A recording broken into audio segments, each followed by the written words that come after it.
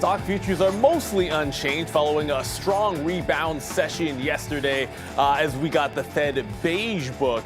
Markets are looking forward to Chairman Powell, who'll be speaking at a virtual conference. And we had an ECB rate decision just come out about 8:15, 75 basis points to the upside. They did raise. Overall markets coming off a big rally. NASDAQ up 2.1%, snapping a 7-day losing streak. S&P gained 1.8%. Even the Dow was up. All three major indices actually the highest they've been in just shy of 1 month. We'll be talking a little about individually GameStop. Shares to the upside, wider loss, but a partnership with FTX that we'll discuss. American Eagle going the other direction. Some inventory concerns and a poor guide there. Asana's looking very, very strong post their earnings. It is Thursday, September 8th. Trader TV Live starts now.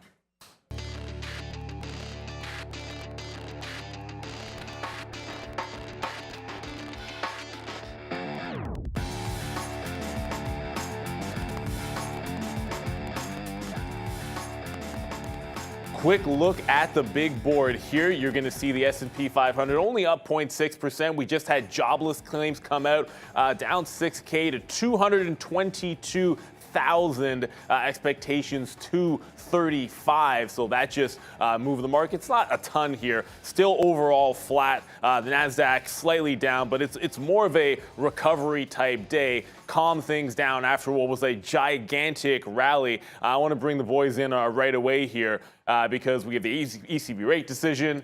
Obviously, we also just got jobless claims numbers out there, 222 versus 235. And obviously, we're going to have Fed Chairman talking. I think it's the Cato virtual conference. He'll be talking at that today. So Uncle Jerome's going to be on the mic. What do we think about it? You said the Cato. That reminds me of Cato Kalin. That does not ring any bells with you. No, yeah, it does. Bells. No, yeah, too young for that one. That was O.J. Simpson.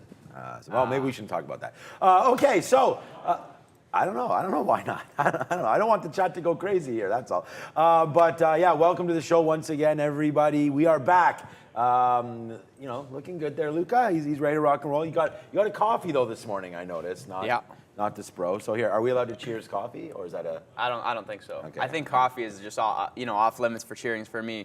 But yeah, start the day with a coffee and right? then then get the Spro going an hour in, and then and then the after dinner Spro, everything kind of. A huge day yesterday in the market, as Neil mentioned there. NASDAQ 2% roughly, and a big day led by Apple and led by Meta there. The surprising thing about Apple, of course, was that they did not raise prices of their new iPhone. And I think that might be probably the first time in history that that's ever happened, where they come out with a new phone and they do not raise the price based on the previous year. But apparently you can hold the iPhone 12, 13, 14 in your hand and not really be able to tell the difference between any one of them, which I think is not a horrible thing. Improve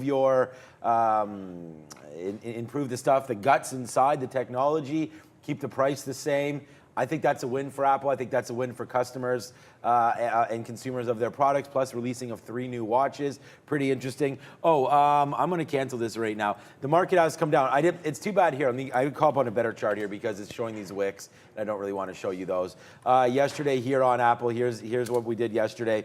This bottom of 154, obviously at 11 o'clock, when the market was coming back in, we did breach that, went down to 154.80 or so, 153.80, 153.60. I think Apple holds these levels today, but we just got that moved in the market to the downside. Obviously, what Neil talked about, U.S. jobless claims, minus 6,000 to 222,000 there. The survey, 235,000. So jobless claims not really helping the market out here, and Apple comes back in. But I just look at this 154 that's held the last couple days. I like that play for Apple. It is on this. I'm writing the sticky note as we speak, so that'll be on there. I like 154 long for Apple, and what a good day it was for Apple and their shareholders. And I just think like that helped the market rally a little bit. You're going to see here Apple still on the daily, still hovering around some of these key prices here. You've now been moved down to 154 again, so tough. You need to get above 160, obviously, for this rally to continue. But I like Apple. I like Snowflake today. We'll talk some GameStop. We've got Asana on deck as well. Not on deck. They reported with a huge beat there, 22% upside. The sticky note is pretty packed here, and I'm going to get it working on right now. But anything you're looking at there, Big Luca? I mean, yeah, you know, we got GME reported earnings, and I think small cap mover of the day, Pixie, this thing kind of going wild here. And you know, one thing I look at this right off the top of my head, I'm thinking, yeah, this is going to be wild. You know, you got the spread already opening up here. This is something that you probably trade for like 3 points. You know, not 40 cents. So I got to tell myself that, remind myself that. But yeah, we'll see what happens with that one. Could definitely go crazy today. Pixie up there. Actually, looking at this one, I don't see any news. Want to be very, very careful with it, of course. Don't even have data on their float just yet, but it is absolutely blowing up in terms of the scanner this morning. Nothing else is really moving the way that Pixie is, so it looks like it's going to be a big mover and a big runner today to the upside. It just broke $20 here, but I'm fairly certain we had a reverse split last we talked about this one, and some big levels coming in. If it breaks through these highs of the day, watch out for that 25. Not a lot of data to work with there, but where it has moved, that 25 is going to definitely come into play. I just want to sort of start things off.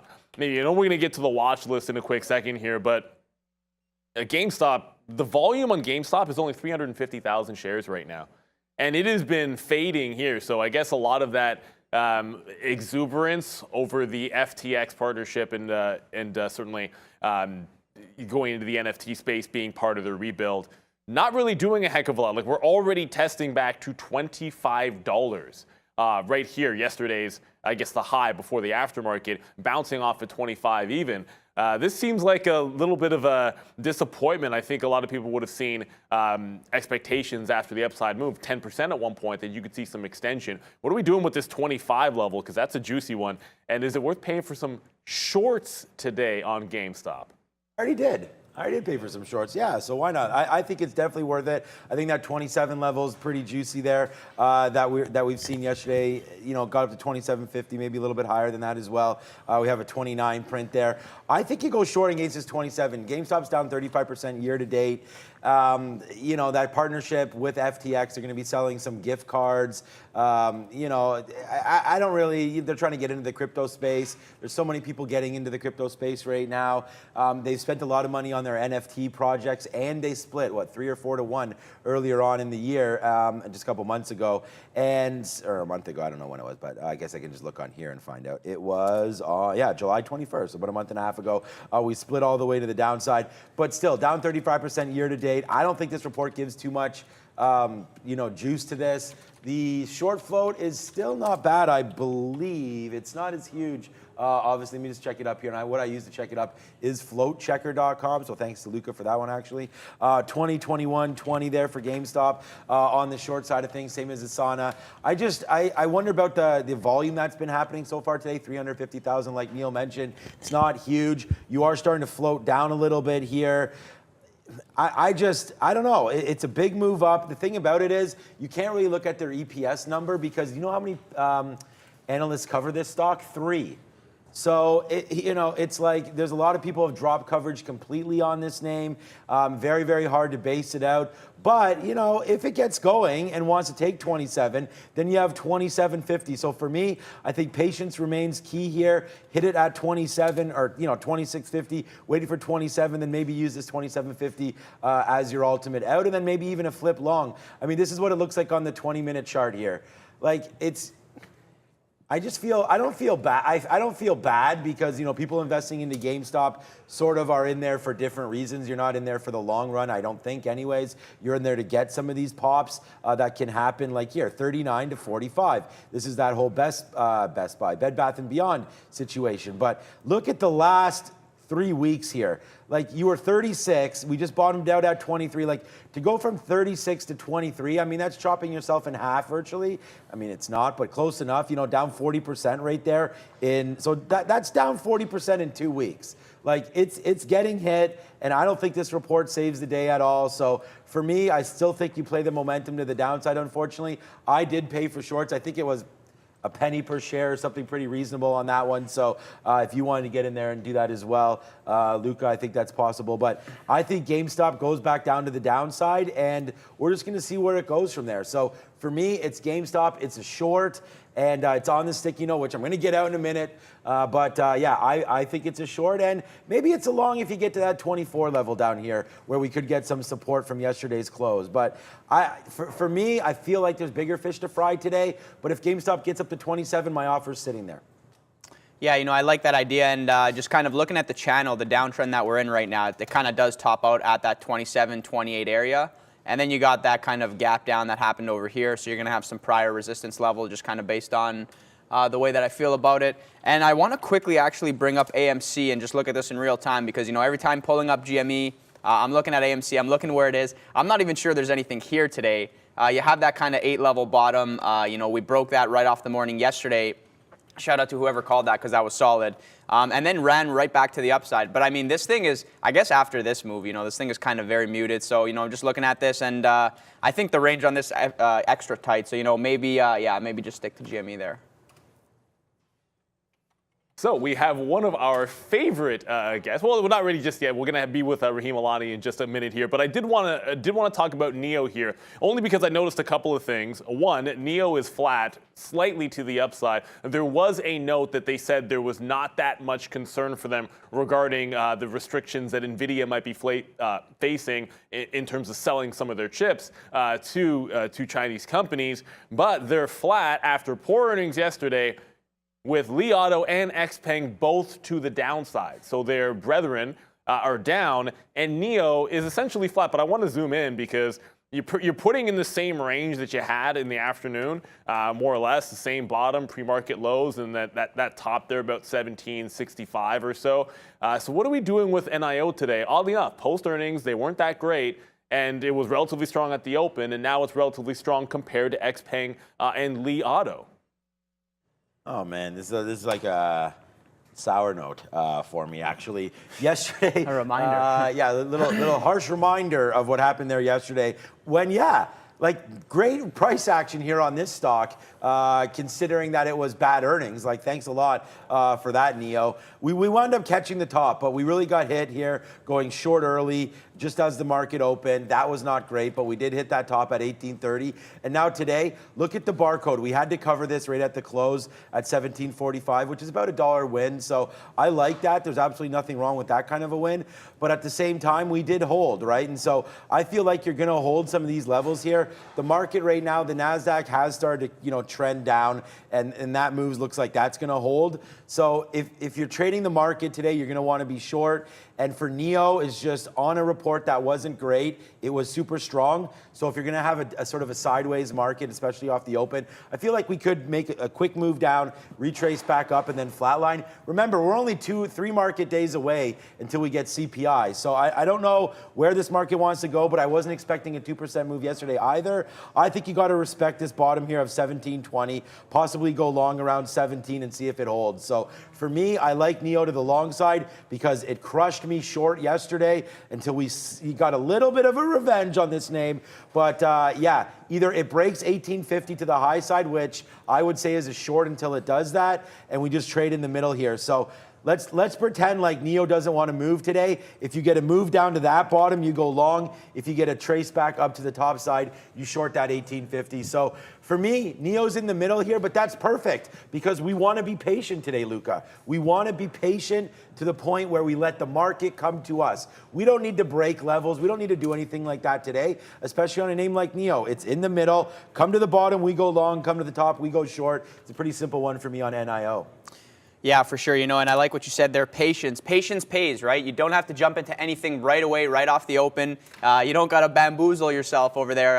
Sometimes, obviously, I have a bad habit. I jump in and I look and I go, oh, well, what was that? So, yeah, wait for your levels, wait for things to set up, wait for it to look good to you, and then kind of react to that. I don't want to cover the same kind of things there. I think that 18 level, if we get back up there, maybe potential short just based on the fact that we cannot break above that.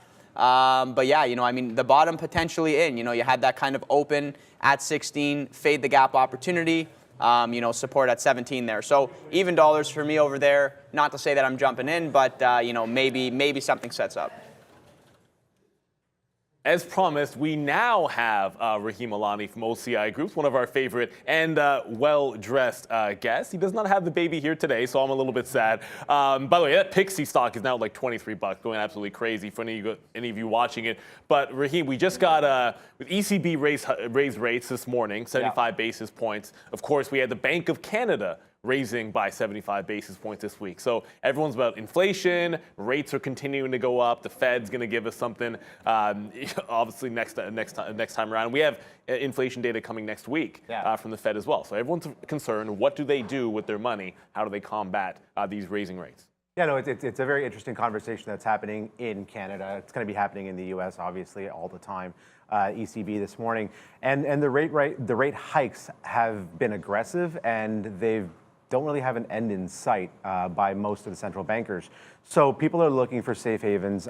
Canada will probably have a bit of a softer landing, according to all the research that's out there, because of all the COVID benefits that went out. There's a lot of cash on the sidelines. So people are looking, in Canada particularly, looking at homes for their cash and what to do with it with rate hikes going the way they are.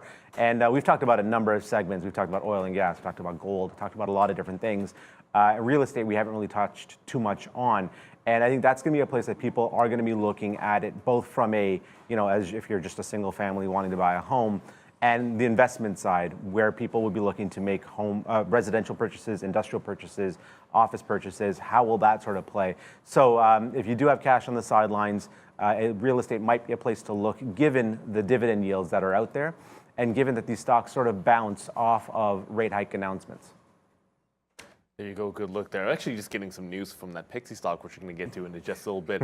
But in terms of specific symbols, what are we looking at? Because I think obviously a lot of our viewers are going to be in the U.S. and looking for some opportunity. We have some Canadians out there. I know you have a few specific names that you might be interested in that can be these kind of safe havens, as you mentioned, or places for possible growth. Like, where can you park your money and earn a bit of coin? Yeah, so again, I think that's a really good point to bring up. Obviously, our friends in the U.S. Don't really know too much about the Canadian real estate landscape, and the way we sort of view the world moving with respect to real estate is, again, it's going to be a couple different directions. When it comes to residential, we've got what's called obviously real estate investment trusts here. That's your way to proxy invest into real estate. Now, there's three different types. You're going to look at guys that have residential only, and investors are sort of backing away from investment purchases on residential because of the fact that rates are moving up. Are people going to get skittish from residential? Industrial, there's still going to be a lot of push into industrial because of the Amazons of the world that are going to need industrial space. Canada is still significantly underserved when it comes to that.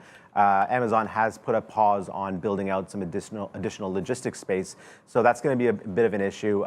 There is a stat that it's for every $1 billion in e-commerce sales, Canada is going to need 1.25 million square feet, and right now we're about 90 million square feet underserved. So there is a thought there will be a continued push into the industrial space. Rates are going up over there.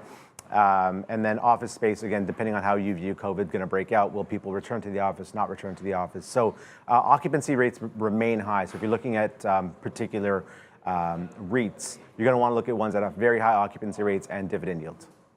Exactly, and I think one of the things, just to bring it to some of our American viewers as well, like, you got to be thinking about things like the Big Daddy in the States, like the Simon Property Group would be an example of that. So that's been a popular one, a nice hiding place for a lot of people in terms of an individual name out there. Just before we get into individual names, just out of curiosity, because you sparked my interest there. How does returning back to work play into this? A lot of companies are having trouble getting people back into the office, and if that's something which were to extend, could that be a drag on some of these REITs, as you're maybe not able to get the same rents as you did in the past? Yeah, so Canada, again, it's been very sticky because of the government support. Office space leases have remained okay. There are some very large office players here that have been able to weather the storm of this. There has been, again, government support for some of the office rentals. But as people start to return to work, and if you had 3 floors, now you only need 1.5 or 2. You find a way to either get off of that one floor lease. Do you just give it back to the building and say, I'll pay the penalty and move on? Now the building's gonna have to figure out, I don't want to bring the rates down. Do I bring my rates down, or do I just take a lower occupancy figure? So again, you're going to have to look at how those all play out. But I think the occupancy figures are going to be a bigger marker on the commercial office leases. And rental rates, I don't know if those are going to change as much on the commercial side, but I definitely think the occupancy figures are where you're going to want to take a look, and how that then affects top line, bottom line, and your dividend yield. Right, so let's get down to the nitty gritty here. I mean, you have a couple of names that you have out there for us. What's your go-to? Because I mean, there's obviously different kind of REITs. I already talked about Simon Properties. People understand that as the biggest. But what's the top of your list in terms of investable names right now? I think, again, depending on which way you fall in terms of the snack bracket, if you are looking at larger caps, and this is going out more to guys traders that are looking more at investment, a little bit of a yield play versus a quick flip intraday. The dream plays is Dream Industrial, Dream Office. They're one of the bigger players here in Canada. And again, depending on where you fall into that industrial versus office mix, Dream Industrial might be a place to look at. It trades about 400,000 shares a day. But it has come off its lows. Its 52-week low just occurred. And if you look at June 16th and you look at just day before yesterday, all the REITs that we'll talk about all bopped up after those rate announcements. So if you are bullish on which way the our central bankers will push, then you might see a bit of a push on some of these stocks right after those rate announcements occur. Yeah, and speaking of rate announcements, we actually have noticed it was Canada that comes out more aggressive before the U.S. So if the U.S. goes one, I'm not saying that they will next time. Right. I mean, obviously there's that possibility. You want to be sort of following along, getting a little bit more defensive in some of these names. In addition to this, any other places where we can get some, return that follows this group? I know you had a few other names out there for us. Yeah, there's another one called Canadian Apartment REIT. They're about 600,000 shares a day, around $45. Again, the reason that one might be marginally interesting, they look at mid-tier to luxury apartments, townhouses, things of that nature. And given the way that if people are stepping away from home purchase ideas currently, rental rates, I think we were talking to Sean the other day about someone he knows that's looking at a apartment rental, and the amount that person was looking to pay was probably 50-60% higher than any of us thought you might be looking at. So as rental rates continue to increase, especially in a place where people aren't now buying homes, you're going to want to look at something like that, because that seems like a nice little flavor, be able to push into where rental rates are going for residentials. And what about a name like H&R REIT? That's one that I think we're familiar with. Well, I might be familiar with a little bit there. So this is a name that I think, if we have the chart up for this, if we can get that one up there, Sean. But H&R is certainly another name out there that some of our Canadian members or viewers might be a little bit more familiar with here. Pretty stable, relatively speaking. I mean, when I looked at Simon or some of the others, they have come off quite a little bit, but when you look at a chart, sometimes people like to see that stability, like to see that support. Yeah, and again, we look at, if you look at 3-4 years ago where these things were and where they are today, over a 5-year period, most of these things are up 50 to 80% versus the S&P being, obviously a little bit lower than that 80% threshold. In the last couple of weeks, again, we've seen off the interest rates bounces. H&R you might look at because of the fact that it's so multi-use. It's got 20% into retail, I think it's 23% into office, and some into industrial. So they're mixed across the verticals, which is important if you like that diversification sort of element to it. And another thing that's interesting about them is, like a couple others that we've talked about, they have done a normal course issuer bid, so they do believe in their stock, and they have been buying it back, and they've been buying it back around $13. So just looking at the chart here, you'll see there are some opportunities where they themselves have bought back into themselves. So look at those companies that have that normal course issuer bid out there as well.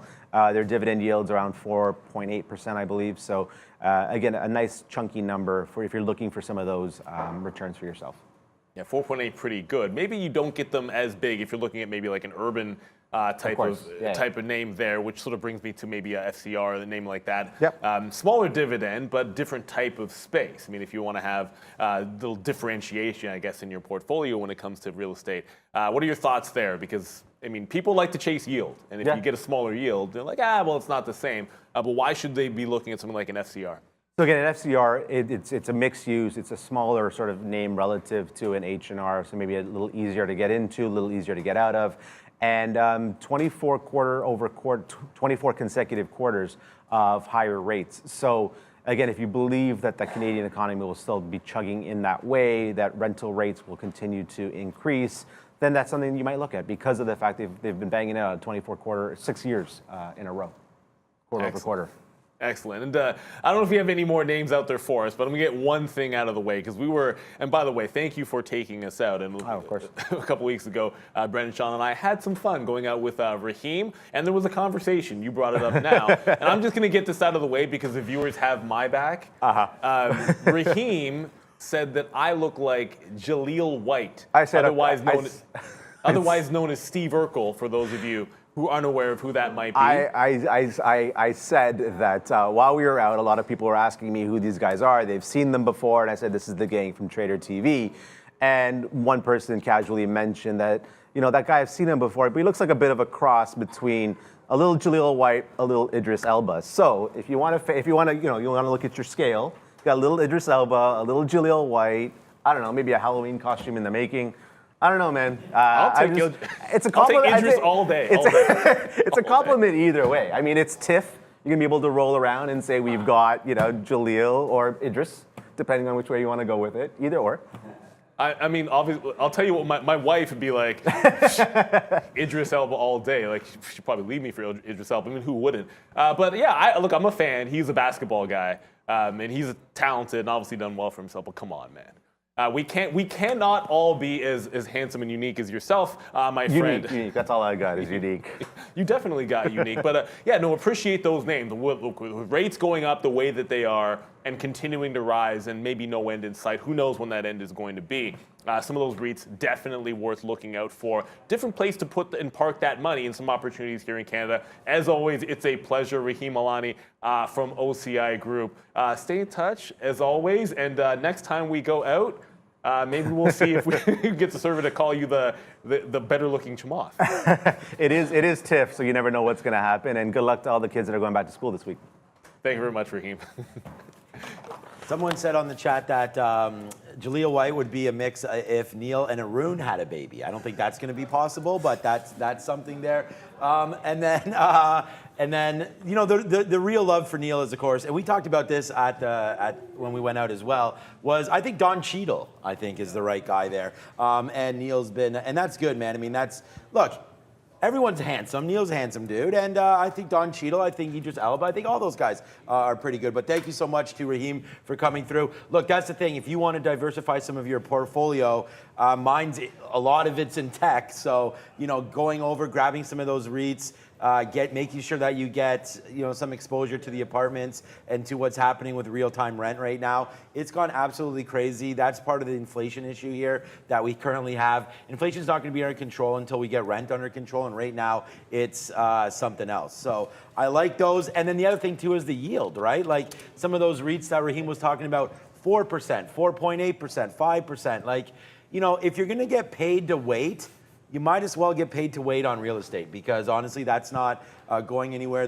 God, unfortunately, is not making any more land. So that's what's happening. We just got long into Apple as well. So I did, put an order out there. I canceled it, put it back in, and now we're long Apple right now at 154.55, giving us, whatever. Right now it's a dime in the money, but let's see if we can get a little bit more than this on Apple, trying to play it off that 154 level. But yep, that's it, man. Raheem comes through, a couple new ideas there. I like it. I like real estate. And the thing is, so many people are invested, like their largest holding is their house.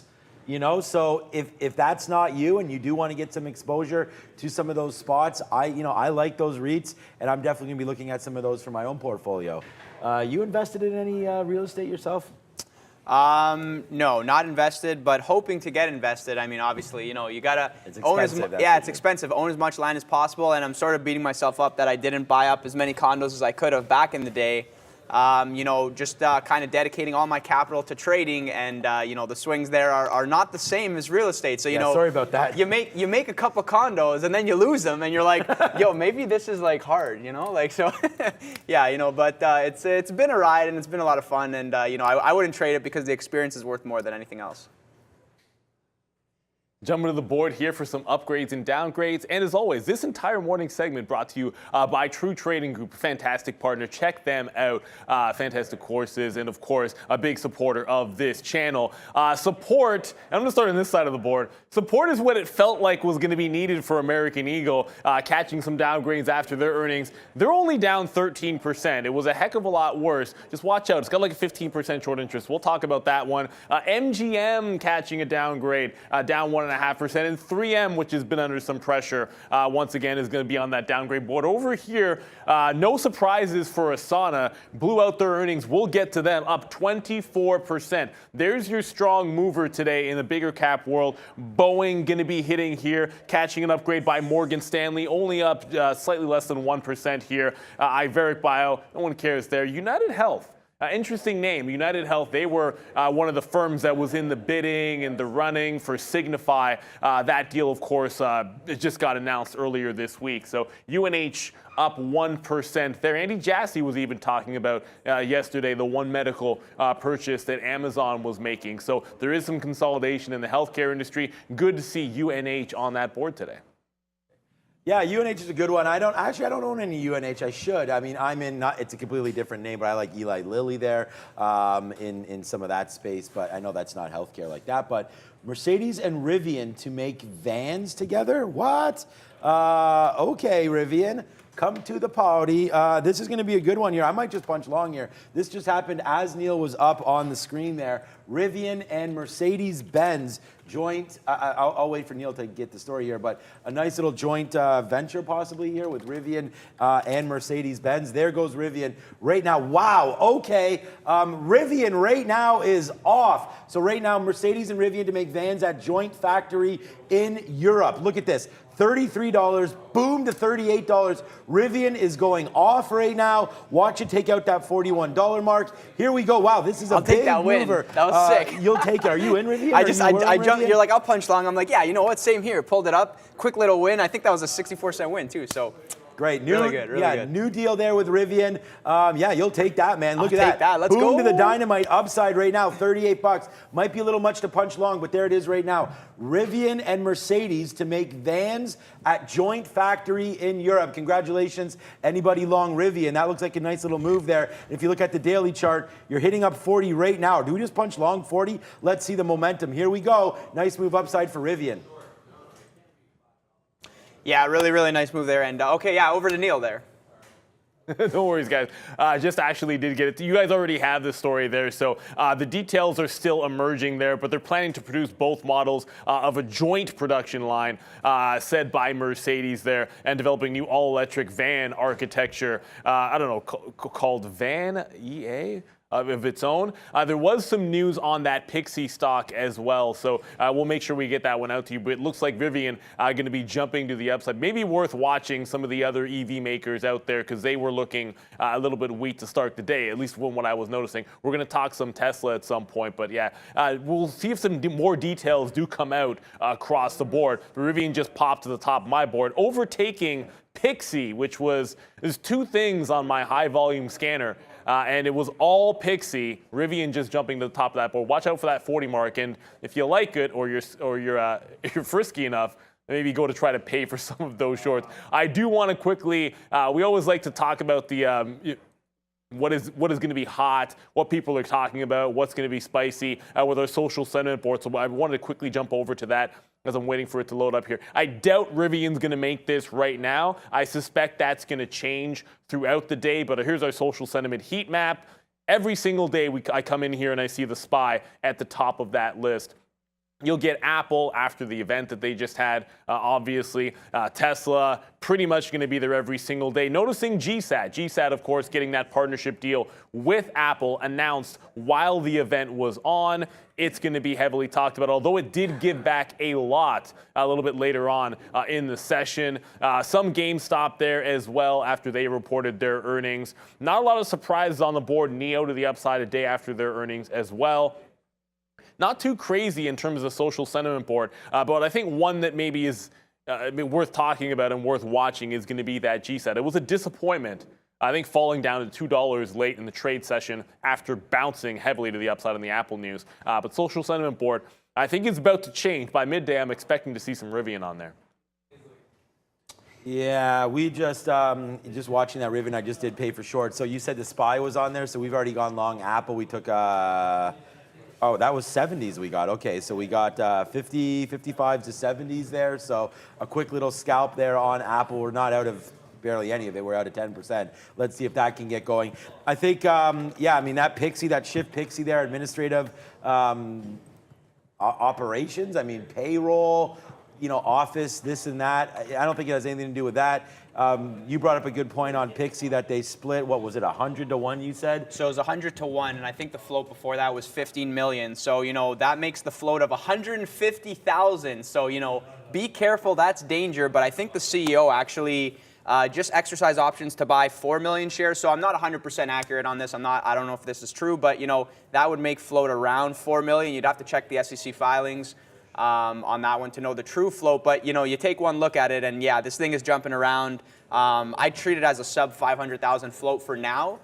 So yeah, expect tape teleportation because this thing could definitely dance around for sure. Yeah, so they split, if they go 100 to 1 there, so it was 27 cents, so now you're at 240, so it's basically the same price again, but definitely moving around on a low float there for Shift Pixie. Yeah, why can't it easily break this 25, 26 level? I mean, I think that's almost a no-brainer that it can do that. Low floater here, getting ready to go. Here's a chart of Shift Pixie. Forget about our charts because we don't chart the split.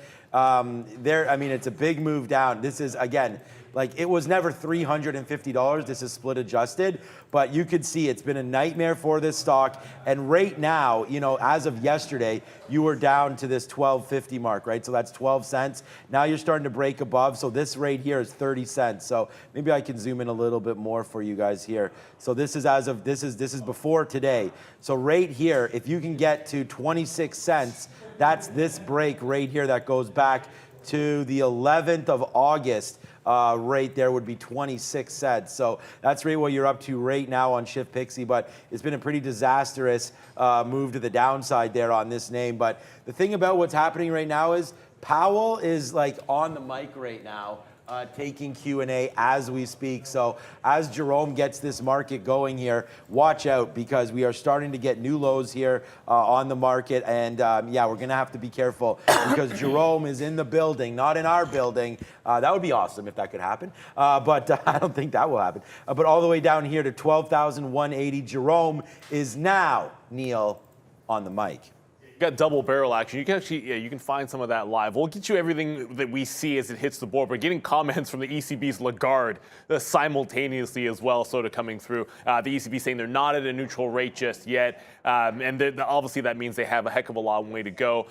Powell possibly tanking the markets, but we have some names to get through here. I'm going to start off obviously with, I mean, GameStop. I think it's a bit of a disappointment at this point. GME. The volume is only okay, but the story here is they did get a miss. It's all about, I think the partnership that they made here with FTX is the reason why it was upside initially, but it is coming back off. They had a smaller than expected quarterly loss, but expectations are meaningless. The first time when I'm putting this watch list together, the first time I actually wrote down that it was very few that those estimates were related to, but they had a wider loss from last year. Going into the NFT business, FTX partnership going to get some excitement for people. But the story is it's doing light volume in the pre-market. It bounced off $25 just now, as a matter of fact. But that exuberance that was there in the aftermarket seems to be fading here for GameStop. Might not be the mover here today, especially after Rivian made that power move. Yeah, so it's funny. I know you just went over lots of things there. We talked about Rivian, we talked about GameStop, but Luke and I were just talking about that Pixie stock because, you know, it's like if it's, and I'm going to go over GameStop in a minute, but if this Pixie stock here, like Luca was saying, if the CEO basically has all the shares and this stock is starting to go back up to the upside right now, we just talked about, you know, where it's been, where it's coming from, and where it's going. The only part that we don't know is where it's going, I guess. And if you look here, this is the most recent data on this name, obviously going back to I only have this back to June, but that high rate there is 28 bucks, right? So that would mean 28 cents. The thing is once this stock halts, it's going to be a problem because there's just not enough shares out there for traders to get in and out of. Like, this is going to be, honestly, a super, super crazy day on Pixie. Like, we're already seeing it. Obviously, it was $11 all the way up to 25. You're seeing the percentage today up 128%. It's just, I think you smashed this long, man. I think a $28 break on this is 28 cents right there. You've been basing out at 20 bucks here for a long time. So that would be, so that's 20.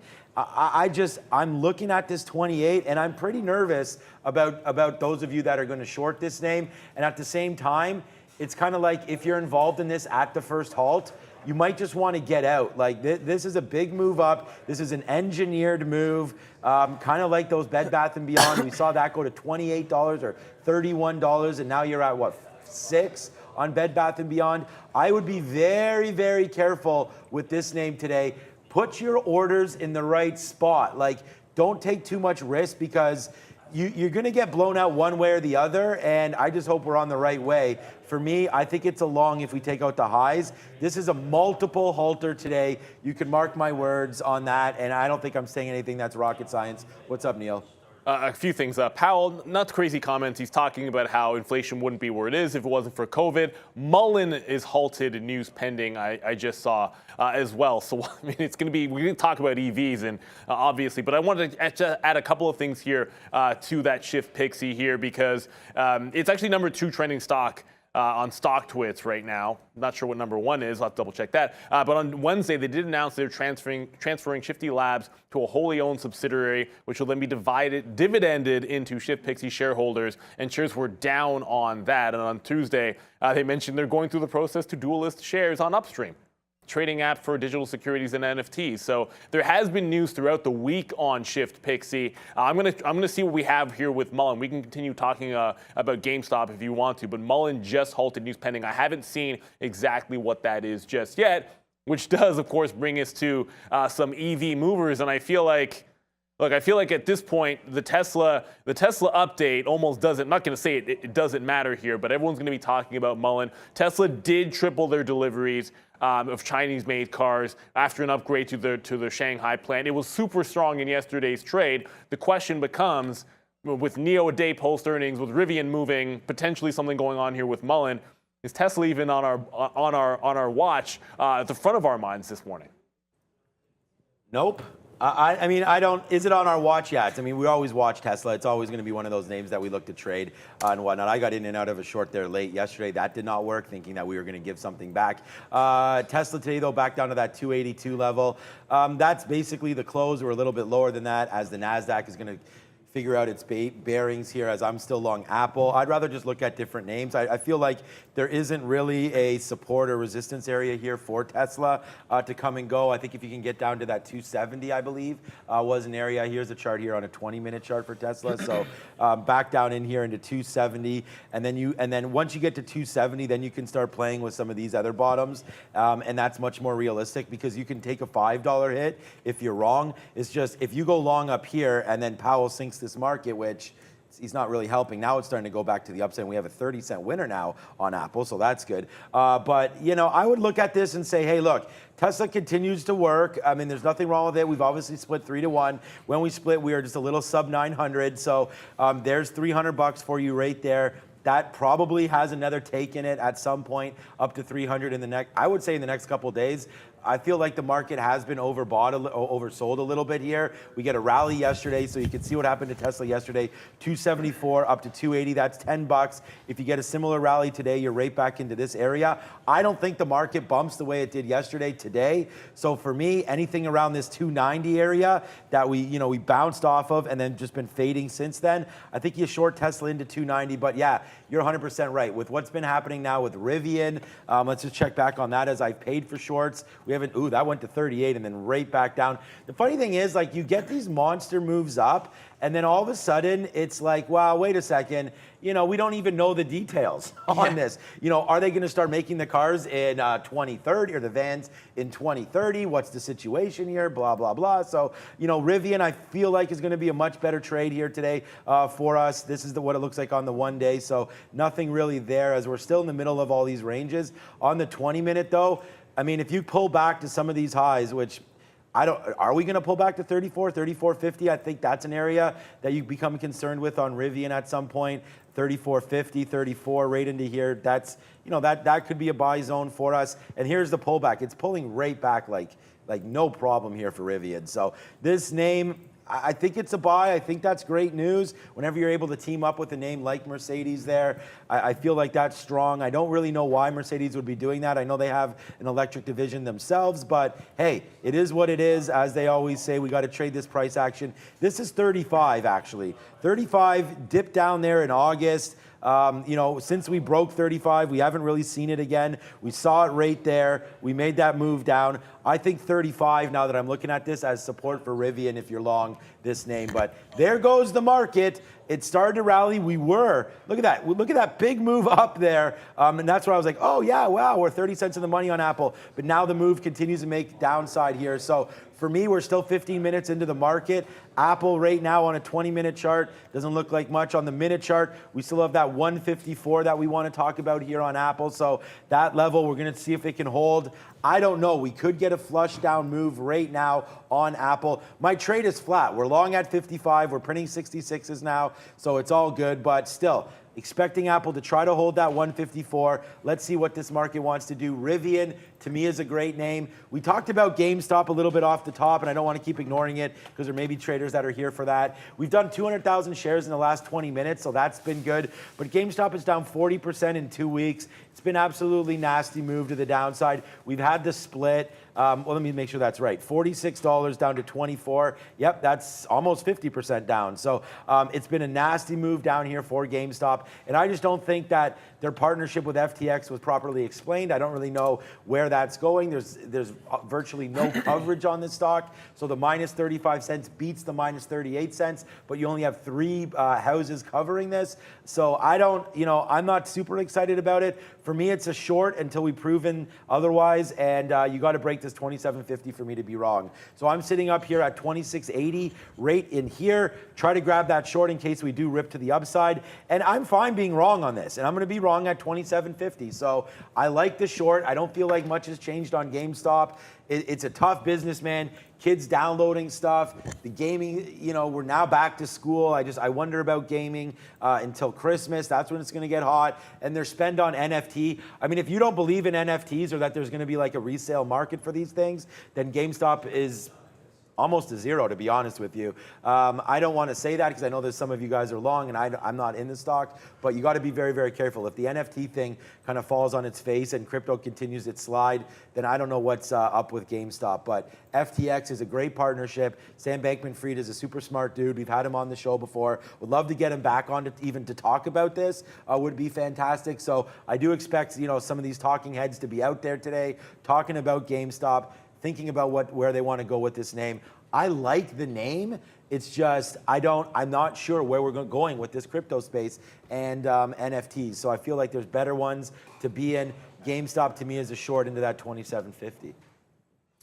Yeah, I agree with everything there. One quick note on the Rivian. I actually like, it's like you get the move up. It looks exactly similar to every other kind of news play, right? It's like very strong move to the upside. And if you don't catch the move to the upside, like this is a cheeky long, and I get that. I'm like, let me just get it out here. This is a danger long, and luckily I got myself out because then it came back down, gave you another opportunity, but now just fading. Looks very similar to GSAT yesterday. Looks very similar to just a lot of other, all these kind of news plays. So, just a fresh reminder that if you're looking at trading these kind of news events, a lot of the times it's probably easier to react to the fade play as opposed to the, the very, very sharp move up. Like if you catch it, you catch it. If you don't chase the top. It's going to give other opportunities for the rest of the day. Yeah, just a few notes I want to get to you guys from Chairman Powell here. We need to keep going until we get the job done. It's very much his view that we need to act forthrightly and strongly on inflation. Longer inflation remains above target and is the greater risk. And this, I think, is pretty important. A couple ones here. History cautions against prematurely loosening policy. A lot of people have been wondering when they'd wind down. That could be saying not for a while, and it will not be influenced by political considerations.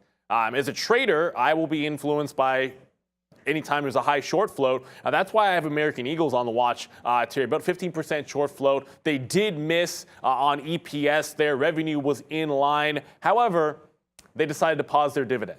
Yeah, if you're a name that's like beaten up and just breaking $10, actually at $10 right now, when the daily chart looks like this and you pause a dividend, then it's not going to be a good look for you. They're down 13%. It was a little bit more than that earlier on, but currently under a lot of pressure, trying to hang on to 10. I feel like the only reason it's bouncing here is that short interest. Yeah, I mean, we've seen it's a dangerous game here, trading stocks with short interest for sure, especially when they miss, because you're instantly, it's like that UI path yesterday where we hit that long and we crushed it. We didn't crush it enough, but we did a great job trading that UI path yesterday on a very, very similar note. I have Mullen up and I will go over American Eagle Outfitters, but this is now halted. I want to thank Paul in the chat. I'm sure Neil can probably confirm this, but Mullen Automotive acquires controlling interest in EV truck innovator Bollinger Motors for $142 million in cash and stock, now controlling 60%. So Mullen right now acquires controlling interest in another EV truck innovator. So Bollinger Motors, good little look on that one. Okay, we just got into Pixie, so I just took Pixie long, like, call me crazy, that's probably about right for this. We're long now, Pixie. It does take out the top of the day. So top of the morning to you right now. We'll see where it goes. It's going down on that, but that's okay. I mean, this is the way these stocks trade. I think I'm willing to hold this till about a 24 break, which might happen right now, but there it is. We go long on Pixie as it does take out the top. So now I got to set my stop order for a little lower than this. But yeah, not a good take so far here on a top break here for Pixie. But all is well, man. I mean, we still have our targets coming through on this one. I'm just putting the stop order in right now to get out if we do break back down below that $24 mark. But right now, there's where we're doing it. We're out of the money right now, a dollar here on Pixie after taking out the top. That was, and again, this base, like sometimes when these stocks base, that's where you want to get long. I wasn't in it and obviously not paying attention to this name. I just put the order in to take out the high of the day, which was 20. Here it comes, 26.50. Looks like we'll get. I'm fine. Like I said, I'm kind of fine getting stopped out here. The reason why, I mean, and then I'll just go long again if it takes it out. We got to wait for the market to open up. And right now, here comes Shift Pixie down to that downside. You know, a break a little lower than this, and we're going to get out on this. There it comes on this 24. That's 24.50. There's 24. So now we're really liquidating here down to the downside. So looks like our early take on Pixie. There it is. There it is. Is going there. Now we're out. Oh, that was fast. Is going to be to the downside. So that's why, man. Like when you're taking shares, you know, here, this might be a long now because now we're coming back down to the 50 period. I'm more looking at 22 as a possible long, but hey, maybe we just got to get right back in there and wait to see. There we go. We'll just punch in now at this 24 level. I'm going to give this to 22. We could get back-to-back jacked here, not jacksa, because you know that was definitely a swing and a miss. And now we'll try it one more time here, bouncing off. We have that 22 level. We won't take many shares this time. We'll see if we can hold out some on Pixie. That was a little rough, man, because as soon as it took out the top, it just flew to the bottom. But like I said, you got to be in these names for reasons, and for me, taking out the top was a reason. So I feel fine with that. It's a hit, but we can regroup on this. If we just go, that's a $2 hit. So let's be in this, see if it can go back up to the upside and make a little bit of money back. We definitely won't make a lot. That sucked right there. Pre-market the last couple of days hasn't been kind. I mean, we had Snapchat yesterday, and then I just took a $2 hit there on Pixie. It broke the top and then went right back down to the bottom. Yeah, it's all good. It's all good. All right, so American Eagle here. Like I said, we're going to learn our lesson from yesterday and not short this name until it actually gives us a short to do that with. The long looks pretty good at 10. It's been holding 10, been holding 980. It's a retailer. They've been really bad, the retail space lately. I don't need to tell you guys that. But there it is, man. It's a big move to the downside here today for American Eagle. That short interest is pretty exciting. So that's going to get people, you come in, you're short the name. Wherever you're short, I mean, it's been a pretty disastrous week for them, or 2 weeks. So again, would make sense, that there is a short cover coming here on American Eagle. So it could bump up. If it does, I feel like you got to wait for that 11 mark in order to get short here on AEO.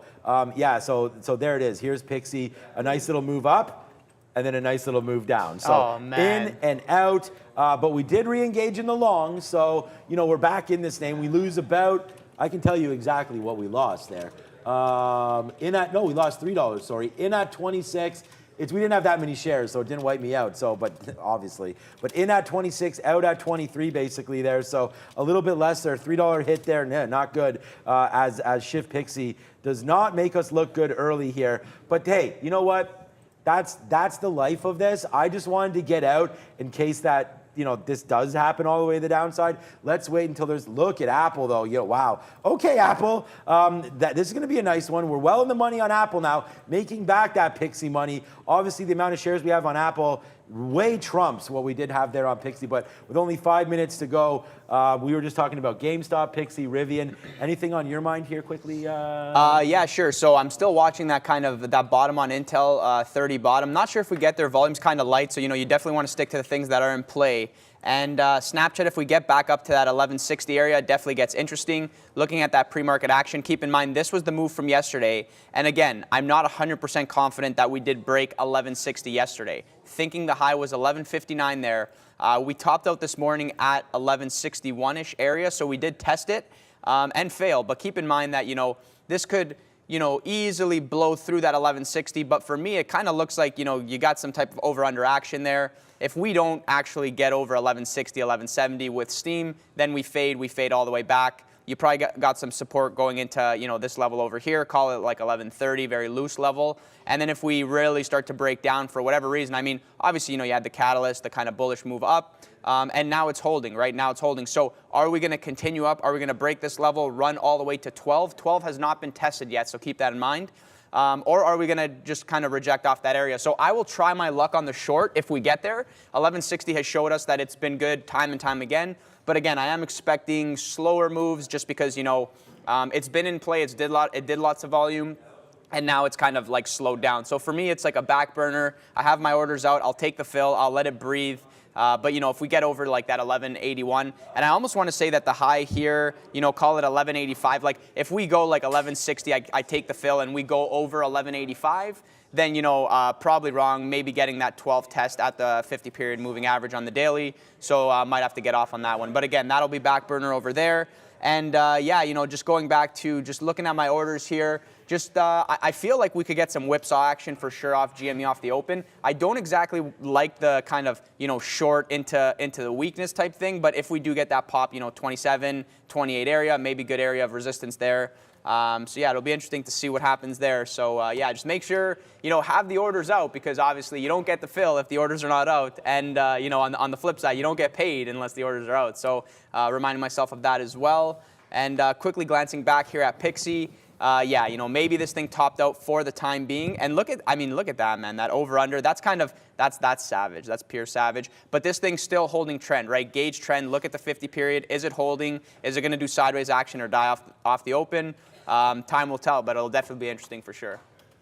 All right, I don't think we got to really. We could probably just go here, man. There's only 2 minutes left. Asana right now, a big mover up to 20% up today. I like this name. It's on the watch list. Huge report. I feel like it should rally. There is an 18% short float on this name. So I feel like this will continue to go to the upside right now. Asana, it's fallen down, obviously, as the market's fallen down. The target that I had for these guys was a break of 25, and we go long on Asana. But again, this is falling down with this market as the market continues to make basically a new low here in the pre-market. So yeah, not great. We were well in the money on Apple. That's danced around now a bit. So let's watch out. But this Asana is definitely definitely coming back. ASAN, Asana coming back in right now, and I still like the long here, but it's not working. It's not working right now. And then I also I put it down here, I like the Snowflake long. I mean, look at how aggressive this stock was. I really like this breaking this 180 mark right here on Snowflake, but if it doesn't happen today, it doesn't happen. So we can move on that one. And then just early, because we can look at the imbalances quickly because we haven't done that yet, and they're all out right now. So nothing again. I don't know if people thought this is FTX. No, it's FCAX. DQ, Snapchat there with some negativity. Actually, with some positivity yesterday. But yeah, nothing on here. Like, this is all sub 100,000. Like, you know, all these names, Wish, Xpeng, I guess on there might be something pretty interesting. So, okay, that's the imbalances. I'm looking at Apple to flush down through 154. It looks like that's going to happen sooner rather than later. So that's going to be the big trade for me, waiting out for this. You now have 30 cents of a spread here on Apple. And I got to get ready for the countdown because I see my man over there. It's Tony. I just ran into him. So what's up, Tony? Hopefully you're having a good day as well. We only have 20 seconds to go right now, but I'm going to get my orders in because Apple might test these bottoms. I'm waiting at 154.20 to go on that one, and we'll hit the countdown right now because here we go. It's countdown to Thursday, and we're at 6, 5, 3, 2, 1. Ring it and let's go. Here we go. Thank you, Tony, on the bell. Thank you so much, Tony, for that one. Now we wait. Now we wait to see what this market wants to do. It is an initial push downside right there. Apple did go into the money, but again, we just are flirting with some of these levels right now on Apple, so we'll wait to see if anything happens there. That's a play there. GME, another one. We're waiting for 27s to pop off. Obviously, this name, not obvious, but there's the move to the downside on GME, so we wait for that. And let's go Apple, a nice little move back upside and then a stop. So we'll put an offer at 80, see if we get that. And by the way, the Shift Pixie, we took one more shot at it, and it's bouncing off 22. So watch out for that. This is a rug pull candidate for sure, Pixie. But there goes Apple. We just got our 80 filled. Yeah, guys, took a little starter short there on INTC, heading towards that 30 level. We got size at 30.10 there, and I'm wondering, is this thing going to fall right through 30 and just kind of die off? So we'll see if we can add to that, too, if it does break down, get some orders ready. But yeah, we got maybe like 1,500 lots there at that 30.10 area, so kind of interesting. And yeah, all eyes for me on Pixie because is this thing going to run up into a halt? I have no idea. Looks like it just rejected that 25 area, but 27, I guess, being the area of interest, you know, the most recent high there. All right, Meta making a move down as well. We just got out some more. Or did we get out some more? No, we almost got out some more Apple there, but we did not. Meta goes all the way down. Interesting name here. It just touched 157.80, like for reals. So that's 157 bottom there on Meta. So I think that's probably something to look at. I'm still in that Pixie. It's not a huge position. I'm not going to worry about it right now. 157. I think we should try to test maybe some of that bottom if it does. There we go. Nice fill on Apple for sure. We just got, I think, a 90 there. Yeah, we just got a 90 on Apple, so that's a good fill. We're long at 55, and we have a decent position on that one, so that's going to be a good one. I was just talking about Meta on that print down. That's not happening anymore, but we're going to sit there in case it does. A quick little look at AMD. What's that doing? I said to Luca that I'm always long this name, but it's right at that 80 mark, or not always long, but we're always looking at it, and it's just right at 80, so no opinion right now on AMD as it's just kind of barcoding. We need to let these stocks settle down and make a move. Here's Apple, 155, breaker 19. So yes, sir, hit the siren for that one. We are now 50 cents in the money on Apple, and yeah, so far so good here today.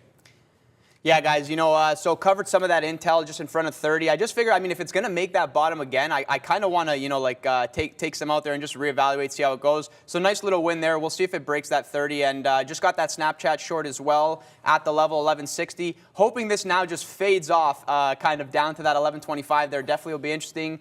You know, we're right now basically flat on the name, you know, just kind of hovering. Go figure how it just breaks that 1160, you know, does a little bit of volume up there and now fades down. So, you know, if it does decide to hold for whatever reason and go higher, you know, I'll keep that one on watch. But I kind of feel good on this one. I feel good as a back burner trade. Not really too worried about it. Yeah, we'll see if we can get some other stuff going as well. Yeah, so we're in the money now, 50 cents on Pixie, and we do have Apple right now still working for us. Just a quick little trade idea alert here. Asana, I like it breaking back through above 23. It does does dump down. I like the 25 take, so I like 23 as well. Let's see if it can take that back up to the upside here. If Asana gets ready to rock and roll, we'll do that. We did get our fill there on Apple, which was good, man. We got a 150, like we're now out of half. We just got a 155.06. What's up, Neil? Just very quickly, we have resumption time for Mullen. It'll be 9:50. If you're just tuning in right now, the purchase that they're making is cash in stock. It'll be a 60% controlling interest in Bollinger Motors. But they're going to open at 9:50. There's some news out from Bayer that had Regeneron halted. Regeneron will be opening up at 9:50 as well. So both these names should open at the same time. Pixie moving, IMRA also on the move.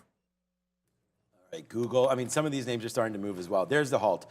So Pixie now halted. So finally, thank God this halted to the upside.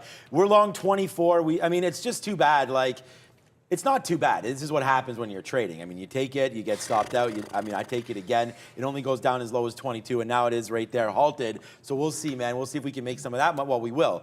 We will make some of that money back. I mean, now we are $2 in the money. Let's see where it's tapping right now. 27. So yeah, buddy, we'll go. Don't count your chickens before they hatch.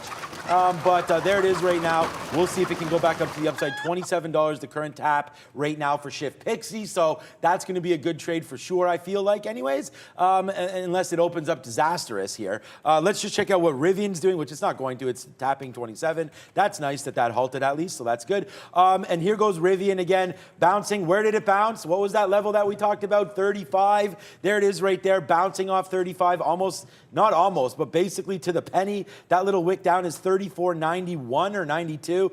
If you got long 35, you couldn't have even got out there probably. That's how fast it was. But here it comes, wanting to retest that level one more time. So that's Rivian. The reason why we like that 35, we talked about that a little bit as well. That's right into here. 35 bottom, and then 35 was the bottom there. Move up, takes 35 and hasn't seen it again. And then just a couple days ago on the 6th, which is literally a couple days ago, we touched 35 and stopped. So that's an interesting level as we're coming back in for Rivian right now. I think it's worth a test on a long here for RIVN. Yeah, guys, and I'm kind of sad that I actually missed that halt there. Just triggered into Intel short below 30. This is a new level here. Oh, so, really? Yeah, it'll be interesting to see, where this actually goes. Are we actually going to break down? I think there's potential, but if we go back over 30, I mean, who knows if this is now like a bounce area. So we'll see if we can get another 10-cent flush there. Kind of feels good. Selling coming in, hit the size there, break the level. So yeah, we'll see what happens next with this one. But man, I'm so sad that I missed that halt there. It's actually, sometimes it do be like that. You miss the halt. You can't always catch everything is what it is. But, just got to move on and look for the next trade. Yeah, that's I'm trying to do the same thing here and trying to take some longs maybe here in AMD. I know you have the short Intel. I like that. It's just, let's just see what this market does. I mean, we're trying to bounce off a little bit here. AMD's just been getting pummeled every single day, but it does base out and does find bottoms. So, we can wait. I mean, yesterday's bottom was 78.50, and I think being patient really is the key. I'm just wondering, are we building, and I say trying to be patient here, but, we just came into some of these levels there, 79 flat.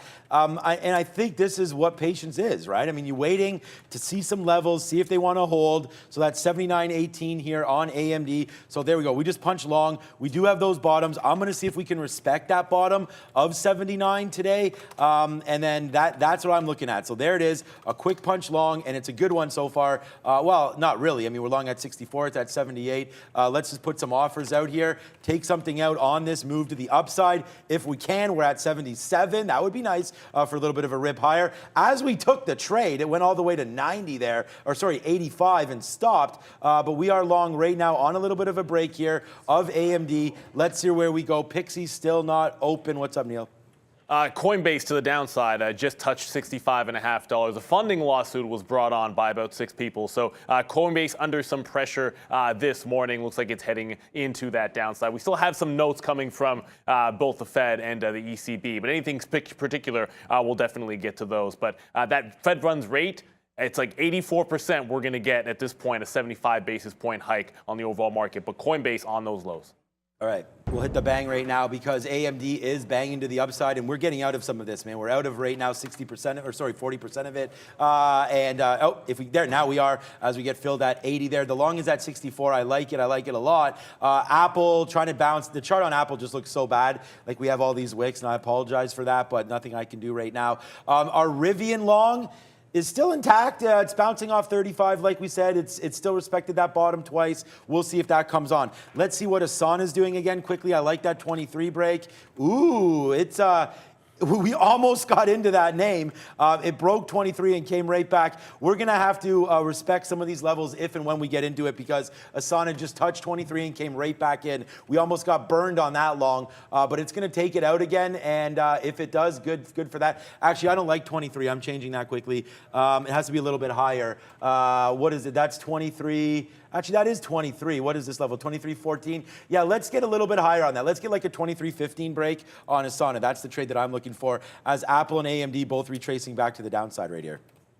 Yeah, and I guess, trade things that are moving because that Intel breakdown was slow, not really doing what I thought that it could do, so got out, but got back in and, kind of evaluating it. But if it's going to be a slow mover, it is what it is. Pixie's open. Pixie is now open, too, and this thing, 25. Wow, it just opened 28. Okay. I don't know where it opened, but it went to 28 right there, and now it's halting downside. So whether or not you want to get in this or out of this. I'm in this. Let's go. At this point, this is what Shift Pixie is right now. Are you short this? I am short this into the halt. Let's go. Okay, let's see where that one goes. I think I triggered out of Rivian. Intel too. Okay, things are moving today. Yep, things big are time. moving, and TAP is showing 22. Just open at 19. Come on, give me a 19. I'm still long. One? No, you're not. Come on. Oh, man. No, it's small. It's small. I'm just playing around. I hope for you to win, not me. That's fine. Well, whatever. I mean, whatever. That was but I say danger. that for real. It's not. I don't have many shares. So. Yeah. I mean, here's the thing, guys. Just to quickly comment on this one. It's like, it's kind of danger. Yeah, I tell myself, look, it's like a 500,000 flow probably. Like this thing's going to teleport all over the place. These are danger plays. And, I missed that first halt, tried to get in, missed it. It was really good. Now this is the first down halt. I'm thinking, maybe it's going to be good. But the thing with these halt plays is you got to be careful, right? Because it's like it halts, and then the last thing you want to be doing is holding the size, and then it's a fake halt, and it runs back to the upside. So got to be quick on the trigger there. Yeah, Intel was no good. Let me just bring up the chart very quickly. This is going to look sloppy, but had the first win on that. That was very good. Then this is a new level. Took the breakdown, wasn't good. Started covering, basically break even, whatever. Tried it one more time, and I'm just like, okay, this thing's not showing me what I want to see. So probably done with the name for now. All right, let's just go bang again. We got some big, huge winners on today, so we'll spin the money as well. Look at Asana. I talked about breaking through 23. It's 40 cents in the money.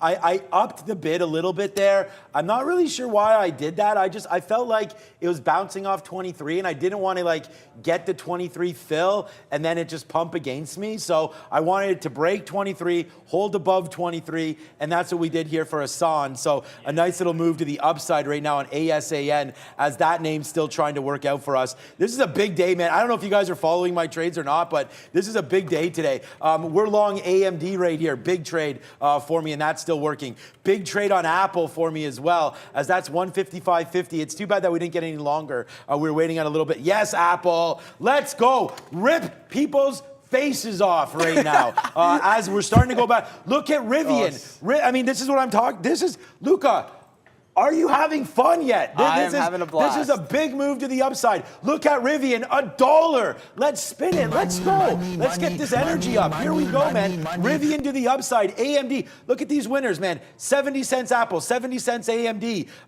40 cents Asana, 70 cents Rivian. Rivian just faded out a little bit there. We just got 36. Now, okay, it's still the same price. This so far is a good day if I didn't have Shift Pixie. Yeah, and I'm just wondering why my orders are not sending here, so maybe you want to quickly look at something there as I send the right orders out. Make sure, folks, that you send the right orders out. Holy shit. Or things will just kind of whiplash against you there. AM Dizzle is in the hizzle. This is just going nuts. Up to 80.40 right now. We just got that fill. This has been a crazy trade on AMD. Wait for the market to bounce out there. We talked about being patient today. I wasn't that patient. We just waited for that 79 to come in. Normally, wow. I mean, we still have shares on board here. Like, what are are we even doing? 55s right now. $1 in the money on AMD. Let's get excited. Look at Rivian also breaking through 36 right now. I mean, this has been, you want to talk about a big morning right now. Apple, 70 cents in the money. That's a banger. AMD, 80 cents off that bid right there. 79.60. Asan we take to the long side. Pixie we're holding in a halt. We'll see where that goes. Rivian as well, off of 35. It's a big day to the long side today. Powell is finished. The market's starting to go back to the upside, and we're long 4 names: AMD, Apple, Asan, Rivian, and we wait to see what's happening with Pixie. So far, so good right here. Over to the man, the myth, the legend himself, filling in for Brendan. It's Mr. Neil Roberts. A couple of movers out there in small cap world. IMRA bounced off. We'll get to this in small cap as well. Try to get to you guys. Bounced off of $2 here. Just broke the high of the day, putting in that range from yesterday's action. Day 2 play on our watch list. Just took out that high. And then, of course, APRN broke $7. It is on a strong move to the upside. For those of you that are asking questions about Mullen, it opens up in 5 minutes. They're making a cash and stock acquisition. So that's why they're halted. It'll open up at 9:50. But some small caps on the move, in addition to this market, which is booming in general. Powell to the rescue. As always, baby. Jerome is the man, the myth, and the legend, all wrapped into one. Okay, AMD, we just got some out at 80.60. Again, into some of these pre-market levels. We could still go a hell of a lot higher than this as the market now takes out the 50 period. I'm done. I'm done getting out, man. I'm in this. I'm in this for a while, and let's just go. I don't want to feel like, I got out way too early on some of these. But if we get this, I mean, I'm not done getting out. I mean, you got to get out to take profits. But look where this market's going, man. It's blowing to the upside. We're going to sit here in the 70s on AMD, take this out. I mean, it's just a ho-hum $1 winner to start the day on this name, so we're pretty happy with it. But let's not get too cocky and just make it play out there at 65. And again, no, Parfell, come on. Pixie, did it open? Oh my God, Pixie halted again to the downside. So guys, this is gonna look, this is okay. Okay, so yeah, guys, just to kind of, sorry to cut you off there, but taking the short. Taking the short. And I'm like, okay, let me get some out on the halt because this thing obviously, who knows what's going to happen next here.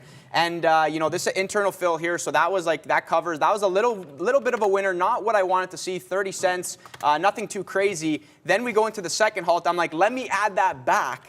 Because if we're going into a second halt, I mean, it's got to be okay. The first one was okay. The second one might be okay. So yeah, we'll see. But that was a part fill, as you guys can see by the burgundy, more of a burgundy, not a red. That was a part fill there. So you can't always get the full fill because I mean this is, but that's good because then that tells me that it's a good trade. And quickly to cover IMRA. Let's go over this because Neil just shouted that out. I'm actually short IMRA off that 220 area. It's not actually looking good too now. I'm going to get out of this if we break 230.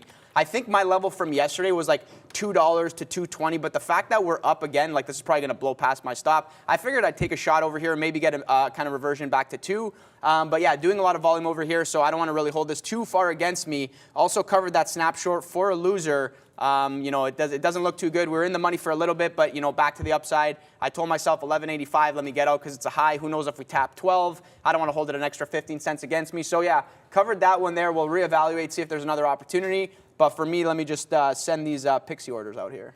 Yeah, good trade there on Shift Pixie for sure. We're going to get out if it breaks back below $20. I mean, like I said, we don't have very many shares. I'm glad that we're able to trade this for you.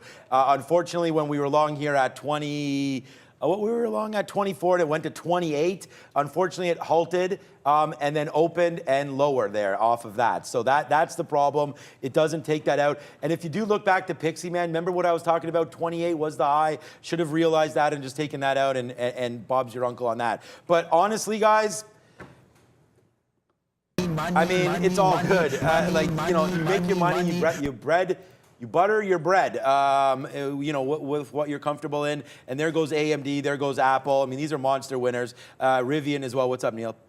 I want to temper this by saying this is just speculation I'm seeing in chatter on Twitter here, but Lyft, it seems like GM and Ford are being rumored to be on the mill or in interest in Lyft. So Lyft is up 2.5%. It just made a big move here. I'll try to get some actual confirmation on this from a better source, but this is the spike that just happened. Just took out $15. GM and Ford potentially seen weighing a bid. I see some chatter on this online.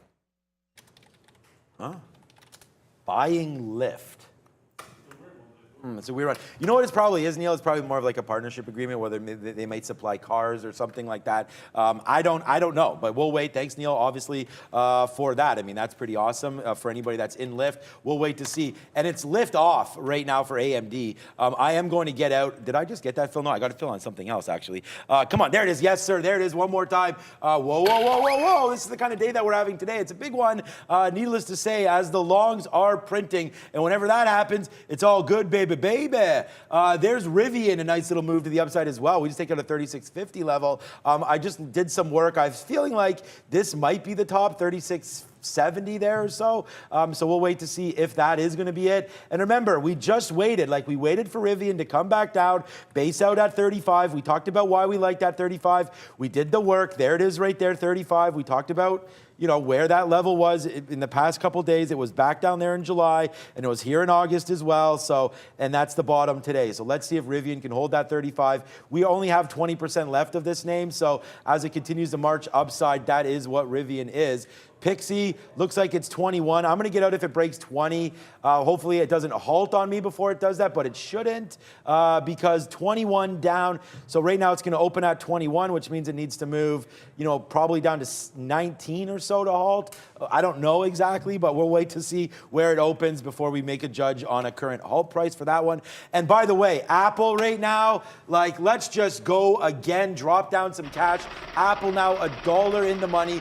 I'm going to take a piece out at 44, take that dollar, and then just go from here on AAPL as we're letting all of these names try to make highs here, which they're doing. Let's just let it settle down. The NASDAQ is now above the 50 period. We went down and sort of tested 12,000. We got to 12.1, and now it's a little bit of an upside move. But hey, you got to capture the profits, right, Luca, like we say. So let's make sure that we do some of that as some of these moves are definitely outsized and was not expecting them. There's that Apple out for sure, 155.50. There it is. Oh, Pixie opens up. Does it? Yes. Yeah. So $22 right now for Pixie. Opened up, and let's just see where it goes. Here it goes. Look at this. Now we're going to the upside, my friend. Is that where the halt happens? This is why, honestly, Luca, I don't trade these names as often as probably I should. It's because, look, we destroy other things, and then I sit here and have to guess where this one's going to go. I don't like guessing games, and on Pixie, I feel like that's what you're doing. But I guess we still take out 27 at one point. Yeah, guys, definitely a guessing game here. So, just to kind of reiterate this one, it's like short into the halt, cover some, take some off, hold the rest, add it back. And I'm like, I don't know. See, I could cover here for the win, but I'm like, because there's a par fill, not really if I got the full size, then yeah, cover some. But I'm like, let me just let it ride because maybe we get a 20 bounce if we break that. Maybe the third halt down. I'll take the shot. And I was like, but if we get back above 22, I don't really know it. And again, it is a guessing game for myself as well. So I was like, let me just cover that. So this is basically flat up on the name. Kind of glad the way that it worked out. Let's look back here at IMRA because this thing did a whole bunch of volume as I'm focused on Pixie. Did not actually stop me out, and now looking like it wants to break down again. So let me actually add to this one as well because maybe it will be good. And I don't know if I just actually missed that, Phil. What's going on here? Okay, yeah, great. So I don't know what's going on there. So yeah, if this one wants to break down, I still think 220 is the level, right? So it kind of comes above 220. It does a whole bunch of volume. Yesterday we saw the same thing over and over again. It's like it could not break down. It could not break down. I'm like, maybe this thing wants to go 220, 250. Let's see it. It's done 10 million shares. I mean, it could do more. Did a bunch of volume above the level that I have mapped. But it couldn't break higher, right? So now maybe, it's going to kind of lose some steam. But keep in mind that, obviously, it looks like maybe it could hold trend, bounce again. But this is the area of resistance that now I have. So, looking good. Hopefully we get that fade back to 2 there. Just messaging Rob about and Mullen, I think Mullen is actually open as well. So Mullen opened at 73 cents, and this thing ran to 78. Mullen, that resistance area, call it 78. Looking like 78, going into 83 area. And I'm just looking at the daily. I'll drag it over for you guys. Had that bounce area. We spoke about this before, right? Bounce area kind of faded off into the abyss. Now back above that moving average, but running into this, prior support that maybe now turns to a little bit of resistance, right? But if we really do get going and kind of get through this level here, 90, $1, $1 definitely gets interesting.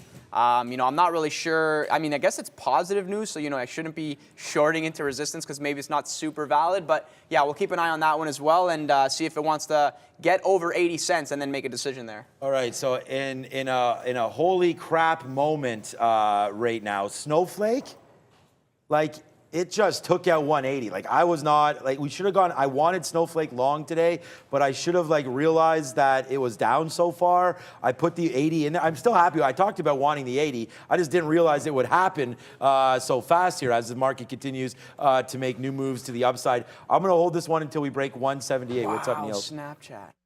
Continuing to go higher, Lyft took out $16. Still not seeing any firm confirmation when it comes to this potential story with regards to GM or Ford and any partnership or any sort of takeover that could be looming. But still sub 7% to the upside. NutX just made a reversal at $4. This is now up 20%. No news here. Technical break, 340. This was on the move yesterday. Pretty strong mover, taking out some highs there. And UTX, just another one of these low float names going to that upside, guys. But if we see something on Lyft, I'll be interested. Mullen, of course, opening back up, as well as Regeneron. All right, perfect. Yeah, so Mullen, we can take a quick look at that one again as we'll look to trade it for sure. We talked about this the other day, man, with Mullen being down there, and I just, like I said, man, you got to put your money where your mouth is. We talked about getting long at 60, getting long in the 60s here with a bottom at 60, and then worst case 50, and then now today you're getting that nice little bump to the upside right now on Mullen. So good little trade there. If you are looking for longer term play here or just even to scalp it, that 80 top just got respected again. So we're into 80s right here back in early August, and that was that bottom. So I knew about this level before, and that's right where we came up to again. So watch out for 80 here on Mullen. So that's something to look out for.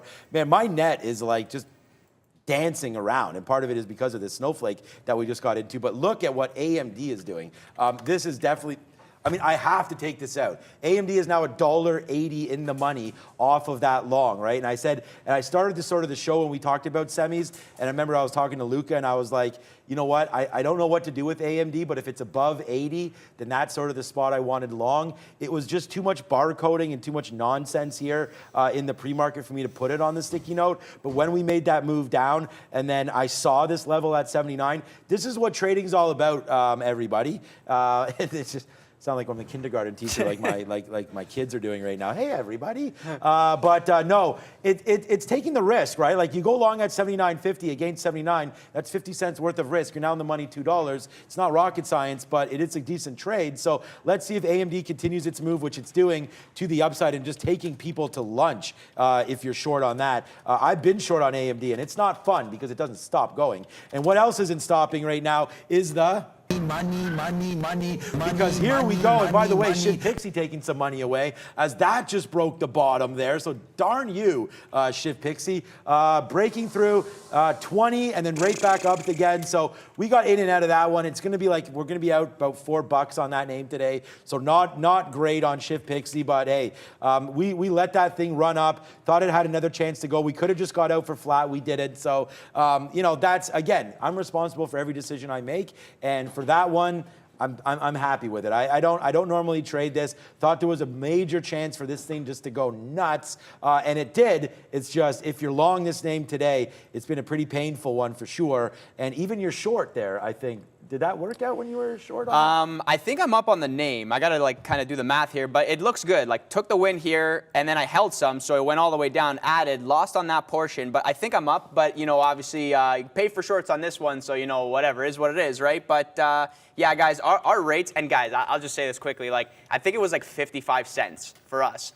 to pay for shorts. So it's like 55 cents. I'm like, that's amazing. I'm asking other traders. They're like $1.80, like $2.10. I'm like, okay, do you guys want my, like, can I give it to them? Like, it just kind of net the spread there. Yeah, but it's extra cheap for us. So always love it when, but yeah, 55 cents, man, sometimes expensive. So probably overall, like I think up on the name, but didn't really give the, I mean, I'm glad that I held that, but, you know, again, this is not an easy name to trade, and we spoke about this, right? It's like, this thing's going to dance around, it's going to flash around. Look, if you thought, oh, this is going to break 20 and just go, well, guess what? It breaks 20, it pops back, it makes your life difficult. You know, not an easy trade, definitely a very, very fast mover. If you guys are very, very quick, if that's kind of your strength and you know, things are moving around, but you're comfortable getting size in, getting size out, then, you know, all the power to you. But again, I will reiterate this. This is a fast mover. It is not an easy trade. That's why I kind of take my shots where it makes sense to me.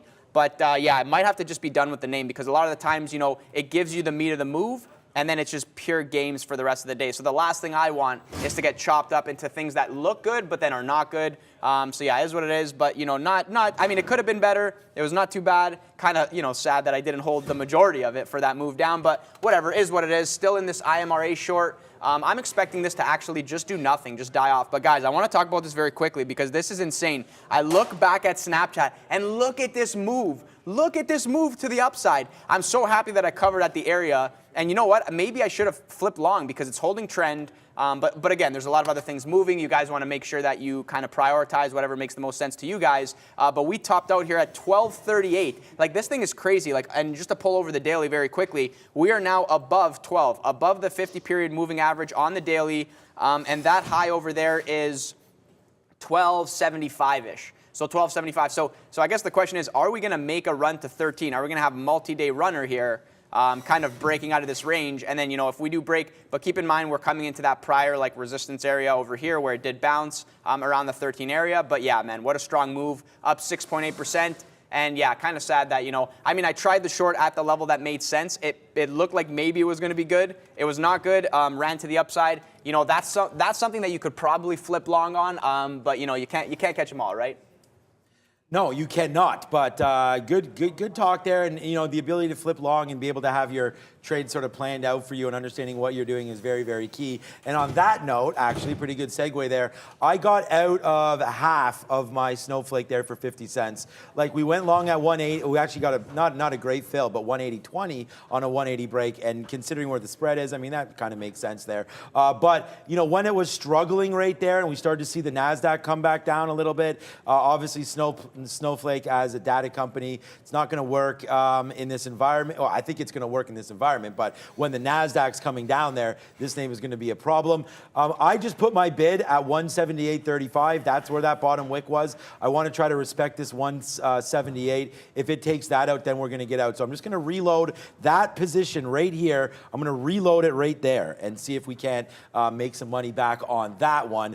Shift Pixie can, we already talked about that one. That one can go to hell. Mullen right now, $74. $74, I wish, maybe. $73, 73 cents. Bouncing off 70 again. So it's between 70 and 80, which, you know, that's 10%. That more than that of a bounce in the last 10 minutes for Mullen. So watch out. This name obviously can get going to the upside as well. Apple debating taking some out of Apple right now as the NASDAQ is looking like it wants to turn around. We're still red on the NASDAQ. So, you know, to hold on to these longs sometimes can seem a little bit crazy, but we're going to try that. And here we go. 10 o'clock comes through. Mortgage rates jump to 5.89%. Wow. So almost 6% of the, I guess that's the average. I don't know if that's the average mortgage rate across the board now. I don't know what the timing is on that one, but 5.89, the highest level since 2008. That just came out. So not great there for all of us that have mortgages or especially need to renew their mortgage at current rates. Not a great idea right there. So, okay, it looks like we're all set up. Anything you want to talk about before I throw it to Neil? You got anything on board here? No, this IMRA, just kind of nursing it. I'm expecting some sideways action, but that 220 is probably a solid level now that the volume's done, so it might just slow down there. And we're looking at the Pixie chart. But yeah, you know, this is kind of, did a bunch of volume, now, you know, popped above, going to go sideways. Maybe it's one that you're going to have to, you know, be very patient with. But again, if this gets over the high there, then, you know, is what it is. I'll reevaluate. All right, it's happening now over at the big screen. Let's check what these markets are doing. Happening now, brought to you by Chart Prime, offering top-notch indicators that automatically find chart patterns, support and resistance zones, point of reversal, and many more to add to your trading strategy. Speaking of resistance, some resistance getting to positive territory as all the major markets here in the U.S. reversed off of those lows and are now sitting about 1/3% to the downside. S&P 500 0.3 to the downside. You do have the NASDAQ pretty much as well. They're 0.35. That is a bounce to the upside. We have come back in a little bit here. You got the TSX in positive territory. That's looking good. Even BOVESPA up. That's because we had a little bit of a bounce in oil prices as well as they start to recover off of some of those lows. Question becomes at this point, can we get through that resistance and turn that red into some green? A heck of a lot of movement to the upside, despite the fact that you're looking at a red board. Things reversed when Powell did his little Q&A session over there. ECB raised their rates. The Fed coming through for us for now. Yes, sir. The Fed here coming through today with Jerome Powell came through and definitely got this market sizzling to the upside, but he didn't really. I mean, the market was up slightly right there when we first started talking. I mean, that's 7:15, so that's 8:15 because this is CME time. And then you come back down there, you make that bottom around 12,100. Then the market kind of like listens. Powell, I guess, I mean, Neil just reviewed it there, talking about it, and then the dump back down into the downside. So yeah, that's what's happening right now with the NASDAQ. Snowflake gets dumped out, taking down that 178. So we're out of Snowflake. We should have got out of Apple there at the top, but we only have 20% of this name. We're going to try to hold that. It is coming back down to sort of a reload spot, but the problem here is that we are well below now some of these levels that the NASDAQ needs to watch out for. So we're well below. We've come back in now. I still think we could take a long here into the 50s. So let's do that on Apple and just try to see if it holds that 154 level. The problem is, like I just said, the market doesn't really like this move. I'll take some now, and then we'll take a little bit more in the 50s here on Apple and get a better average price. So we'll average in right now. It's just when you look at the NASDAQ futures here, you are starting to make, this is a 3-minute chart for the NASDAQ, so you're starting to make some moves here. Again, you're hitting that 50 period, and it's just making a move back down. So we could respect that bottom again. And as you're seeing for the NASDAQ, you still have that 12,000. This goes back, but there's 12,000. We've already seen that earlier, so earlier today. So we'll see if that can come into play there, right there for the 12,000. So a nice little move back up to the upside. Sorry, that was yesterday. That's the 7th. So nice little move. But as you can see, we might get some support at 1260 right there if we continue to fall. So that's what we're going to do. We're going to try to pick out on that, see if the NASDAQ does want to come down a couple more points, and then we'll be sitting there to buy the best names. That's what we're going to try to do, buy stronger names today. Obviously, I don't think Apple's a strong name. It's down 0.83 versus the market. It's just we have that 154 level that we're looking at from yesterday. So that's a level that I'm going to look at. We did take profit on Rivian. We only have 20% left. So that's a good one. And I want to get back into Snowflake at some point as well. Maybe right here. Maybe that was that bottom 176.50. Yeah, guys, I'm just quickly looking at GME. Like, this did not give the range that I expected was possible. I really wanted to see that real nice pop off the morning, get to the 27 area. Did not. Very, very muted, very tight range. You got the high, like, being 25, call it 25.50. And look at these wick-off bottoms over here. I mean, this is giving me the vibe that you got to, like, this is a long, like with the wick-off bottoms. But again, I wanted to short this, so I'm going to stick to my plan and not go long off the bottom here. But yeah, it really does feel like, with these wick-off bottoms, it's like trying to go down. It's enticing to the shorts. And this is a good reason as to why you don't short going into a hole, going into weakness sometimes. Because, like you short into weakness, it rips against you, unless it makes sense, right? Like going back to that NVIDIA short, the 140, it's a new level. Even the Intel short, and yeah, I'm actually long Intel now because yesterday gave the same pattern, bottoming out at 30, then running the rest of the day. So I think this one's going to be a long hold for me. We broke above the 50 period on the 1 minute, which I'm not really sure how much that means right now. But if we actually hold that 39.10, which lines up with VWAP, we already bottomed out through 30. Sellers came in, they sold what they wanted to sell. It was a lot of volume, and now volume dies. Is this thing just going to kind of, go sideways or just trend up? And if it does trend up, I mean, we're going to be good here, and this thing's going to probably go to 30.50, maybe even test pre-market high area. Call it, I mean, like 30.82 is a stretch. Maybe you got to hold like for the whole day to get that. Not sure if I'll be that patient, but yeah, if we get to that 30.50 area, 30.60 kind of feels right over there. I mean, it's not probably too much to ask. Looking like a higher low being set in right now.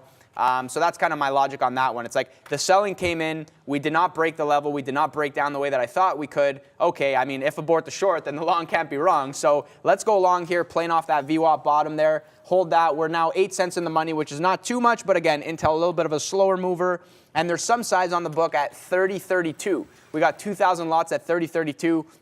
I think, look, if we clear that, then we're going up another 20 cents probably. So yeah, we'll see what happens there. I'm still with the IMRA. This thing wanted to pop, and I'm kind of sad that I didn't add there because that 220 to call it 220 to 228 area, like this is where the volume has been done. Looking at it from a perspective of volume profile, it's like this is the area that you play off. Now you hold for the move back down. Keep in mind, maybe we get some support, you know, at the maybe 205 area. The high of yesterday was 204, right? So I'm expecting a bounce at 204. Just kind of makes sense to me. So maybe take some off around there. But yeah, we'll reevaluate when we get there. And look at this, man. Pixie breaks down, back up, chopping around, up, down, around town. This is not to say the meat of the move, but you know, this is the move. Then it goes sideways the rest of the day and chops everyone up and kills everyone. So you know when to stay away. That's a lot. That's better than actually kind of knowing you know when to get involved. But I think we're gonna pass it over to Neil really quickly for some news.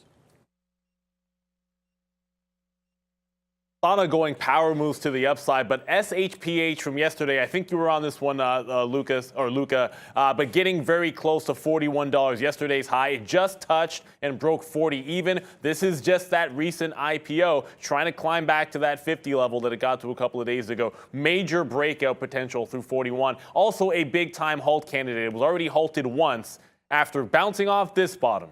Sometimes it's not that complicated. The low from the afternoon, it bounced off that in a flush out in the open and is now almost $10 off of that low. Yeah, look at yikes. Go ahead. Look at that SHPH. I almost want to say 40 is a level, and I'm like, okay, did we break? But yeah, we already did break. But I was willing to actually consider the long there. If it was setting up like yesterday. I mean, look at this. Yesterday, we were literally barcoding at 40, so obviously there was some type of seller there, and I was actually watching this action, and go figure, it broke the level, and then you finally had the flush down. But the fact that we are now back up, you know, if we even get a dip and, you know, back above 40 and break, like use the halt levels, right? Look at this level, 41, call it 41.30. Very, very weird number, just kind of like a random number there. But this is where we halted on the way, this is where we opened after the halt, and this is where we halted on the way down, right? So it's like if we can get through this 40.30, see, I'm thinking that's going to be resistance, but if we can get through that and then make a run to 50, I mean, you've seen these before, like recent IPO makes the run, does crazy stuff there. So yeah, you know, maybe you kind of reevaluate this at 50. Not really sure. I want to kind of test my luck, you know, over 40. If this was doing the same action as yesterday, right now, then maybe the long through 40 would have looked good. But yeah, we'll keep that on the back burner for now. It is day 2 SSR, if I'm not mistaken. So yeah, you know, it's got that kind of similar setup to the other times, you know. Yeah, great look there off that for sure, man. All right, Snowflake, we are now $1.40 in the money off of a reload down on the downside there.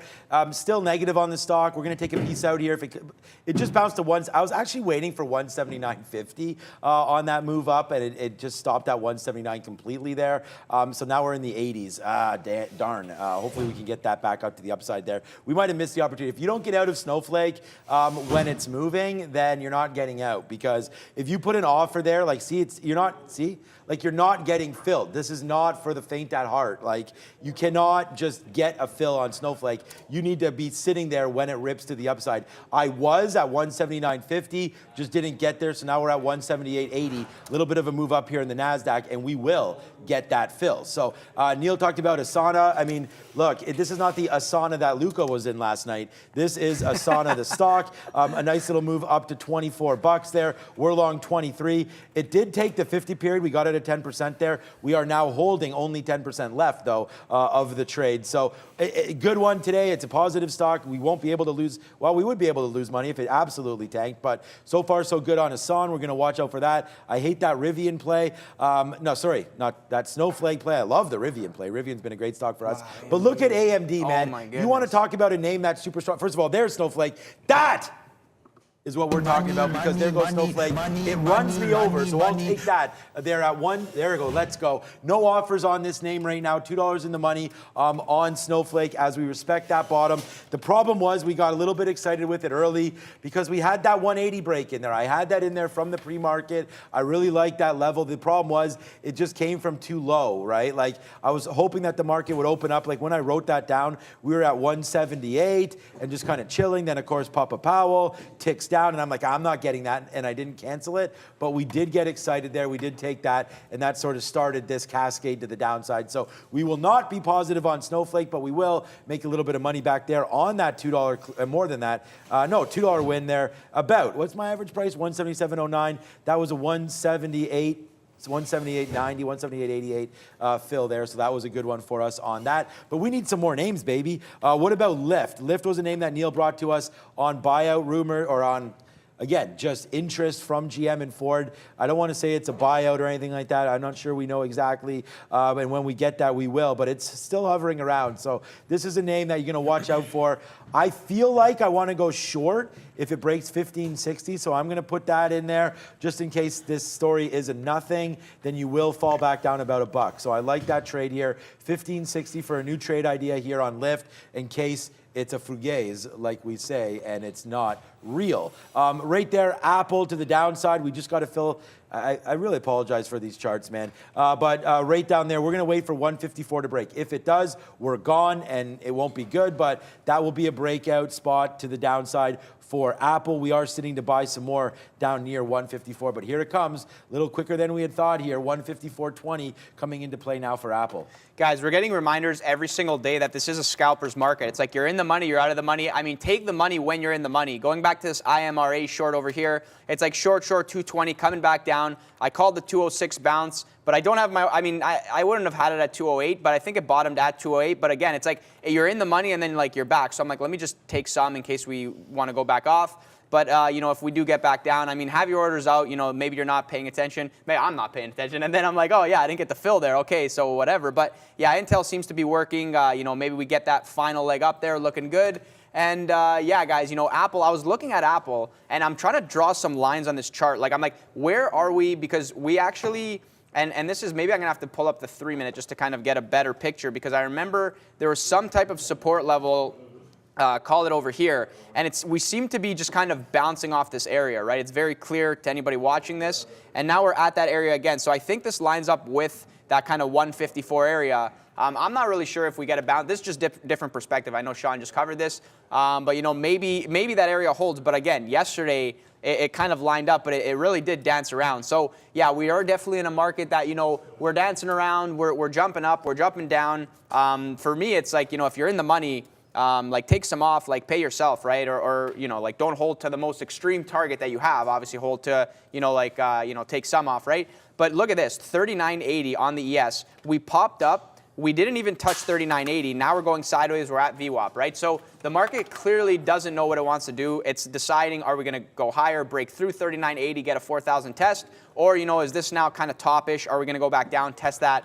you know, call it 39.50? We already broke below, quickly reclaimed. You know, are we going to dip, hold the 39.50, and then make the run? Yeah, there's lots of options on the table here, so everything's going to kind of move in tandem together. So I'm waiting for a decision to be made. I want to see some of these levels set up. I want the price to come to me, and then I'll react to that and hopefully get a nice winner going. All right, yeah, man, mad respect to that analysis there. Snowflake, we got that out. It is falling back down. I still want to try to respect that 176 area if it does come back into that one. Apple, we've reloaded it. The name, I was looking at another one there. Oh, a lot of you guys talking about Mullen. That's starting to go again up to 76 bucks. 76 bucks. I keep saying dollars. 76 cents. It just bounced off 76 cents. Now you have 79 coming through again. Oh, I did not put that lift order in. I'm going to do that right now. What's up, Neil? Just want to thank Jose for the super chat. As always, we appreciate them. Not necessary. All you got to do is hit that like if you like what's going on here. Hit the subscribe as well. Grow this community. But this will go to helping Mark and everyone else built that new desk there. But you asked about Ruby. I see 4 to 10% as the short interest on RUBY. I don't see any specific news on it. It just made another high of the day. It was on $1. Exactly $1 breakout at 9:30. That was that high. Look at that buck, man. It pulls back into 108, getting very close to some key levels here on the daily chart. 150 is going to stand out like a sore thumb before it gets there. Has to crack that $1.25. So it's not a huge short interest, but it's not zero either, and it's definitely on the run. Good, thanks for that, Neil. Yeah, sometimes we do miss that, so thanks, Neil, for grabbing that one for us as well. 160 here on Meta. I kind of like it right now on that. Are you trading Meta now, too? I'm actually long Apple. I convinced myself because the wick off bottoms, I'm like, the long is good here. Look at this. It wants to try to stop people out and then pop. And the pop back to the upside, super violent. The market looking like it wants to now make that retest to 39.80 here. Let's go.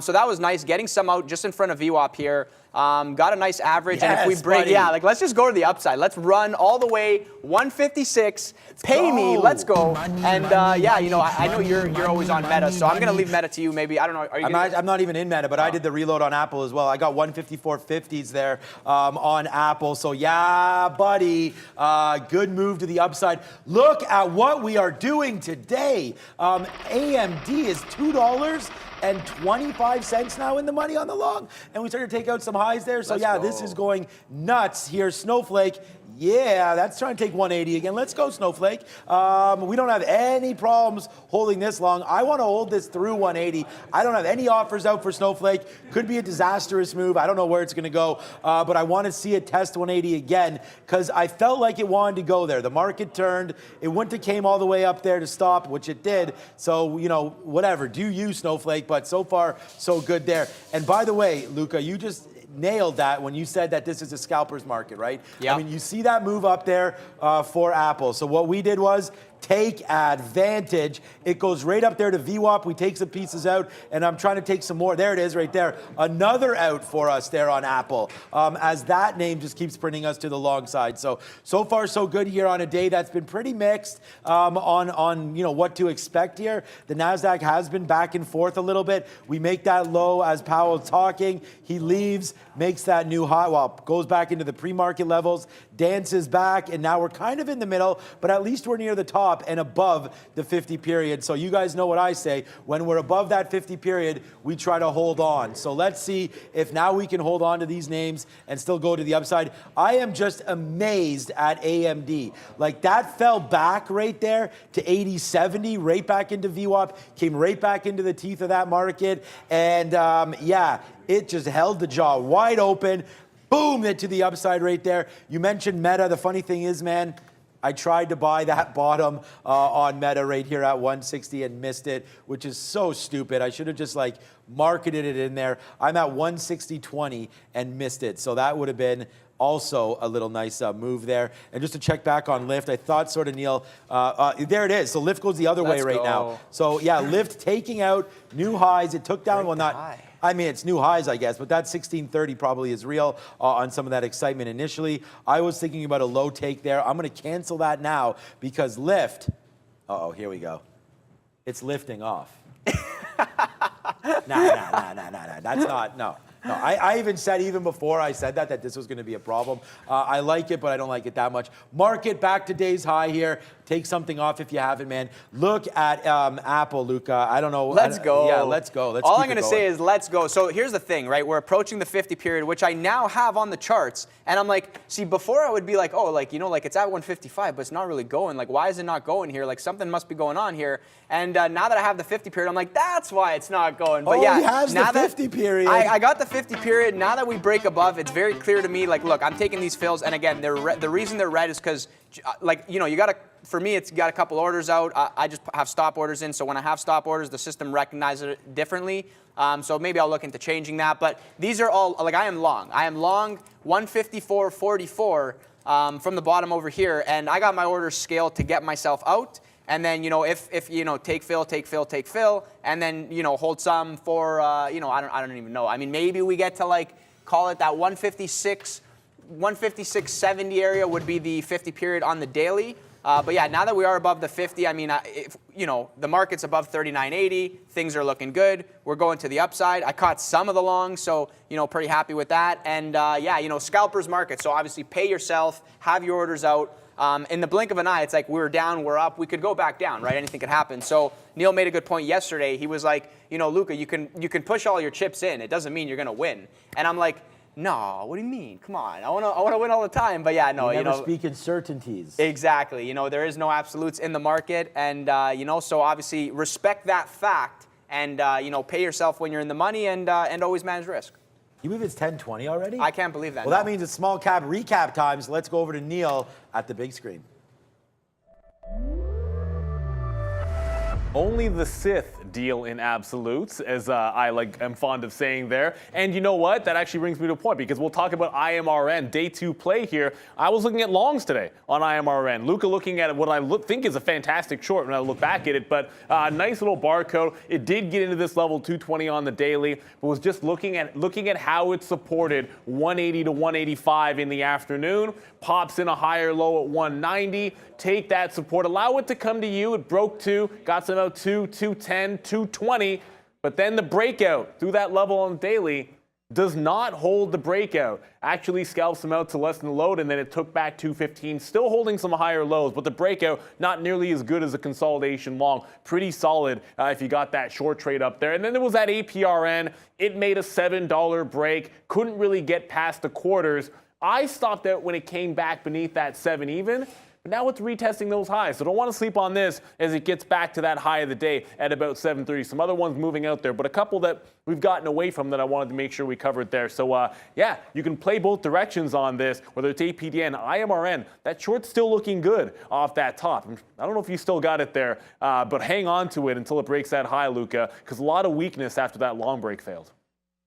Yeah, you know, still holding on to the short. I got a good, I mean, now, okay, well, now I'm out of the money here. I don't know what, it's like, oh, hold on to the short, and it's like pop to the upside. But yeah, guys, I'm going to make sure that I got, yeah, so I had my orders down, but it's kind of a weird move, actually, in real time that we're watching.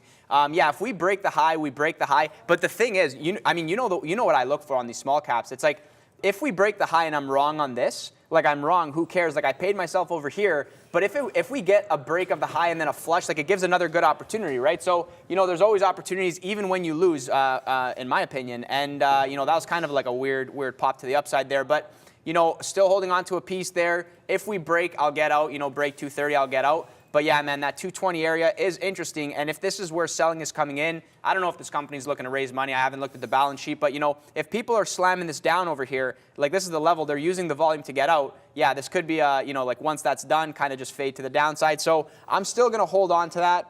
But I'm going to respect the levels. If we break the high, you know, you got to get out of that one. Yeah, I was just looking at basically the same kind of a story here, where some of these names have just gone, you know, a little bit too far here today. Like, cannot believe that, you know, the run that AMD had up to 82.20 there. I mean, that was pretty fantastic. And then when you look back at it, I mean, technical analysis gave us sort of that long that we took at 79, and you just wicked up here. You do have a lot of, maybe I can zoom in a little bit to show us a little bit better. You do have a lot of support up here, or I guess resistance at this point, up at 82.50, where there's a lot of inventory. That's where we started to dump down last time. We couldn't get going there. So, I mean, that's still 83.50. Like, that's a ways away from where we are right now. But I'm just looking at this 82.50. Like, it's not, sure, it stopped there at 82.50, but can it get back there? It can. It's just right here. That's a little level of a concern there. So I think we'll get out if, I don't know if it's going to happen again. I mean, that was a nice little NASDAQ move. It's still only 10.25. The market hasn't been open an hour yet, and we've already traveled back up and now down here one more time as the NASDAQ is pulling back in there. So let's just review some of the trades. We only have 10% of Rivian left, but that, again, looks like it wants to try to take down 35 again. We've been patient and waited for this, so I think we could probably do it again. So let's go back on Rivian here and get another little bit of a long. We'll just punch the 12s there or 13s and get those. I got to make sure I still have my stop order out. Yeah, all right. So we don't. How many shares do I have? Okay, I think this is fine. I don't want to put on a full thing here. We've already made a lot of not a lot, but a decent amount actually on Rivian. So that's been a nice little trade. Long there, out 20%, 40%, 60%, 80%. We did hold, 20% left on that, but now we've averaged back into Rivian.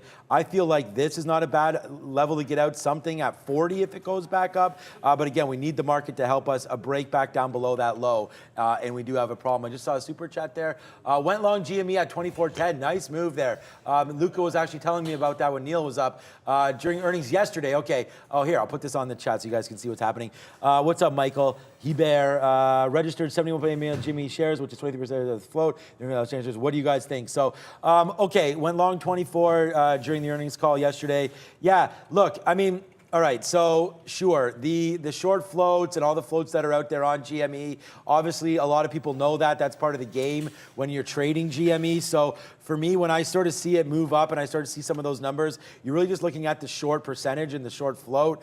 I don't, like if you're long, over there, Michelle, if you're long there at 24, I mean, that doesn't get too much better than that. That was the bottom today. You're starting to make out some new highs there, starting to take out the new highs on the day. I'd say congratulations, but I can't say that until you're out.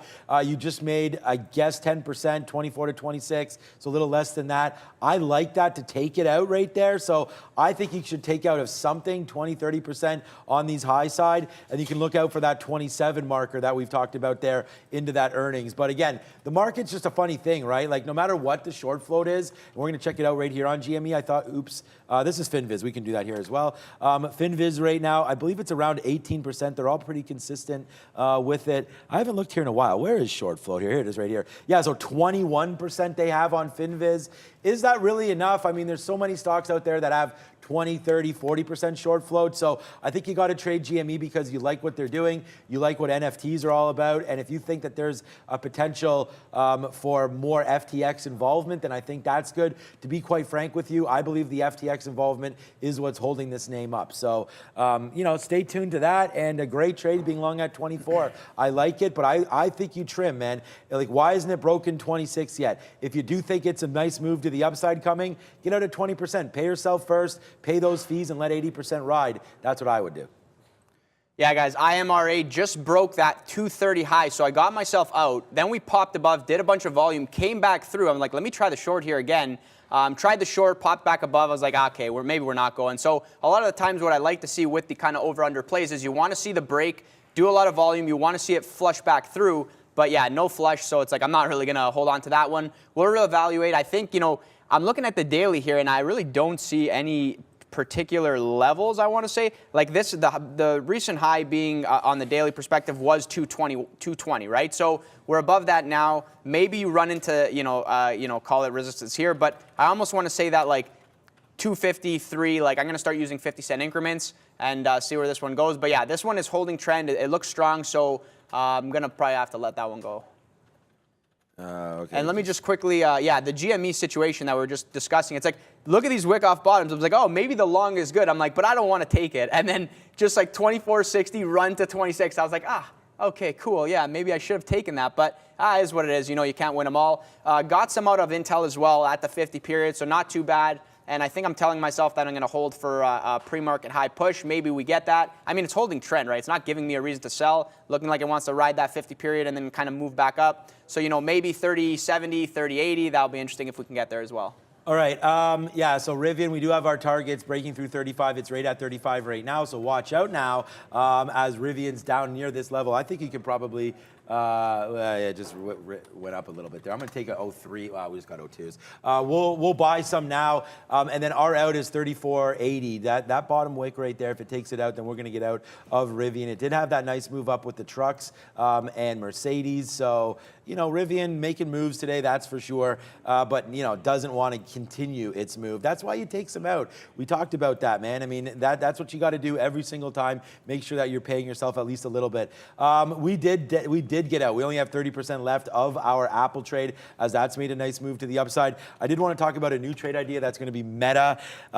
What? Okay, that's right down here at that 160. So, all right, I was not even aware that this was all the way down here right now, considering where Apple was. But the market right now trying to fade away. I don't mind. Yeah, I don't mind this Meta right now at this price. The market is coming down, so this is not. You know, we are going to be taking this against the market right now. But Meta into this level, I like it. Let's buy it. There we are. We're long now at that bottom. Of course, we buy it and it spikes up a little bit. That's sometimes what happens, but let's take a little bit of an advantage of that and take out of something if we can in the 80s. There it is. So a nice little quick little 15-cent scalp on 10%. We always do that. That's the way I trade. And then we'll wait to see if we get a bigger move to the upside right now, respecting that Meta bottom of I don't know where the bottom is, but I'm looking at this right here, that this is choppy during the pre-market. Then you dip down to that 157.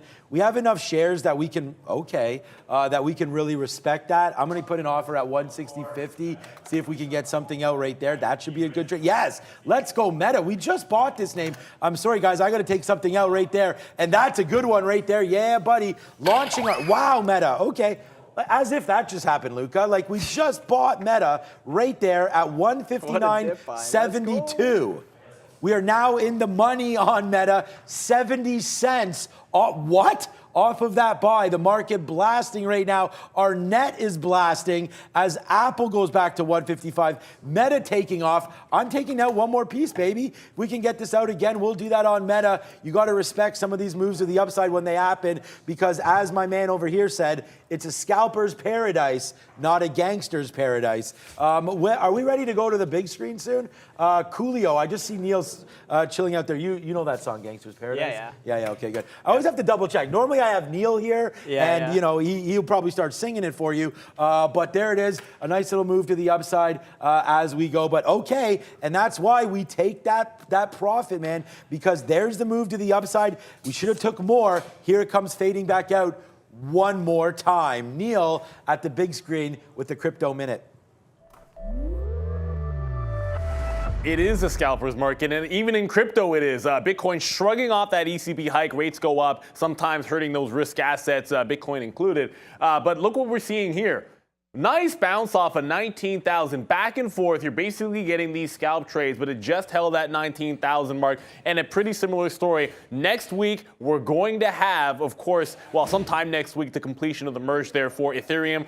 Pretty strong move for them, recovering off that 1,500 level, but it's bouncing off 1,600 this morning. But you're only really getting these muted moves, so it's a scalper's trade bouncing off of these lows. No breakouts on those highs just yet, but still a pretty strong recovery when you consider the fact that, hey, rates are going up.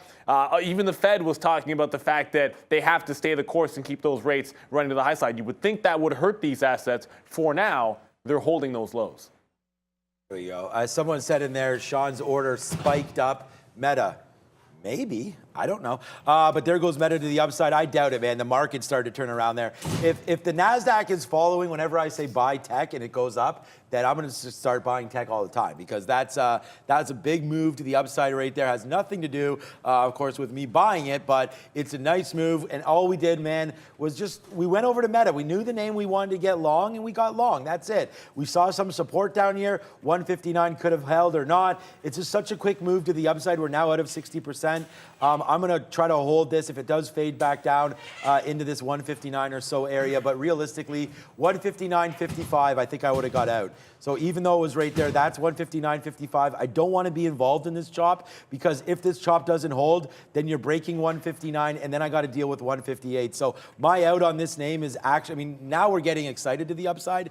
My out's going to be 150. What did I say? 159.50. So if it comes back down, I'm gonna average in if it comes back, but that's gonna be my out there for Meta, 159.50. In case y'all's wondering, Rivian does break lower, still fine. Rivian's still one of my top stocks today, but that last take at 35 does not hold. So 3 times not a charm this time, as it's the 3rd time it tested 35. This time does not hold. Apple, man, what's up to Luca on that one as well?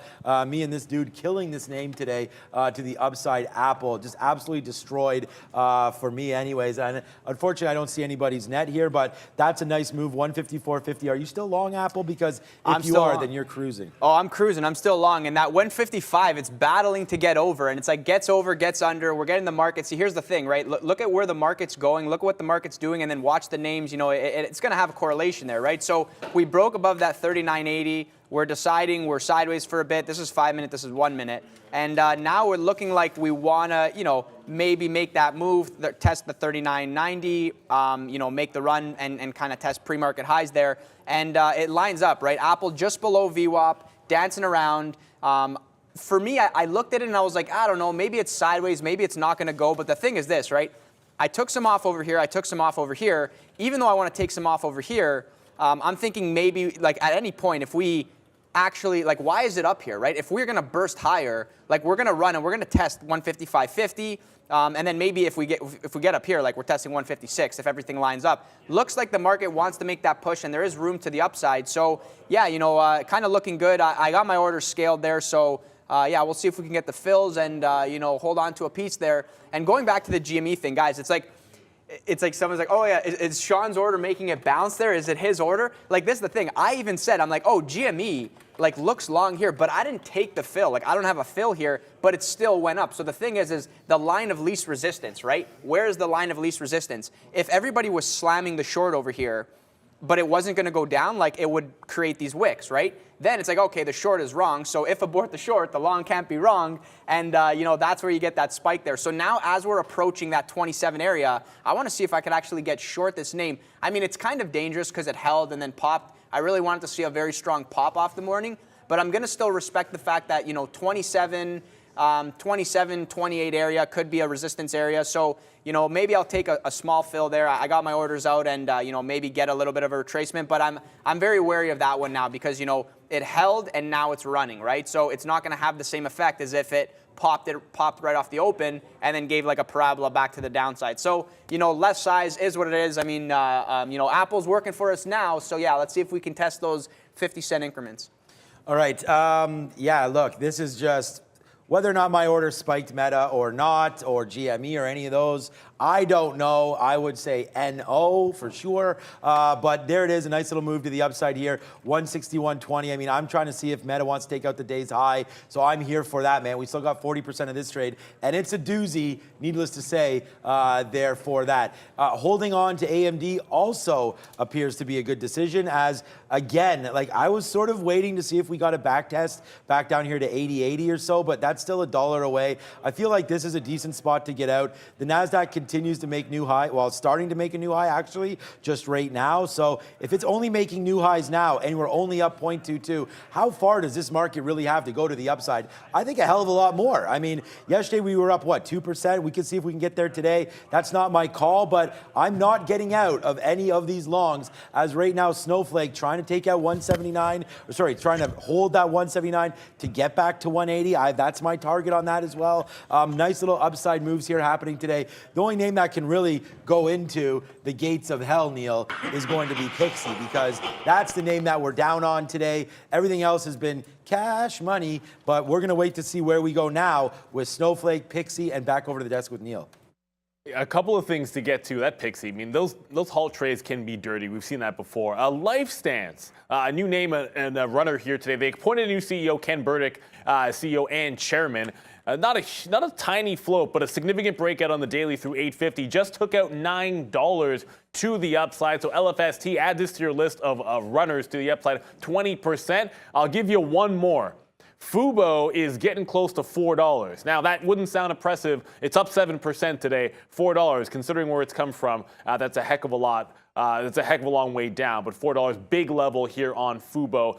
Just checking the wires, see if I had any news. Don't see anything in particular, but the market is strong, so some of these beaten up names are moving in unison to the upside. That 4 should be a big level. All right, you know what? Scratch this, man. I mean, Meta is just such a banger right now that I got to get something out. I mean, this is now $1.50, $1.40. Was almost $1.50 in the darn it. I just see. So maybe that is right. Like I put my offer in and it moves downside. It has nothing to do with that. The more important thing when we talk about these names and what happens when these stocks move around is more just that Luca, myself, Neil, Brendan, whoever's trading, you guys out there, like we're real orders. So what happens is some of these algorithms, they see your order go into the market and they kind of turn around. It doesn't mean... Yeah, guys, read Flash Boys. Yeah, exactly. Yeah, read Flash Boys.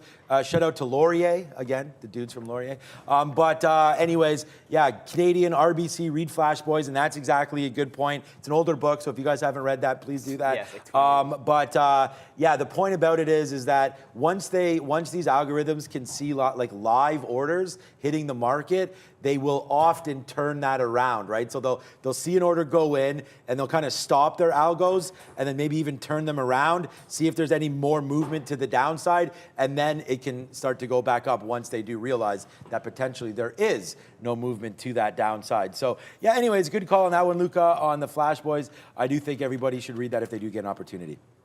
Yeah, you know, it's a great book, and keep in mind, it's like 15 years old. That's it. I want to say, so 15 years old. So like read the book and then realize that it is 15 years old. So yeah, these algos are super advanced, and I love having these conversations, actually. I talk to Greg all the time, and we just kind of, you know, go back and forth.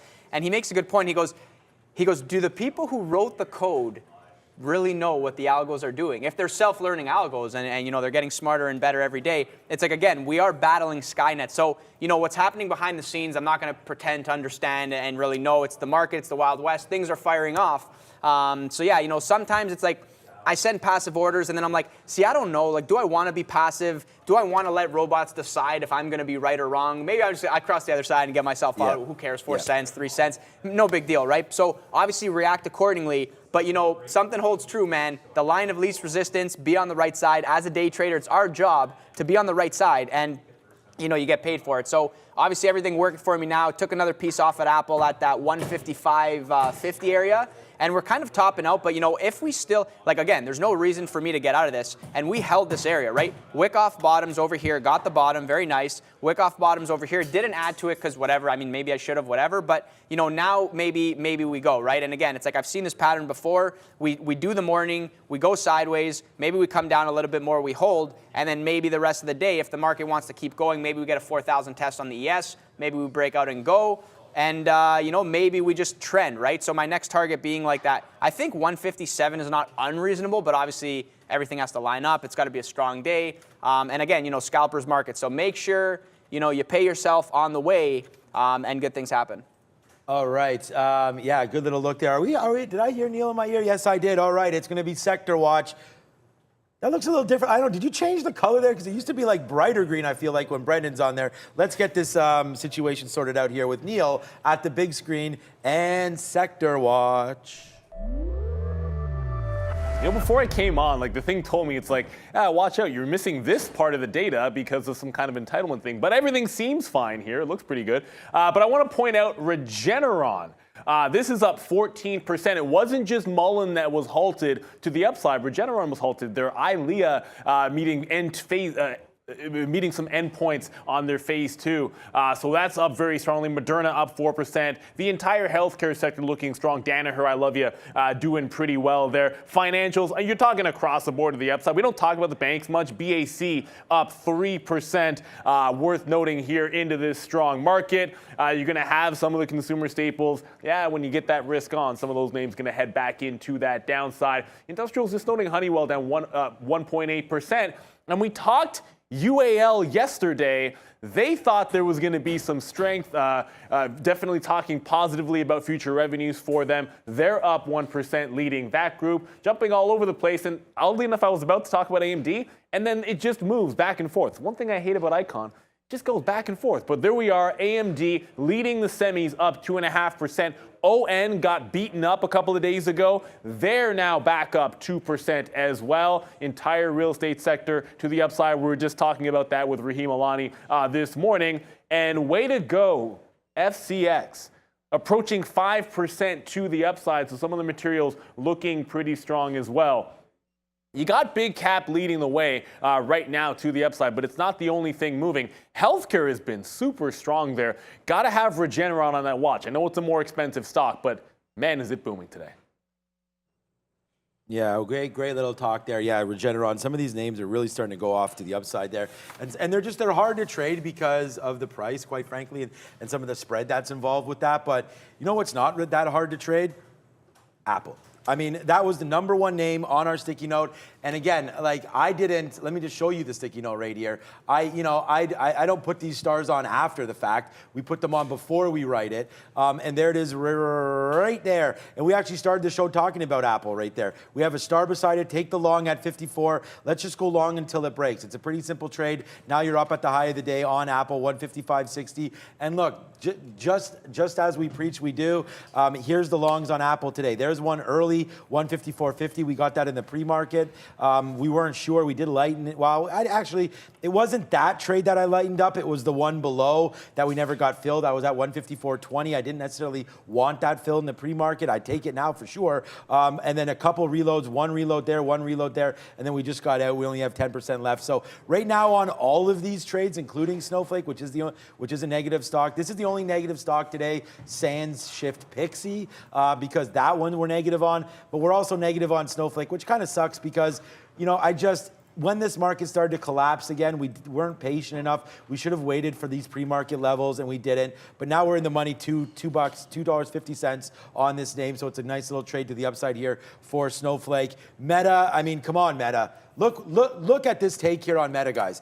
This is that price that we have. It came in, we grabbed it, and yeah, the rest seriously is history. Meta right there, 159.72, right back to day's high here on Meta. So really happy with that fill naturally. And here we go, man. We only have 20% left. 20, 40, 60, 81. So that's it. We only have 20% left on Meta, and Pratt is in a red shirt, so you might want to put that to a green one. It's a nice little move to the upside right now, 161.50, and we're still going, man. Go, go, go. Wow, go Gadget. Let's go. Go Gadget Market. Do you know where that's from, Luca? Inspector Gadget. Boom! Let's go. Got one of them. Let's go. He good over here. Let's go. And I just want to say OJ's white Bronco. Thank you for more of the funding secured there. He goes, here's 5 to keep the funding secured and Luke on the show forever. Thank you for that. Really do appreciate that one. Yeah, guys, I'm not going to go ahead and say, you're like, and it's easy to trade. You only have one more day. One more day, yeah. One more day with myself. Boo. And, we'll see what happens in the future. Things see if we get the change. funding secured. Yeah, right? we see if we get the funding secured. Guys, more super chats, more funding secured, and more good things happen. And, look, Apple is obviously, there's nothing that's easy to trade. Trading is not easy. Sean is like, you just quickly said, it's easy to trade Apple. And I was like, it's not. Trading is not easy, but guys, this is pretty, like when you see this, the wick off bottoms, and again, it's hindsight bias, right? But here's the thing, we talk about this all the time. It's like, if it's showing you what it's doing the first time, maybe it'll do it again. So this is what I tell myself. So I was like, yeah, I'll take a shot. If we break, we break, and then I'm wrong. And remember, I was like drawing these lines. I'm like, maybe the lines are going to come into play. Maybe the market's going to break 39.80. So it's like all these little tells come together. And then you get the bottom, you kind of pay yourself on the way up. And here's the thing, if you don't pay yourself on the way up, what happens when it comes back down? Then you're like, oh, maybe I'll sell over here. So yeah, sell the strength, let it go sideways. I still think we're going to get a 156 test. Maybe we get a 156 test. So yeah, still holding, and I don't even know, maybe I want to, I'm not going to add to it. I'll just chill, I'll let 156 come into play, take some off over there, and then hold for maybe that 156, like pre-market high. We're all looking at the same charts, right? So it's like, this is kind of where it was before, maybe we get there again, and then if we run to like 158, actually I should probably hold some. I'll try to work on holding some, and we'll see what happens. This guy kills me with his chai. Every day, this guy comes with the chai beside us. Sharif, you smell that? Yeah, it's the best. Yeah, it's so relaxing. It's very, very relaxing. It's the perfect time, too, because now it's like we're like getting ready to pass it off. And we're relaxing. But we are back at 2 o'clock, so let's not forget about that. Yep. We do have more Luca and, unfortunately, more myself for you guys at 2 p.m., so that should be fun. We'll be throughout the whole day. Neil will be starting to break some news as it happens as we go over to the midday show. So definitely the same quality on the midday show, and we'll see what happens here. I hope the midday show can have these kind of winners. AMD now $3 in the money. This one just continues to absolutely rock. I am so surprised at this move today. Did not see this happening for AMD. Up 3.72% against the market, only up 0.4%. But remember when the market was up 0.2, and I was like, okay, well, that's nice. That's like an average day. We have a lot more room to run here on the market. And if you're going to, again, taking something from Luca there about getting out, looking at higher levels, making sure you pay yourself. That's what we talk about on the show literally all of the time. What you can do for us, though, is pay us by a like. That's all. I like that funding security. We didn't even ask. I think you asked, but we didn't ask yet today. I think you just asked there. But yeah, the funding might be secured, but the likes are not. We got to get up to 2,000 right now. And that's an easy way to let us know that you like Luca on the show. I mean, we got to get over our average of 2,000 likes. We have 1.5K right now. Let's do that. Then the guys on the midday show will get that to 3, and then that'll be that. So let's see if we can do that. Right now, there's AMD. It just topped out into the middle here. I think this is a decent out, so I'm going to take that. That high of the day is 82.67 right there. So let's put an offer maybe at 82.50. We don't need to get too greedy. We only have 10% left, so it's not like it's a huge trade that we have on board, but it was a big one to start with. But we've, like I said, paid ourselves out. And like when it comes to the high of the day there, we're taking it out, right? So we got to do the same thing again. It's starting to break down a little bit here. I'm going to put an offer around this 82.40, see if we can get it there for AMD and just wrap this one up here. AMD, a nice little move to the downside now. I don't think it's over. We're well above the 50 period, but again, an 82.40 print, we're going to get out on AMD.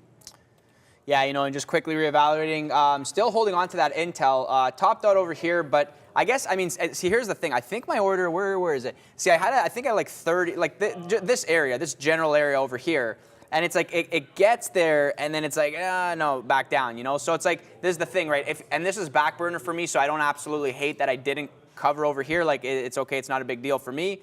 But this is what I mean by, pay yourself on the strength. Because then it comes back down. I'm like, well, I could have sold 10 cents higher. And if you have this kind of FOMO that kicks in, a very, very easy way around it is, and shout out to Greg for this one. He'll say, instead of buying, like arbitrary numbers, instead of buying 100 shares, buy 110 shares. So then if you sell 100, or if you could sell the 10, you could hold, right? Buy 90, buy 110, buy 115, buy 1,125, buy 10,100, right? Like, do that, because then you could hold it. I know this is random.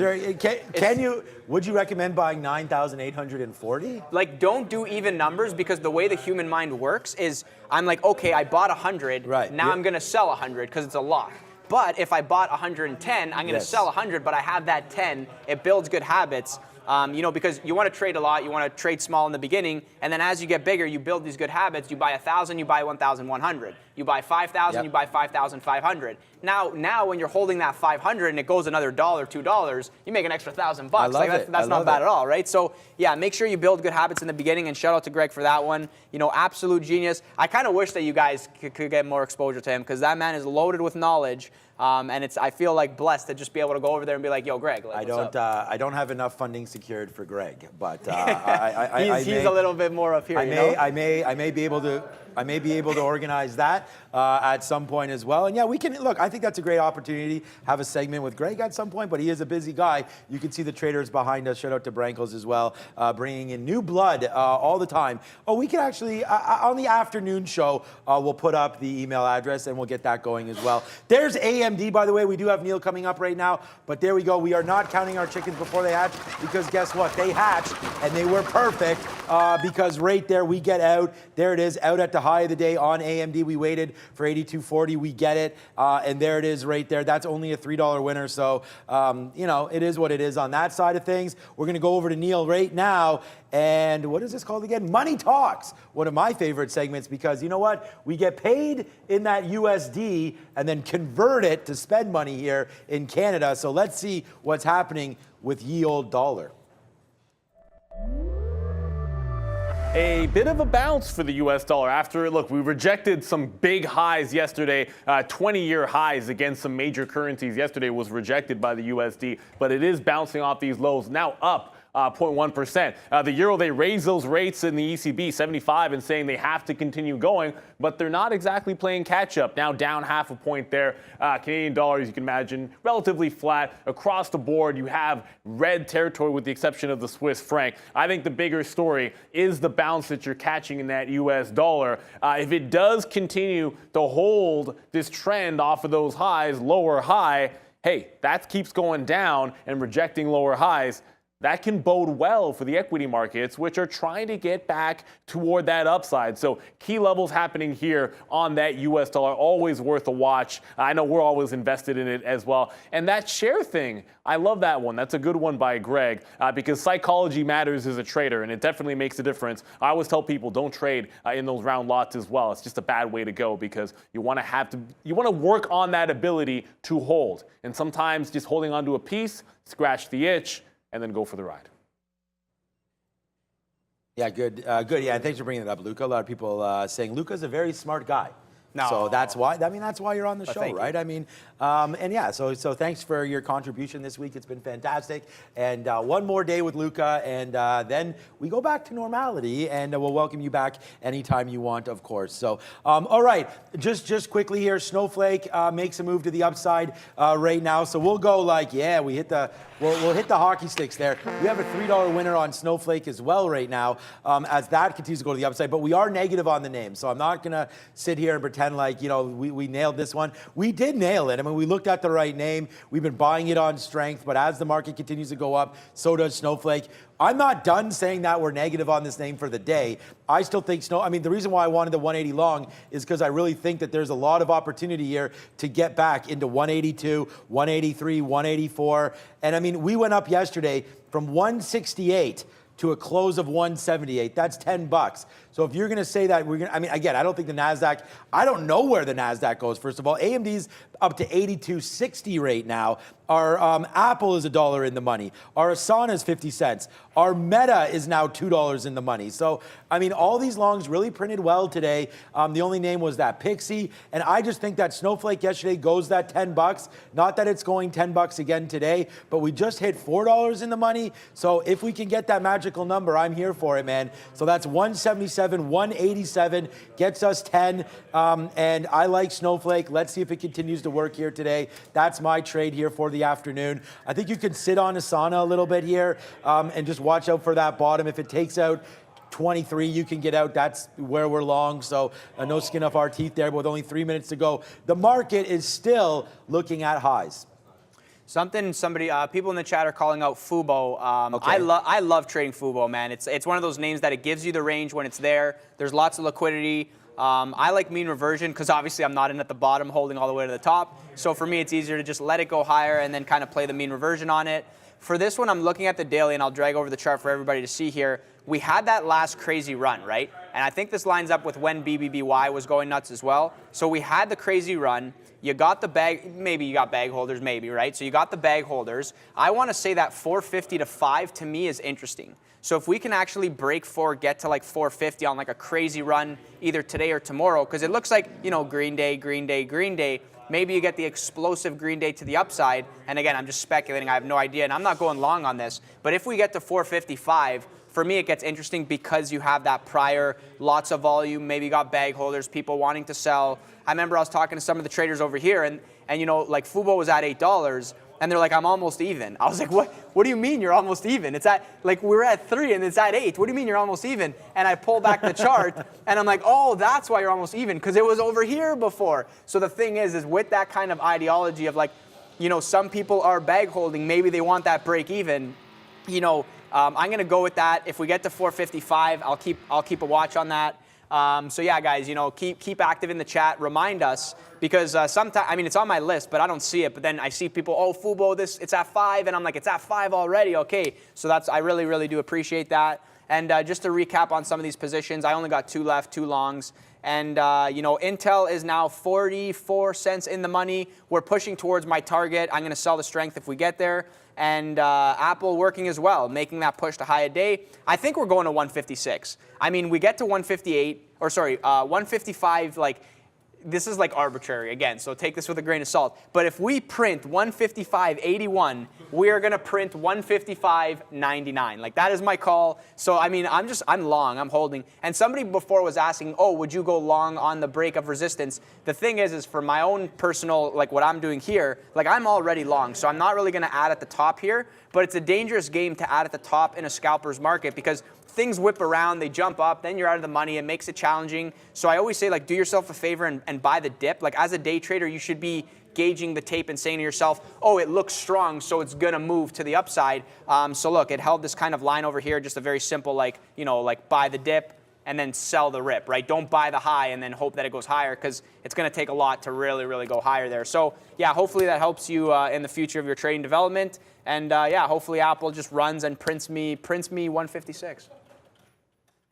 My wife is saying, do we want to take our daughter to this picnic after our playoff game on Saturday? And I said yes to that one. Right now, oh, he had to go to bed, so he didn't download. Well, we downloaded it. He's telling me, oh, I have to down. Anyways, me and Brad talking about Valorant. We'll talk about that after. Okay, so just quickly here, Snowflake, there it is, man. Now that's $4 in the money and still going higher. So that's going to be a good trade to end the day off right now. So there's Snowflake as before we pass it over to the midday show. Nice little move, taking out the highs. We wrote on the sticky note 180. There's the 180 take. We lost, but then we bought the bottom, and that's a nice little move to the upside. Apple, of course, hit that today as we still make new highs on Apple. There's those buys at 154, and then now it's 156. Let's go. Asan as well. Let's go. AMD, we dumped a little early, but we have one buy on AMD today. 79.60. Out. Just our last piece out right there, taking out the highs. Look at Meta. One trade, boom, to the upside as well. But it's been a good day, and we have a lot more to come on the midday show. Let's throw it over to those guys right now. Prad and Sharif, thanks again, Luca. Let's go. Let's go, baby. It is indeed time for the midday show. I'm your host, Trader Prad. This is your boy, Sharif. Yes, sir. Yes, sir. Happy to be back. A lot of small cap crappers today. Love it. I've got a whole bunch here on the side. I got Pixie. I got SHPH, IMRA, NutX, GME's back. Jeez. Ruby, all sorts of stuff to talk about. So it's gonna be a packed show, Brad. Yeah, a lot of fun for sure to be had. As always, the market never failing to entertain us, never failing to give us opportunities to take part in. I'm going to start off my day with a sadly negative catalyst for myself, which is, you know, blowing myself up on the shorts. Was trying so hard to get short on QQQs and short SPYs, and also not only am I double leverage on the SPYs and QQQs, I'm going triple leverage by also going long UVXY. So pretty bad day to start my day off with. But, you know, I said I'm just going to stop trying to short the market every single day. Just because I'm bearish doesn't mean the market is bearish. So I gave up on it. I took my losses from here. I moved on to other positions. So now I know our boards are completely empty, but we can change that real quick. Get ready to see how active the board is. We're going to take out some exits on Square here at 70 cents in the money. And here comes the board update. So be ready for some real active board. We're also going to take some profits on ON, which is also 64 cents in the money for us, and we're gonna ride some of these other shares to the profit side. DQ getting ready to stop us out most likely on the break of 63. Not gonna enjoy watching losing on another stock, but we've actually are pretty flat compared to all of our positions and how they're moving against us and for us. We're pretty flat right now. If we can manage the losers and let the winners ride out, we can hopefully turn this day back around. Yeah, guys, the ES is moving here. Broke through that key level, that psychological level of 4,000. You know, and it really didn't even hiccup around that level. It just blew right through it like it meant nothing. I guess maybe we've been through that level so many times over the past few weeks that, you know, it's not really, it doesn't have as much significance anymore. But, you know, I'd be interested to find out exactly why the market popped today. I mean, we've got Papa Powell on some of the TVs back there, but we don't have the audio up. I think the market's oversold. Sean's saying he believes the market's oversold. I tend to agree with that. I mean, 7 straight down days. Yeah, okay. 7 straight down days before today, guys. And, you know, obviously, save and except yesterday, we rallied later into the day, but it's going to be interesting. I mean, we're all looking for that CPI, the CPI print on the 13th, and you know, I want to know exactly what he said. I didn't have the audio up, so maybe the chat can inform us as to maybe anything that he said of note in there. But having discussed the ES, Let's look at SHPH because it is making a bit of a move here. Nice segue there. Nothing to do with each other. ES and SHPH. I like SHPH over that 40 break here. And you got to be super quick on the keyboard with this one, guys, because it'll just blow right through 40. It won't even give you a chance to trigger. Also, tread carefully with this one. We've talked about it for the past few days now. The spread isn't as wide as it typically is. Sometimes it can be 50, 60 cents. Right now, it's like, 25 cents and change. So it's not as bad as it typically is. But I'm looking for a 40 break on the SHPH, and I'm looking to take it to maybe like 40, 50, or we got another resistance level here at 41.55-ish, around that level. So be on the lookout for that. Otherwise, I also want to talk about uranium. Uranium making a move today, guys. CCJ is the stock that I typically follow for uranium, a Canadian company called Cameo Corp. And yeah, look, if you look at their daily chart, we're approaching recent highs here. So if I can just pull down this chart so you guys can follow along, give me one sec. Here we go. This chart here is for Cameo Corp, and it's the daily. We topped out here back in April, obviously, because of the energy concerns of the war. We topped out at 32.45. Today, we made high of day. We're trading near high of day, actually, at 30.50. Actually, yesterday, we got all the way up to 30.76. And I spoke to my boy back there, the brain, Wayne, I like to call him. And he was telling me that Japan is still considering bringing some of their nuclear power plants back online. And I wouldn't be surprised to hear that Europe may be adopting some of the nuclear power plants as well, Brad, because they've got a whole bunch of energy concerns on their end. Didn't they just put a bill cap on energy? England did, yes. Yeah, the England did. price cap on energy. So yeah, for sure, well needed. I mean, if you're paying a lung and a kidney to just keep your heater on and winter's coming, no question. Not a Game of Thrones reference, but winter is coming. So you don't want things to go south for those guys, and it gets cold over there, boy. It gets cold. I want to talk about GME. GME had earnings today. GameStop surged about 9.2%. Besides having a bad earnings report, or at least a negative earnings report based off of estimates, they also reported that they had a FTX partnership, not really announcing what kind of partnership or anything. Full disclosure is not out yet, but we do know that FTX cards are being sold at GameStop. So GME today at 6.66% to the upside, giving back about 3% or more from pre-market highs, and now pulling back to the mid-ranges of the pre-market after breaking the pre-market highs slightly. GME up, the king of the meme stocks, up today 6.45%. That means most likely you could expect your AMEs and your BBBYs also be up. So here's AMC up 2% and BBBY, which has gone through recently a little bit of a negative catalyst and a negative catalyst after another negative catalyst. But let's see if GME might have brought in some Hail Mary candles for BBBY along with the market, which, what a turnaround for the market. 0.7 up on the S&P 500, 0.8 up on the NASDAQ. I, however, do think the S&P 500 will be rejecting this 40-10 area, which we're pushing up to currently. We broke the 4K area. We go up to 410 maybe, and then we start pulling back, and then we still play around these ranges until September 21st, where they actually tell you what's going to happen with the Fed rate decision. Sharif is getting very happy, so let's send it to Sharif. Very excited. We talked about SHPH breaking 40, and like clockwork, guys, like clockwork. We preempted, we jumped at 40. We weren't going to wait for 40. We saw the volume coming in. We're like, nah, we're going to take it now. Took it at 39.76. First out here at 40.22. Second out at 40.53. Then we got top wick here, like basically at 41. So big boy move on SHPH. Tread carefully. I'm going to keep saying that because you can get blown out super quick. It's already halted like a couple of times today, I believe. Yeah, there's a halt here and there's a halt here. One upward halt, one downward halt on SHPH, but we're like totally used to that by now. So happy with that one. We sat down, we took SHPH, we gave you that one super quick, profitable.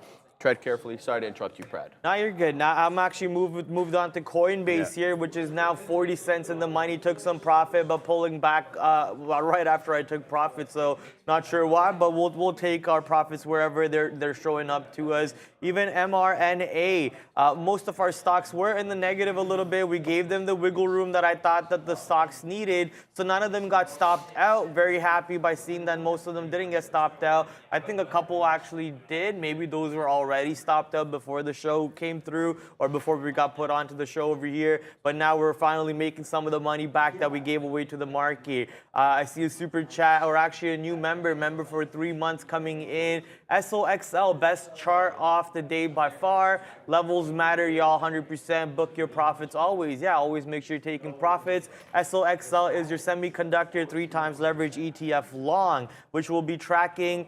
Sorry, I didn't type it right. SOXL, there we go. Should be your 3 times semiconductor ETF leverage long.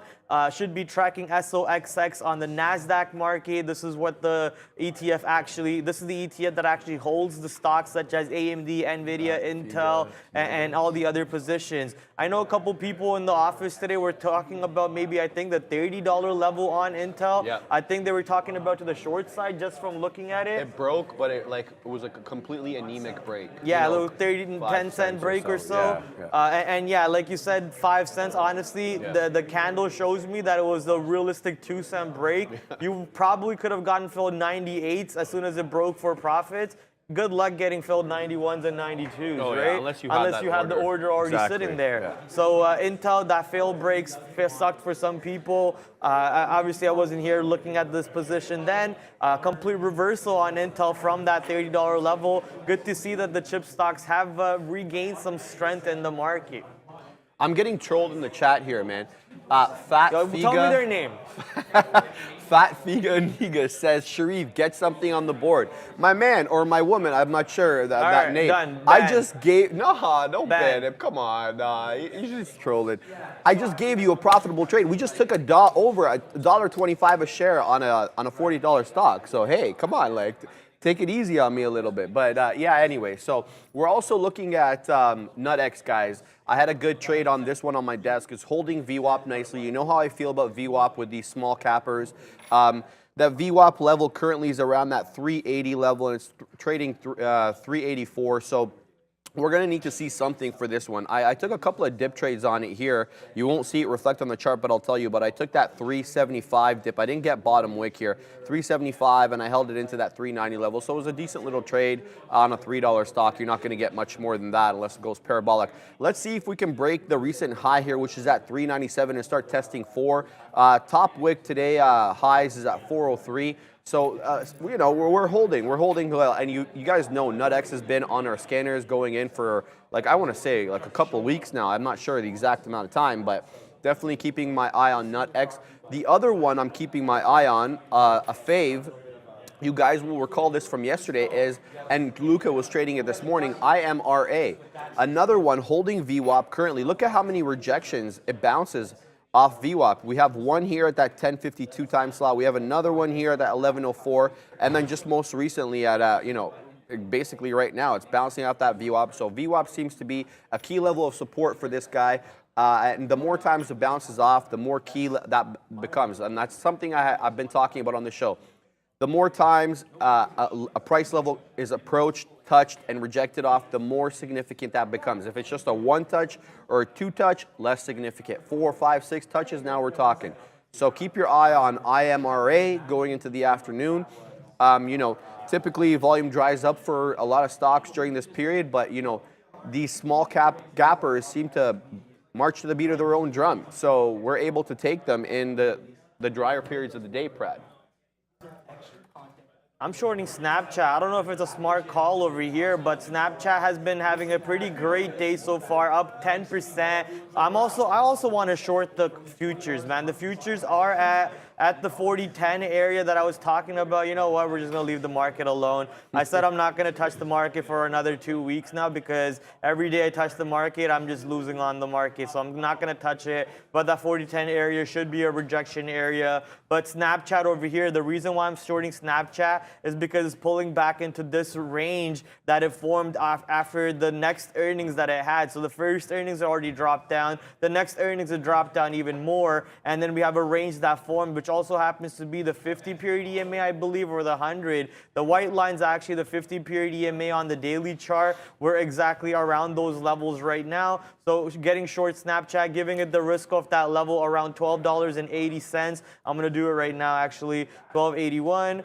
12.91, and then we'll give it that risk up till the break of the range high over there, and then let's see if this trade can work out for us. Already looks like we're 3 pennies in the money. Hey. ON.NQ still pushing to the north side for us. Let's go, market. 82 cents on the money for ON.NQ. Let's take out some more size. That's right. Sing it. Go, shawty. It's your birthday. We're going to make this profits like it's your birthday. Let's go. Let's send the stocks to the north side. I know it's hard to see Prad with 1 million longs today on the board, but we're here, baby. We're putting them profits into the bank accounts, and we're straight laughing to the bank. Just as Prad takes the longs, Mike Crehan says Prad is a true perma bear now. Well, I guess there is always surprises because his board, I can see it here. It's a lot of green, which means he's taking a lot of longs, only a few reds. So, yeah, never judge a book by its cover, I guess. So he'll flip on you in a second. So I may initiate a long here on IMRA. I'm going to be super stingy with the stop on this one.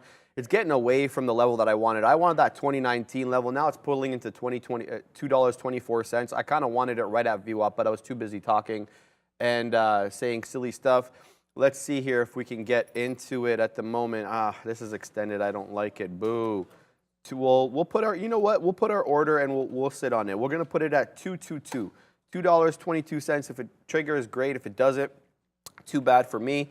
And I'll also put in my stop now because this is on my second screen and it may go against me and I may not realize. So we're going to go ahead and we're going to put our out for this one at $2.16. And we're going to go sell. Yeah, there we go, $2. And we'll give it a penny room because it is a $2 stock, $2.15. How many shares did we put in? I got to make sure. 1 second here, guys.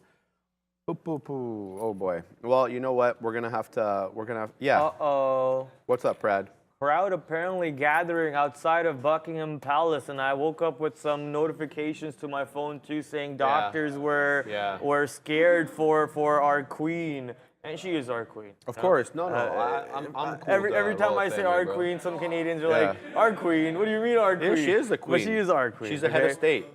Dude, when I got my Canadian passport, I had to like swear my allegiance to the queen and whatnot, right? I remember doing that, going in front of a judge and doing all that, right? But yeah, so maybe God save the queen. Yeah, exactly. We wish her the well. And if anything bad does happen, it might affect the markets in some way or the other. Not sure if it will, but we'll obviously keep our eyes out for it. Yeah. But yeah, maybe we'll just leave it at that because I don't want to get too into death or politics or anything. We'll just leave it at that. DQ is actually been annoying me a lot, but at least it didn't trigger my stop. And I also took some profits on MRNA. MRNA actually had a positive catalyst today. What I remember reading about it is the stock gained about 1.8% after Deutsche Bank, that's how you say it, hopefully, Deutsche Bank upgraded the stock to buy rating, citing revision to estimates following strong quarterly results. So strong earnings report from MRNA, strong quarterly report, and getting an upgrade from Deutsche Bank, which I am long also, db.ny. Let me quickly go over here, pop, which I'm also long and currently in the money. Only 4 pennies was in the money more, but what can you do? Guys, we're beside ourselves here. I mean, we're bent because we wanted that dip off the VWAP, and I was just ready to trigger it. $2.19 now. It top wicked here, 11 cents higher. I know that doesn't sound a lot, but on a $2 stock, it's plenty, especially with the amount of shares that you typically enter with on a $2 stock. So we missed that one. You know what? I'm going to go ahead and take out all my orders that I have on this one, because if it comes back, it may come back to the downside. I need to see it set up again. So it looks like it's respecting VWAP for now. We'll keep an eye on that. We'll trigger another order if it does come back to those levels, but we're definitely not going to chase it up here. Yesterday, that was successful for us, where we took the dip trades on IMRA. We didn't chase it, and that ended up working for us. We're going to do that again today, but it's got to come down. Kind of a silly mistake on my part not to have that order already ready. What I do like as well is Ruby, even an even cheaper stock, RUBY. It's on the NASDAQ. Let me show you guys this. It's holding VWAP quite nicely. Yeah, holding VWAP just kind of like IMRA did. Kind of dipped below it a little bit, you know, just a few cents. VWAP's at $1.26, $1.20, high $1.25, something like that. The low here was $1.22, so if you gave it 5 cents, you were fine and you didn't get triggered. But here we go. We can push to the upside again. $1.44 is where we top wicked earlier this morning at around 10:30 or so. So we'll be looking for a dip trade off that VWAP level. It looks like this one might go without us here. It's pushing $1.32. Looked like this the high of this peak here was $1.30. It broke through that. So we'll keep our eye on those two, IMRA and Ruby. And then obviously we also have SHPH on our screen here, the one that we just had a big boy winner on. Who called this out? Sorry, someone just called out Daniel Hearn. Unity has a massive iceberg at 39.11, and you're not wrong. I've been watching it for a couple minutes right now. It breaks 39.11 by a penny, by barely a penny, and then flushes right back to 39.11 on the ask. And really struggles to really print 39.11. As you see, you only see one order. Let's go, baby. Hey. Amazing call out, Daniel. I'm only risking 1 penny on that trade. So because I'm only risking 1 penny, I took as much size as I mentally was allowing myself to, and instantly 5 pennies in the money means I'm making a good amount of chunk of money back over here on that Unity call out. Great call out. Basically, for those of you who are wondering what an iceberg order is, the person or algo or whoever it is, they have an order out only for 100 shares, but the order is actually way deeper than 100 shares, way bigger than 100 shares. So the stock is having an issue to go higher than 39.11 at the moment. So if that's the case, we're going to punch some size, risking 1 penny and already taking profits. Only 5 pennies in the money, but already taking profits. Here we go. Now 7 pennies in the money. Let's see how big of a flush can we get over here on Unity. Amazing call out, Daniel. Thank you for that for that call out. Daniel. Let's send it to damn Daniel. Send it to damn Neo at the big board. Damn Daniel, I like that one. Back in my day, it was damn Gina. That's how old I am. You're like, what the heck is that? Little Martin Lawrence action for you. Social sentiment board. Look, there's a couple of names on here that are going to stick out. You did obviously have GME with their earnings, but as usual, it's the overall market that we care about. I don't know why people are talking about AMC. It's not doing anything, but Mullen making some moves after they announced the acquisition. They were halted for a good portion of that morning before we did jump to the upside a little bit there. Ooh, goodness, there's that SHPH. How Veru, which got crushed yesterday, by the way, after moving up, has as much interest as SHPH, and Pixie is baffling to me. Both those names making some power moves today. Seeing them on the board makes a heck of a lot of sense to me. CFVI still hanging out, but this time a little more negative chatter after things have calmed down for the last couple of days. AMD makes a small appearance on the board. One of the strongest names in the overall tech sector, including those chips. And of course, there is Apple front and center day after that event. Not a heck of a lot that came through with the iPhone, but when the big tech and the market is trying to bounce, you got to know that Apple's going to be at the forefront of that. So a few names on that list. Don't sleep on those smaller ones. That SHPH might not be done just yet. And this Unity call out has been good. Sadly, Dan says he was long and he thought the iceberg is going to explode and just launch it to the upside. I understand that play too, but you called it out at the perfect time for me to just play the opposite side of your trade. Hopefully the iceberg does get demolished because they keep trying to push it up there and take it out. I'm praying that VWAP holds for you, which it already did earlier, but now about 7 cents in the money and taking out a good chunk of my size. How much more do I have left? I can take out more size over here. This stock has really allowed me to bring back most of my losses that I incurred from trying to short SPY and QQQ today. And oh baby, now we can possibly get back to being profitable with the help of ON and Coin. ON on NASDAQ continuing to go to the north side for us. $1 in the money on that side. Coinbase, another stock with $1 in the money. Let's go. Square, which previously known as Square, now known as Block. I don't know if they're going to ever change the ticker. Square. It's Square. Which is also 70 cents in the money for me. So I'm going to take out some more size. Actually, I don't really have any more size left on this stock to take out. So we're going to hold this one a little bit. I want to quickly head over to Lee Auto, show you that I'm covering my Lee Auto trade a little bit before I send it to your boy, Sharif, the main man, the small stock G-man himself. And here we go. We're taking some profits on Lee Auto. Look, you trade those SHPHs the way I wish I could. I cannot trade those stocks. I get burned on them a lot. Don't let the trading fool you. Guys, the Perma-Bear doesn't care where you're going. He's going short. He's taking the the Perma-Bear doesn't care. He's taking those shorts. He took that iceberg. He's got no feelings. The market got no feelings. So, you could be long, he could be short. That's just the way this game works. But guys, we got into game. We got into GameStop at that $25.67 level. Reason we took this is we saw a nice little bounce here off VWAP. We took it late. The bounce off VWAP was at 25.43, 25.42 level. We got a first profit taker here at the 25.85 level. It's kind of consolidating sideways a little bit within the 25.60s, 25.70s area. We've got a tight stop at the 25.40s area, so we're not going to let this one break too far below VWAP before we're out. So we're risking like 30 cents or 20 some odd cents or so. Here, there, we're making a move. Let's go. Let's push into the 80s, baby. So we're like 10 cents in the money on this one. Not too heavily positioned because GameStop, GameStop is GameStop, right? So you always got to tread carefully there. We're also looking at HPH, which just made another move to the high side. So consolidated. Here's that bull flag we've been talking about since we've been on the show. Here it is. This is the one that we took our profits on. That's the main staff. What do you call the pole of the flag? The pole, or is it called the staff? I don't know. Whatever it is, that's the main pole. Here's the flag on the way down. By the chat. Yeah, I think it's called the pole, flag pole. Yeah, flag pole. Exactly. That's kind of a dumb question on my part. The flag pole. And here's the pennant or the flag itself. Bearer? Yeah. And then here's the new flag pole. So here, moving back to the downside a little bit at that 40.50. So tread carefully on SHPH. I'm going to keep saying that. I don't care. We're still looking for profit. Our profit target on GME. We got it at that 84 or 85 level. Now we're punching into the 80s. I see some 81s and 82s printing on the tape, and I see it lighting up on my level 2.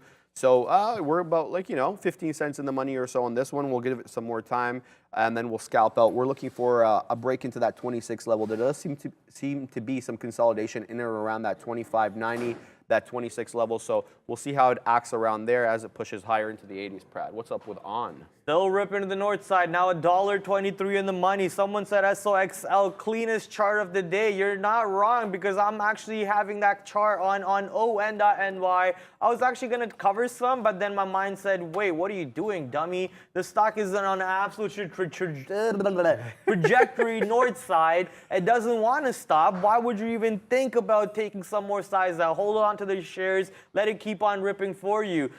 Someone in chat also said, don't short Snapchat. Way too strong today. You're not wrong. You're not wrong. The stock is up 10% on the day. But the reason why I'm sure is because I don't believe it will take out the levels that it formed off of the earnings report. The level high being at 12.78. I'm giving it up to 12.81. I'm already in the money 5 pennies. I'm playing the risk to reward game. Obviously, you want to do what your playbook is teaching you, not what my playbook is, right? And that also bleeds into a comment from chat. Wow, Pratt, a lot of longs and shorts. You're making me work today. What do you mean? That means you're copying my trades. Don't ever be copying anybody's trades. Just follow your own playbook over there, right? What if these trades don't work out for you and you're copying all of these trades?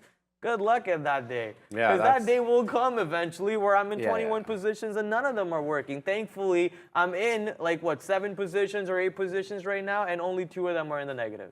Guys, we took it out. We took it out. We told you. We took out a piece there on GameStop at that 25.85 85 level. Our next profit taker is 25.94 we're looking for, and we adjusted our stop. So initially we had our stop at a little bit below VWAP, so that 25.39 level. I adjusted that. So my entry is at 25.67. So I put that new stop at 25.59. So if it breaks that 25.59 level, I'll be out, and I'll probably be down like a few pennies on that. But we took about half the position out at not half, a third of the position out at that 84, and we're looking for that 94 break before we take out another piece. But hey, it may go against us. We don't know. Maybe that 26 will reject, or who knows. SHPH bouncing off that 50-period EMA quite nicely, which also happens to be that $40 level. This may be an interesting long here. I don't really want to take it just because it doesn't, like, there's no recognizable pattern. I don't see anything on the tape here that really gets my goat. So yeah, get my goat, like, really, like, antagonizes me. You know what I mean? No, nothing. I see flatness here. So we'll continue to watch that. Let's see what other stocks are doing. I mean, don't be killing goats. This guy's funny. IMRA rejecting off that 25.34 level and bouncing back into that $2. Sorry, did I say 25? I meant $2.35 level. Now at that $2.26 level. We'll continue to watch that. It's above VWAP, so definitely still interesting.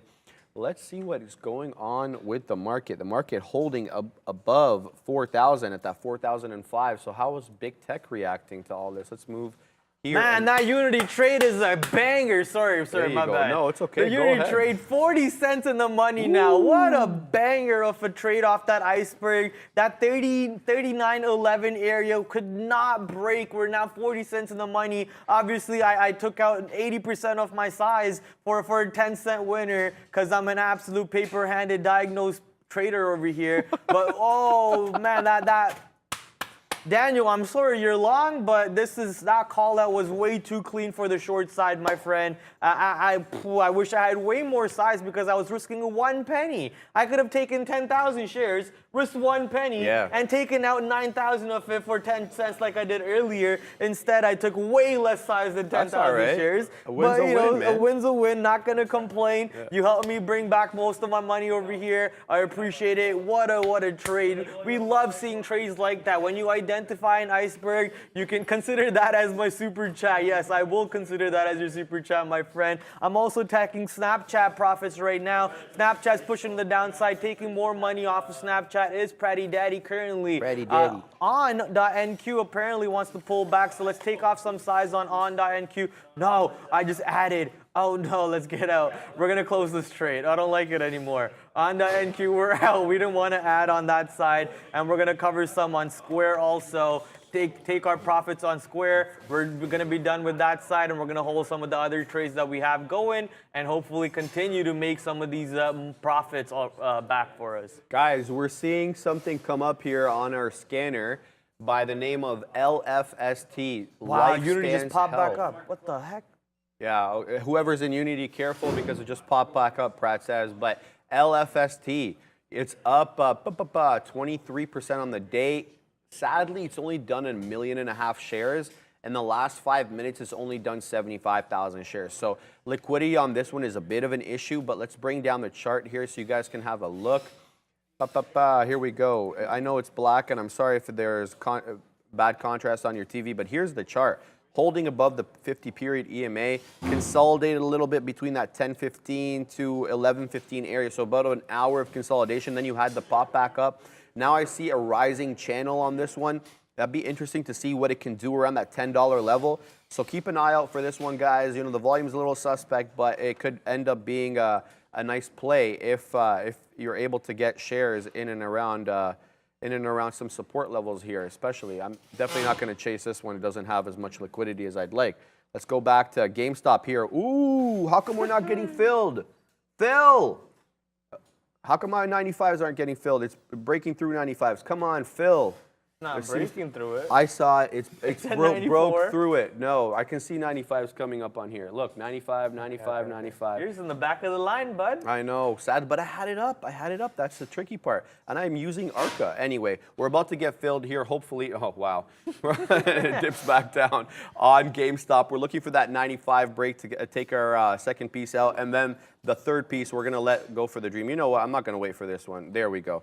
There, punch. Okay, it's, something's going on here.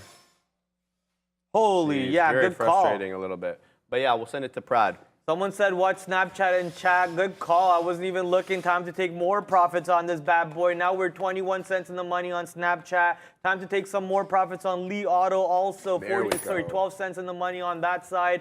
MRNA continued to go north when the market was actually trying to pull back. So 60 cents in the money on MRNA. I'm going to throw an order out there to see if we can take some profits at 60 cents or higher. If not, that's fine. Actually, no, we're just going to pull that order and let it ride with our stop. We don't have much size left on that side. But yeah, Snapchat, let's go, baby.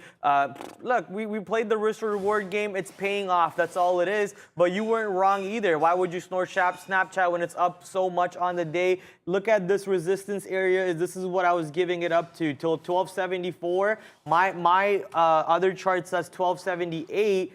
Right here, I see 1278, so I gave it to the high of 1280, and I was short. Where's my? Yeah, I'm short 1266. I'm giving it up to 1280. That's about 20 cents of risk, and I'm already 20 cents in the money. A good 1:1 reward trade, taking out about 40% of my size already, and I'm holding the rest 60% of my size to see how much bigger of a move can we get on this trade over here. Baby, let's go. These trades have been a beauty for us so far. Yeah, you guys were questioning why he took the short. He's got top wick there. I can see that on your screen. So a nice, definitely a nice trade by Prad. We don't have to complain anymore about that 25.95 level. We got filled. You'll see it here on my screen. So now we'll cap. We're in at 25.67. First piece out, 25.85, and then last piece out, that 25.95. We're going to hold the other piece for the dream. We're holding for that break of 26. We can test some highs here if it ends up breaking that 26.75, which is the top wick of the day on GameStop. You guys will recall that GameStop was an earnings play from last night. I didn't even really look to see whether they did bad or they missed. Eh? Okay, so I'm not surprised there, to be honest. But yeah, anyway, so it's just going to be a next day play. There's going to be a lot of shares coming in and out. What I'm actually surprised by is these guys make $1 billion a year. Doing what?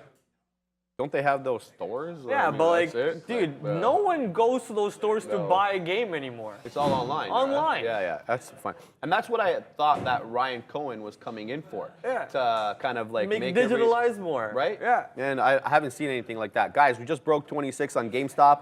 We are at 26.05. We got top wick there. We're holding for more. I'm telling you, I only got like a little bit left. So, whether this continues to go up or down won't really affect the P&L on my part for this one. So I might as well just hold for more. I'm looking for that top wick or maybe even like 26.40. It looks like we have an interesting resistance level around that 26.40.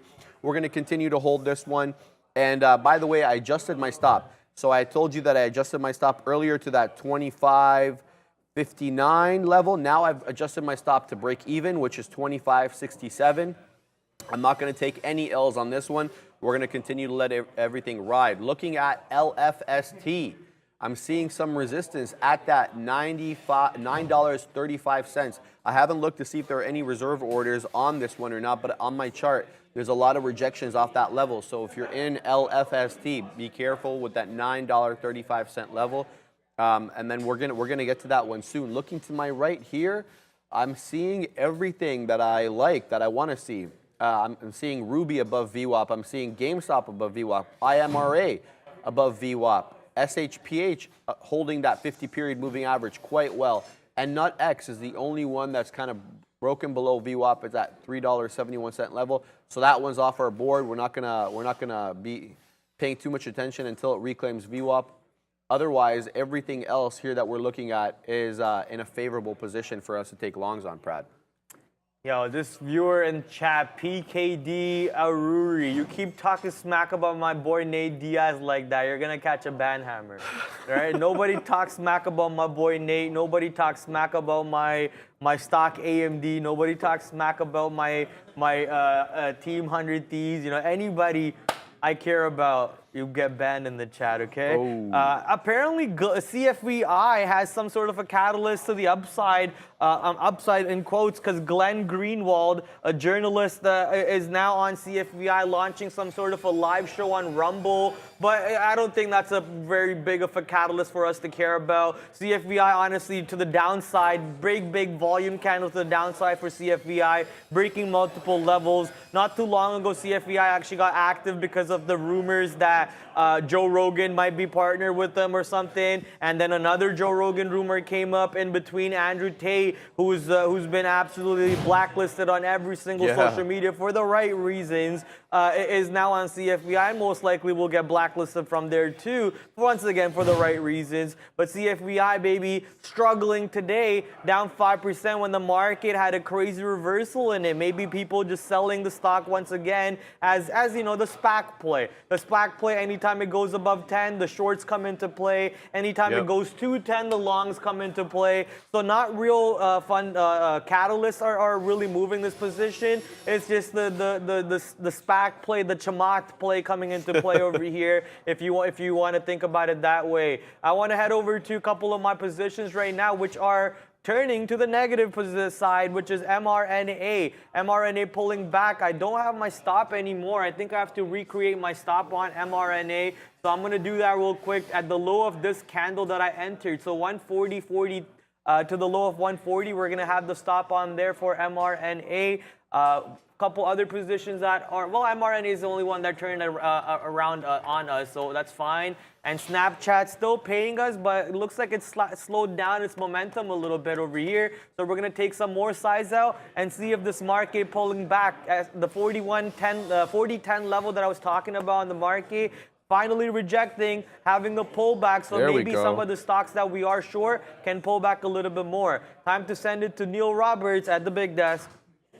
So I was going to type in the chat there, Brad, for you something about CFVI, but I figured I'll just sort of come on here and sort of say it. They're heading to the downside. They dropped their monthly average users this week, and it was a huge gain for their monthly average users. However, their actual minutes watched has been in decline for 2 quarters in a row, and then they omitted those numbers recently. So, yeah, people are having a look at that, and that's why the stock seems like it's getting punished the last 2 days. That Glenn Greenwald thing seems like it's not really helping anything out. Bouncing now off of this $12 level, I suppose. But yeah, it looks like people are kind of digesting these numbers, and they don't like it. No likey, no likey. Speaking of Andrew Tate, I was listening, and it wasn't listening, but I saw Logan Paul. Yeah, he said he should be banned on all the things. He had. You guys know he has like big guests on his platform there. What, you okay, Brad? Yeah, just my thumb has issues. I need to go to a doctor. All right. Well, we'll let you take care of that. Sorry. Is anything to do with carpal tunnel? I don't know. I don't know. I just need to go to a doctor. All right. Well, while Brad recovers, we'll talk a little bit about Logan Paul and his approach yesterday to Andrew Tate, which was super interesting. He's like, I'm not going to give this guy a platform. Obviously, some pressure coming down from Spotify and wherever he has his podcast on. So, hey, that's the nature of the game, guys. I mean, and you gotta play by the rules, and they own the platform. So, you want to get on their platforms, you got to play by their rules. So. It's going to be really interesting to see how these social media companies deal with that kind of stuff going forward, because I doubt he's going to be the last one to start spreading that kind of stuff. But here, guys, we are making a nice move on the market here, guys. Here it is. We're going to maximize the screen for you. The levels that I had earlier today were that 39.80. That's obviously been broken. I had also 39.89, so 39.90. That's been broken. And obviously 4,000 was a level here because of the psychological importance of that. So we're looking forward to see. Maybe we'll retrace back to that 39.90 level. We'll have to see. That 39.90 level was the high of the pre-market. So it's not really that important of a level, especially now that it's been broken. It makes it less important. So keeping an eye on the market and how big tech responds to that. We'll keep watching that. But, you know, that doesn't really affect many of the stocks that we're in because we trade these small cappers, right? I'm informing you about our GameStop. We're pulling back a little bit here at mid 80s. We're long 67, so we're still 27 cents in the money, 20 cents in the money. We have we've got 2 profit targets out, and we're looking to get in now on SHPH. Guys, look at this hold on the 50 EMA. Now, you're going to say to me, well, how do you know it won't be a flat bottom breakdown? Well, no, it could be, right? I mean, that's actually a really good question. We're holding that 50-period EMA like a glove, and it could break to the downside or the upside, but it is up 10% on the day. So my bias has to be, or not has to be, should be that I'm going to continue with the trend. The trend is your friend. So I'm looking for a break of that $40.80 level. Maybe I'll even set up a stop limit order at that level to trigger if we break through that 40.80, 40.75, and then hopefully ride it to that high of, you know, almost 42, that 41.80, 41.90 or so. So I'm looking back to get back into SHPH. It looks good. It's up 11%. It's on a lot of people's radars already because it's been so strong for the past couple of weeks. Brad, how's your finger? It's good. Honestly, it's like when I was young, like not that young, but like probably 3 years ago, I'm used to like cracking my knuckles a lot. Oh, yeah. And I keep doing this. So one day, this one wasn't literally cracking when I did it, so I just kept putting more and more pressure on it. And ever since, it's been like, you know, really messy. And recently, in the last few months or so, if like, you know, I slam my hand into something and this goes even a little bit like that, it kills me, man. Like this finger, I could literally press it, pull it in, pull it out, anything, doesn't matter. But this finger, if I just go like that, I can start feeling like some sort of a nerve damage almost coming in. Like this starts paining and then almost goes all the way to here. So I just need to go to a doctor. Like even doing this is painful. I can't stretch it too far back. So I screwed up. It's my own fault for sure. That's all good, man. But you know, it's not too big of a deal. So for everyone looking out for me, I appreciate it, and everyone making fun of me, you're getting banned in 3 days. All right. I did tell you that I'm out here with the ban hammer today. I'm not joking. I'm not joking. You talk smack about Nate Diaz, you're getting banned. You talk smack about Suge Knight shirts, you're getting banned. Yeah, that is a Suge Knight shirt, bro. That's a sick shirt. Suge, yeah, Suge's in jail, so he's not going to be wearing any of these red shirts. Well, close enough to red. Yeah. Go ahead. I want to talk about Asana with the earnings report today. Asana, actually a software that I've used before while working in companies. For those of you who don't know what Asana does, it's like a project management, team management board. Allows you to assign tasks to other coworkers, and then they could move on those tasks along the board to say like, okay, to be completed, picked up, in progress, or work in progress, and then about to be completed, to be tested, and so on. Usually very used in development companies such as software development companies. Could also be used by non-software development companies and so on. So Asana got a big boost in companies using their products this quarter, or in the whole year. I'm not too sure. I think it was for the whole year, and surged about 19% in pre-market. Dipped down to that 100-period EMA on the daily chart, on the 5-minute chart, which was around 2150. Dips right down to that level, allows you to get some shares, and now pulls right back to the high side, giving you a new high a day recently around $24.83. ASAN, baby. I've used their products before, very user-friendly. I actually like their software quite a bit. I want to quickly go to Snapchat, which pulled back a little bit more with the help of the market, but looks like the market's getting ready to stop pulling back and start going back north side. So if that's the case, we want to make sure that we're taking our profits when they're being offered. So taking profits on Lee, taking profits on Snapchat, taking profits on even Roblox, which turned negative for a quick second for me. So let me just take some profits here on a bunch of these stocks and then leave them running for the rest of the time. Very happy that my stops today have been very good. Only few stocks have actually got stopped out from the stops. Most of them have been allowing me to manage my risk over here and bring my day back. And there it is, guys. We're out of GME. We broke that 26 level. We got out at 26.06. So that's a good big boy winner for us. Nice off that 25.67 level. We were patient. We got top wick there. You know, it'll probably break above this and probably start testing 26.40s. But, you know, for now, we're good. Happy with that GME trade, so we don't have any trades on at the moment. Guys, we were talking about LFST and how that $9.35 level was, you know, it kind of looked like it was a bit of an issue. Dipped below that, then it rocketed right through, going up to 950. Now it just tanked all the way back down. Let me bring this in for you, which is this chart here. Now it just tanked into that $9. Went all the way down to the 50-period EMA, that $9.20 level. Bounced off it quite nicely now to that trading at $9.30. So interesting trade here. You're gonna have to take some size to make any money on this one because it is slow moving and it is a $9 stock. So anyway, I like that one going into the afternoon. Also, we missed SHPH. This has like been kind of the story of my life, missing trades. Especially when I talk about them. I wanted this 40-70 break. I said to myself, yeah, you know, that 40-70 break will be a little extended. You're going to get it at the top end. You need to take it near the 50-period EMA. We didn't. And now we would have been about like, yeah, maybe 70 or 80 cents in the money on SHPH, which is fine. We got a lot more on this. We got $1.50 on this trade here, but we're looking for more. I mean, I don't want to let this one off the hook. The best traders, they keep a good stock in the corner, on the ropes, punching, beating the hell out of it until it drops. And when it drops, you walk out and you're crowned the champion. I don't know why I just made up that whole story. But yeah, so I'm keeping my eye on this one. I want something off the 50-period EMA. I'm going to wait for a retracement back to around that $40.25, $40.30 level. And then we'll initiate a long there. But we're going to send it up to Neil, who's at the big board, for Sector Watch.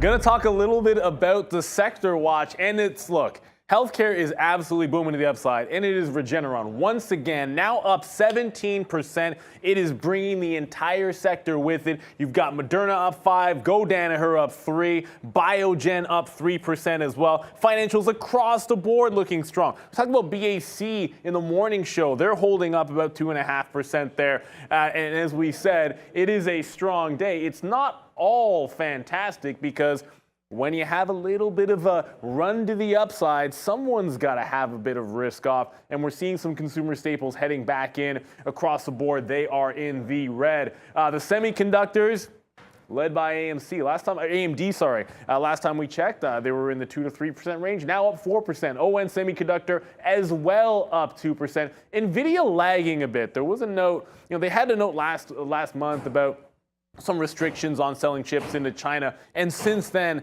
just haven't been as strong on the up days as advanced micro devices have been. But that entire sector looking very, very strong. Materials getting a pretty big bounce here today. You're going to see Freeport up 5.5%. Nucor up a couple of points as well. Energy, bit of a mixed board there as Oxy is down 1%, but you have a few names, some Schlumberger among them, upside up 1.4% there. Just noting Match having a decent day, up 2%. When the entire sector there looking a little bit more to the red side. The question becomes, can we keep some of these greens to the upside? A lot of times we've had trouble following through. It's been so far so good. Chips pulling us up, healthcare pulling us up. Can they follow through the rest of the day? Follow through. I like it. That's what I keep getting yelled at about at the golf course. Follow through, Pratt. Follow through. But maybe one day we'll learn more power. Use your hips. Follow through. Do this. Do that. Look, all I'm going to say is I might have got a 105 yesterday, Neil, at the golf course, but I had 6 skins, baby. But no, on a par 3. On a par 3. But who had 6 skins, baby? I had 6 skins in the game. Let's go. All that matters, I was ranked 2 on that course. I beat who is it? Mateo, who's a better golfer than me. I beat Brankles, who's a better golfer than me. The only person I couldn't beat is Greg, who's also a better golfer than me. Pay up, boys. Where my money at? Where my cash at? Pray Pratty Daddy his skins money that you guys owe him. And also, they also owe me beers. Listen, I might have lost 4 balls and I needed more balls from you guys, but I still beat you. That's all that matters. They still owe us beers, Spencer. They still owe us beers from the last time, right? I'm just cashing up over here, bro. I'm cashing up. I'm stacking my chips like it's Frito-Lays. Come fight me. Catch me outside. FSLR is what I want to talk about. Is it out there? Like it looks like out? it might. No, be, it just rushes to done. side, right? And then someone in the chat said Buckingham Palace will announce deeply concerning news today. British Prime Minister. Yeah, so it might be. That might be. It might be an end of an era today. Who knows? Yeah.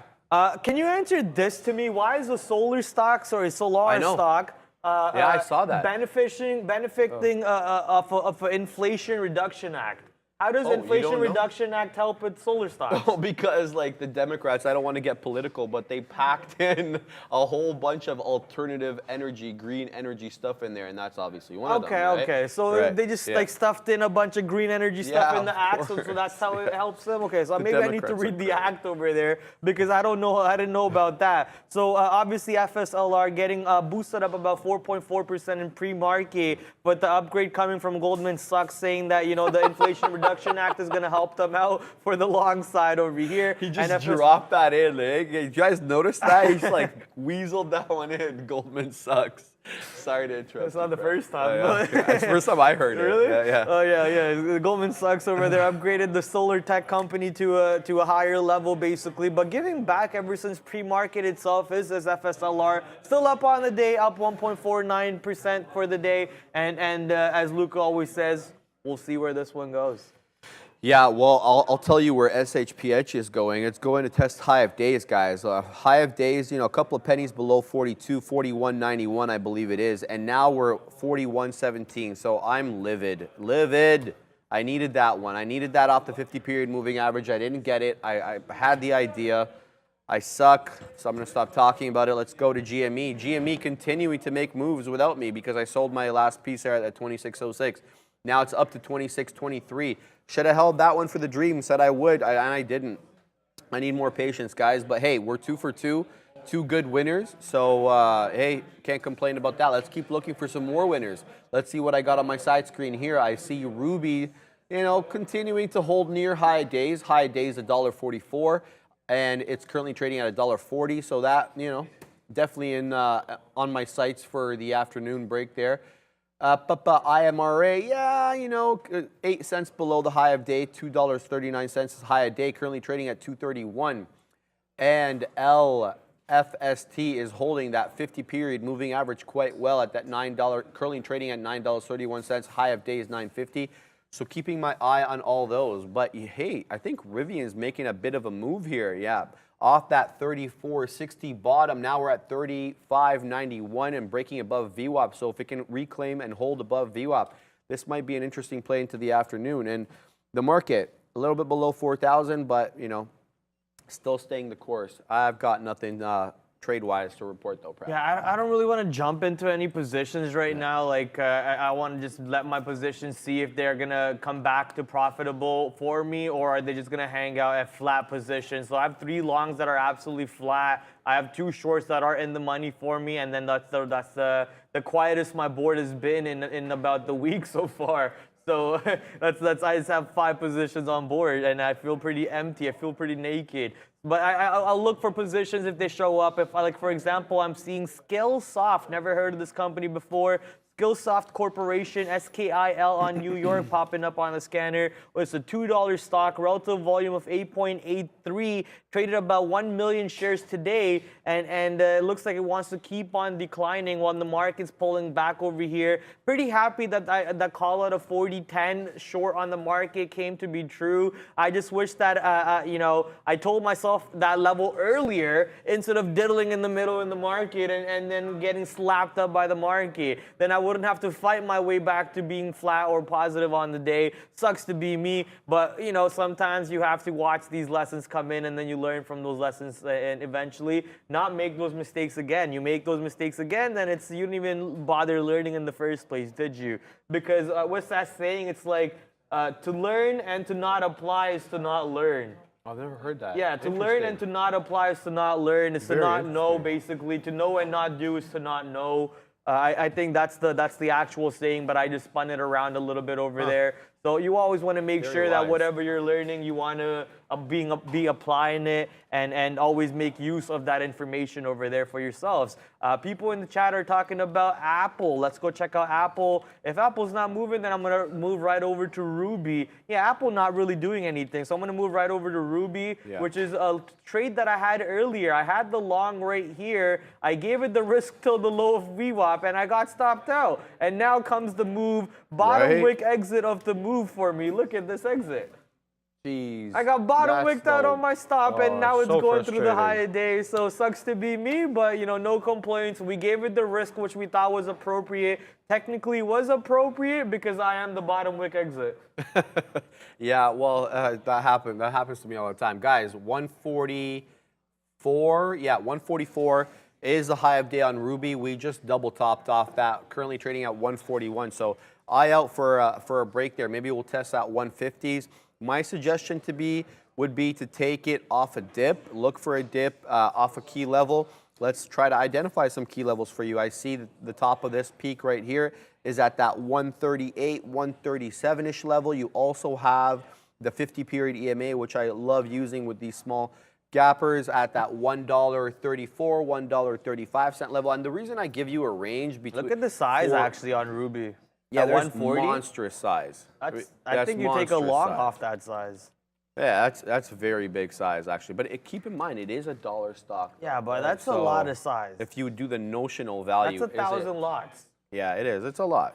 They're churning through it right now. Actually, never mind. Go. Well, yeah, it's still holding, but it's getting eaten up.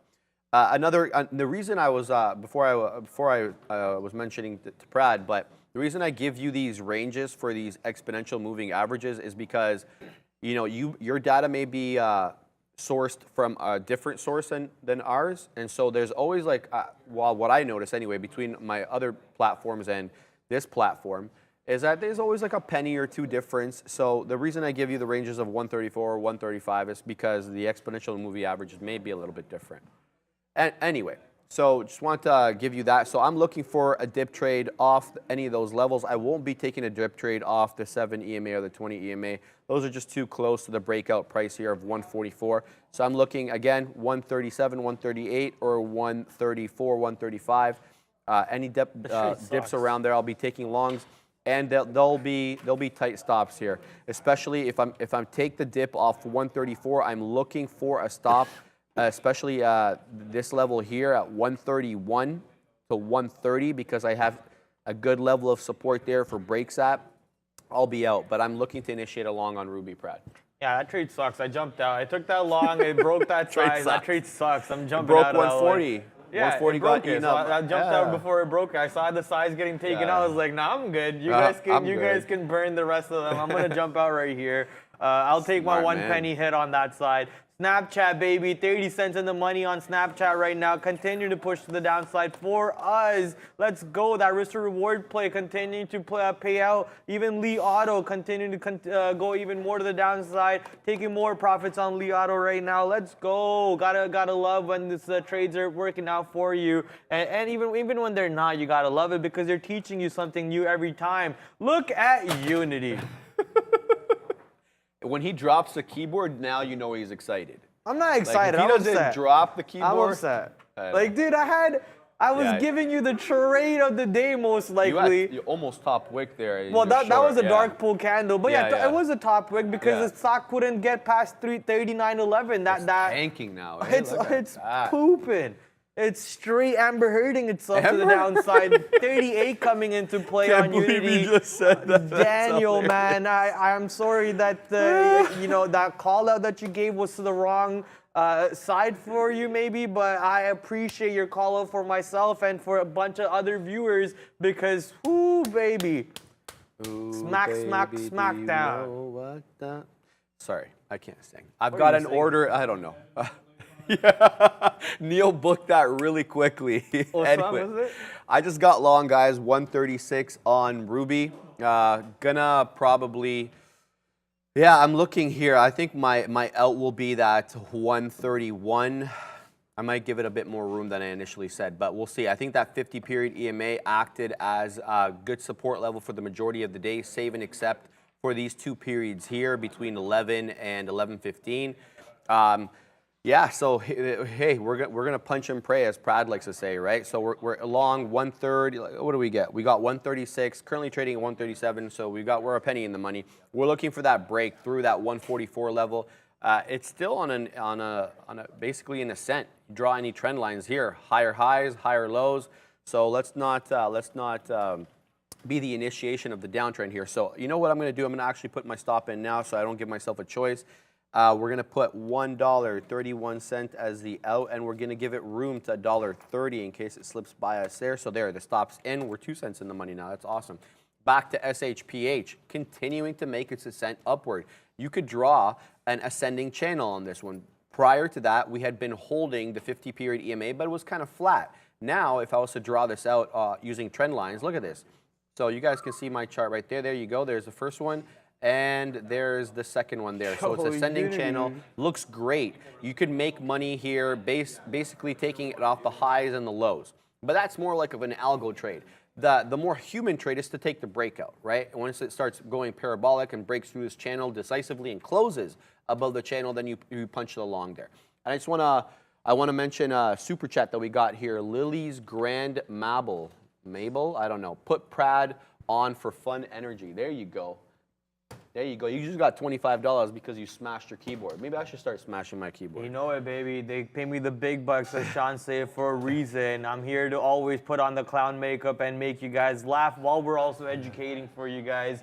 Sadly, the clown makeup does have to be taken off at 2 o'clock every day. I wish I could carry on that makeup all the way to 4 o'clock one day. Maybe that's when I get upgraded to the big desk like our boy Luca is, and now he's making the big bucks. Yeah. No makeup on too, but sadly he did have to take off the hat. I think Luca, that was a pretty upsetting moment for you to take off the hat over there. Well, his name is a Spro God. This is Luca Sproman, man. Get it right. It's Luca Sproman. Spro God. 20 minutes to my morning.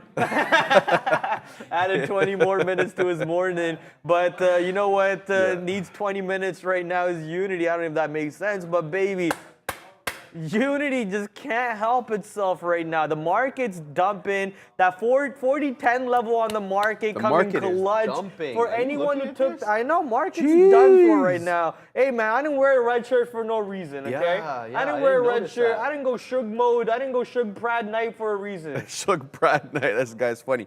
Guys, look at this. We broke through VWAP on the market, Did Powell guys. say something? Yeah, go for it. No, I'm asking, like, did Powell say something? Powell's been done for a minute, man. He got off at like 10 o'clock, or not even.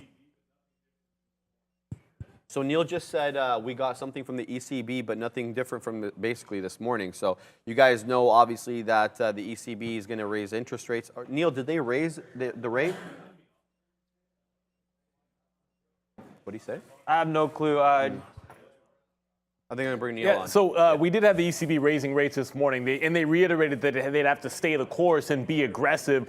So some notes did just come out, but again, nothing too terribly different from what we saw earlier. They're not excluding a 75 basis point hike in October. That was already discussed previously. The meeting on October 5th, they're going to talk about some quantitative easing. So it could just be some of these later notes dropped, and then we took 4,000 on the ES. So a bit of a technical move to the downside when some of these notes came out, but nothing that was groundbreakingly different from earlier notes that we got out of them. Yeah, I was just saying it's a little hard for, maybe they're announcing about the Queen right now. Let me double check. Can you double check on that? That could be something. Absolutely. Yeah, the market could be reacting to that. I'm refreshing. No, nothing about the Queen just yet. The market wouldn't go down. The market wouldn't go down for that, says Sean. Yeah, not seeing anything about it, but this look, it just could be that the market had no business being to 4K, right? The market had no business being at 4K. I've been saying this for the whole week now, and I've been getting smacked the whole week because of that mentality. You, man? The market's been smacking me, man. The market makers, they're like, yo, let's prove Prad wrong with his bear mentality and pump him first, and then take his money and then dump it after. Like, this market makers hate me. I'm just trying to be friends with you guys. What, you guys don't like making new friends? I don't think they got it out for you, Brad. I think, Yeah, they do. The whole they world don't, has it out man. for me. Guys, we just we triple topped now off that 144 level on Ruby. So recall, I got in that 135. Where did I get in? 136. Okay, 135 and change. I took my first piece out here at that 142 level. Now we're fighting. We're fighting. There's a lot of size here at that 144 level. I've got my next profit taker at 147. If we can break 144, we may head for the races here, guys. 150 will definitely be in the sights. Is nasty. Let's go and have a look at the daily chart on this one so we can figure out some decent levels. Up, load. There we go. So where do we got? Okay, so we're currently at that 140. So looks like as if we may have some resistance at that 155 level. Above that, I'd say we'll encounter resistance at 170, and then there may be, a little bit more resistance. Yeah, you gotta give $2 a little bit of respect. It is at whole dollar psychological level. So it looks like we may encounter resistance at 170 and change and that 150 level. So we'll keep an eye on that one. We're yeah, it looks like we broke 144. Yes, we did. I'm seeing 145 printing on the tape here, but it dipped back below that. So we've got a profit target out here at that 147. We'll continue to take profits if it moves up. Got my stop. Let me look at my stop here on this one. Where did I put my stop? I put my stop at 131. Okay, so that would be 5 cents below my entry. I'm gonna switch to break even on this point because if it retraces from there, that'll mean it breaks the 50 period EMA. I don't want that. If it breaks the 50 period EMA, I'm no longer interested in it. So we're gonna go ahead, adjust our stop, and we're gonna say break even $1.36. Wow, it is coming down aggressively. Good thing I was gonna adjust that because it may break our stop here, and there we go. I think we might be out soon. And there we go, we're out. So yeah, it took a little piece and then we were flat on the rest, but it broke that 50 period EMA and it is tanking. So just another one of these ones. I've seen this happen so many times. Another one. We break that triple top level and all of a sudden we tank. Because that's what programs do. They know a lot of people are looking at the fact that it broke a triple top and it broke the high of day and then they short it. The programs come in, they short it. And that's something that I've noticed personally different than 2020 and 2021. A big trade that I had during those years was to basically go long either on the high of daybreak or the pre-market high. And that worked like a charm, like I'd say 80% of the time. But I've noticed in 2022, if you're taking the break to the long side of the pre-market high, like a lot of times it's coming down. And this was another example. Even though it was on the pre-market high, we made this high during trading hours. It's just kind of like one and the same. So tread carefully with that. I'm positive on the stock, thankfully, by a very small margin. But yeah, that's the way she unfolds, Brad. Yeah, I think Greg put it the best way one day in one of the trainee classes. Strategies come and go, they fizzle out. You got to learn all the strategies. You can't just be like, oh, I'm going to be a XYZ trader. I'm going to be a ABC trader. You got to learn ABC. You got to learn XYZ and then know which one to apply where. And that will keep you in the long run. That will keep you alive for oh my, this selling is ridiculous. I can't even finish my sentences. This is nasty. I'm watching the tape over here while I'm trying to talk, and I'm just watching red on Apple at 154.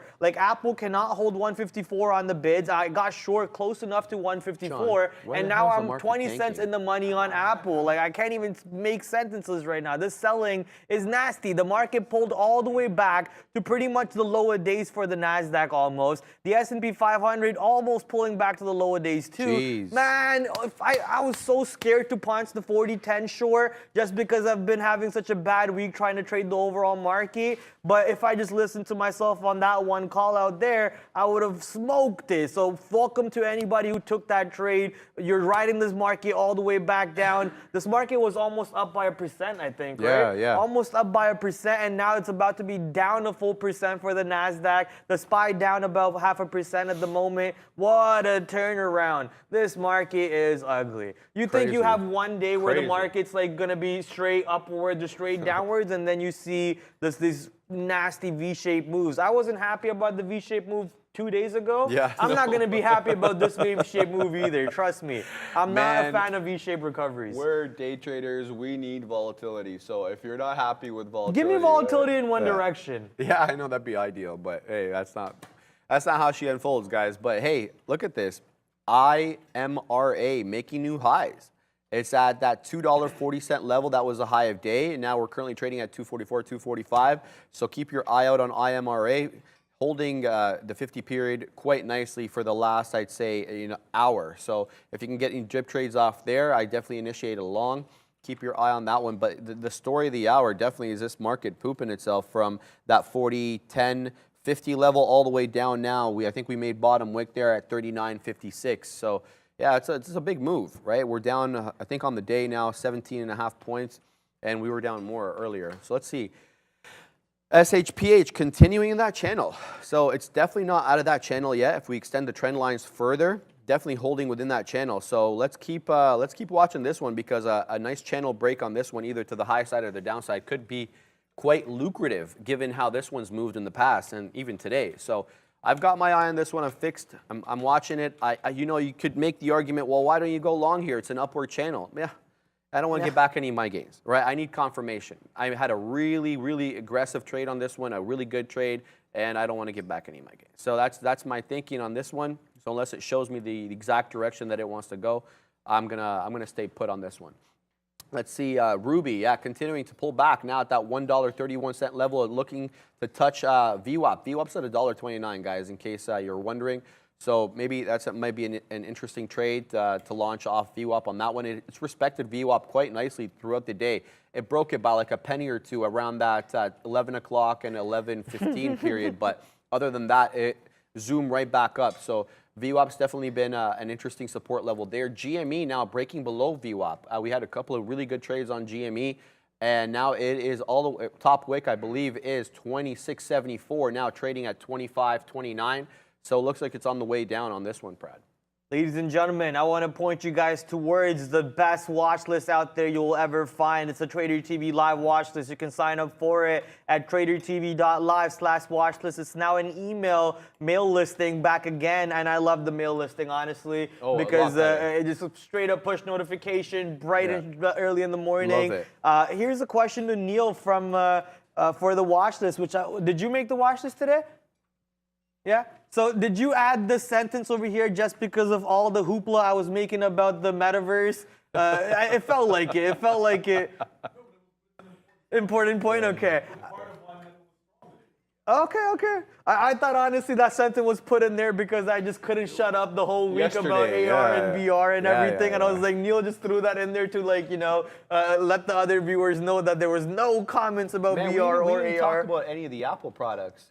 Did you watch the I release? watched like the watch and that's it. I watched, those were cool. So I'm definitely not a hiking guy. I'm not like a I'm not a scuba diving guy. I don't like so. But anyway, there are some really interesting features in there. So it knows your depth when you're scuba diving and like the speed with which you come back up. It like tells you slow down. You know what I mean? Otherwise your ears will start popping. That happened to my brother-in-law, by the way, on their honeymoon back in Cuba. Really interesting stuff that they on the, what is it called, the Apple Watch Ultra? Apple Watch. It's called Ultra or maybe like, Ultra. I think the Ultra. Yeah. Spencer back there just yelling it out. Yeah. Of course, so Spencer knows. Apple fangirl. The Apple Watch Ultra, really super interesting on that. What also really caught my attention was the new feature where if you don't have 153 on Apple. If you don't have cell reception, you can point your phone at a satellite and it can kind of guide you and it can kind of, I think it can send text messages, albeit really slowly because the bandwidth on those satellites is like super sketch. But really interesting features coming out, not just the fact that, the camera got better, the processor got better. Really interesting stuff coming out of Apple. Did you see that meme though? I think here, let me try grab that meme real quick. But in the meantime, look at Apple, baby. Apple now $1 in the money. Took some profits on it right quick. But here's the meme. Ta-da! Me upgrading from iPhone 13 to 14 after Apple's announcement. Look at this joker. See how he has the same Of shirt? Of course. He has the same shirt, Yeah. upgrading from iPhone 13 to iPhone 14. Yeah, aesthetically, there's not much of a difference at There's all. never a difference, No, man. no. You know how iPhones and phones should work? Hey. Like computers. You buy a phone, Upgrade. it lasts you for 3 to 5 years, and then it goes obsolete. Yeah. You're not supposed to be buying a brand new phone every year. Not that people are, but I know a couple people are. My sister. You don't go out there buying a brand new iPhone every year, man. Yeah. Like, that's not what these phones did. These phones, this Google phone should last me the next 5 years. My last Google phone lasted me 5 years. My 10, okay, so before this phone, this is the 13 Pro Max. Yeah. Before that, I had the 10S Max. Yeah. And that lasted me 4 years. Yeah, that's how it's supposed and it to was be. fast. I didn't have any complaints. Like nothing was choppy on it. You know, I'd go into the like everything I used it for, it worked well. So if you want, you can extend its life. That's my complaint. These Yeah. guys should not be launching a phone every year, maybe launch it every other year and actually show us real improvements in the second variation past of the past variation. They're taking a page out of the car manufacturing Don't book. put like one little extra chip in my, or one extra radiator in my silicon chips over here and then upcharge me $1,000 for it. Yeah. Like, That's the way they roll. They need to make money every year, man. They're not going to stop. They didn't say anything about the iPad yesterday, though, right? iPad's discontinued, I'm pretty sure, right? I thought that was a long time ago that they were done with the iPad lines, or was it iPods? Maybe, I don't know. I don't know. Maybe it was way. iPods. Look, I'm not an Apple guy. People are I'm crazy not the about Apple their guy. iPads, man. Like especially I'll when I Google take it. the I'll subway Google it. down every day. People are always have their iPads open, reading books. So yeah, I don't know.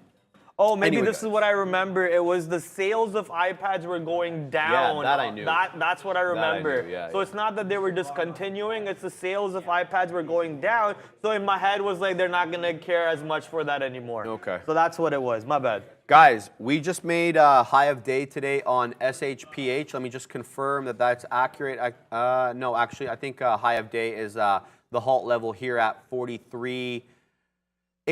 So correction on that, we just broke that 42 level. So we're continuing to trend up very slowly on SHPH. It's not volatile at all. And the spread is like actually reasonable for this stock. If you know, the spread on this one has been quite bad. Right now, it's about 19 cents, flirting between 12 cents and 19 cents. So it's quite reasonable on this one. It looks extended. I think a 42 may be an interesting area to see what it does, whether it pops through it or shoots back down.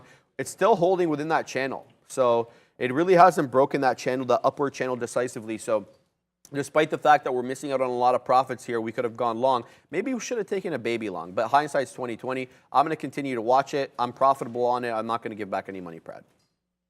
I'm actually asking some questions to Neil here, so maybe we can actually throw Neil on. Neil, you mind coming on and talking about, oh, you're eating, you're good, you're good. No, eat. Maybe you can read these sentences and then you can talk to the Sure, what viewers does it real say? quick. Right here, Fed Evans came out with 2 statements. We have restrictive labor markets and inflation is really high. Obviously, I know what that means. But also, the next statement is the labor market will slack off. Like slack off like in a bad way? Yeah. You know what? Here's the thing. Some of these Fed speakers, when they start talking, we don't really have notice of them. They're not covered on CNBS, and we don't really have, we're not running them in the background. Because yesterday I heard the rally came as a result of Lael Brainerd saying some positive stuff. She's a FOMC voting member. And so because, she said some stuff that moved the markets clearly, because we didn't understand why it was moving yesterday. You and I were sitting here, we're like, okay, it's moving, doing its thing, but we didn't really have the rationale behind it. That's what I heard this morning, some of her comments during the afternoon yesterday.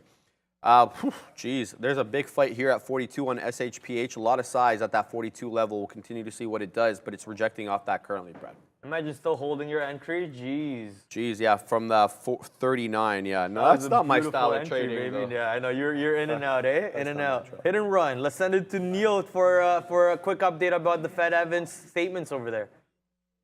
Yeah, a couple more things out of Evans here. He's saying that we'll get by with positive growth, but unemployment rate is probably going to rise, right? So accepting the fact that they have to stay aggressive, raising rates, and at some point that is going to affect the labor market. That's been part of the expectation all along. It's just, you're hearing them acknowledge that a little bit more aggressively here, as we know they're going to you have to tighten those strings, and they think they'll be able to avoid a recession. I think that's been a common phrase. However, it was Powell that said, we'll kind of do what we have to do. So I feel like Powell's comments actually a little bit more strong here than Evans. This is all coming after the fact that we just had that pullback, though. So I felt like that the timing of that had more to do with the reiteration of some of what we heard this morning with the aggressiveness out of the ECB. But yeah, sometimes you get these Fed speakers talking, and some move the market, some don't. You're dead right about that, Sharif. When we had Brainerd on, yeah, they move the markets. Bullard has moved the markets out of nowhere sometimes in the afternoon. And yeah, you got to be able to pay attention to them there. Some voices matter more than others.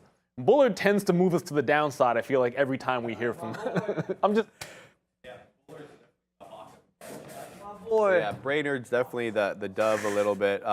She was, if you guys will recall, she was up as a possible candidate replacement to Papa Powell, but Biden decided to continue Does with... she turn printers on?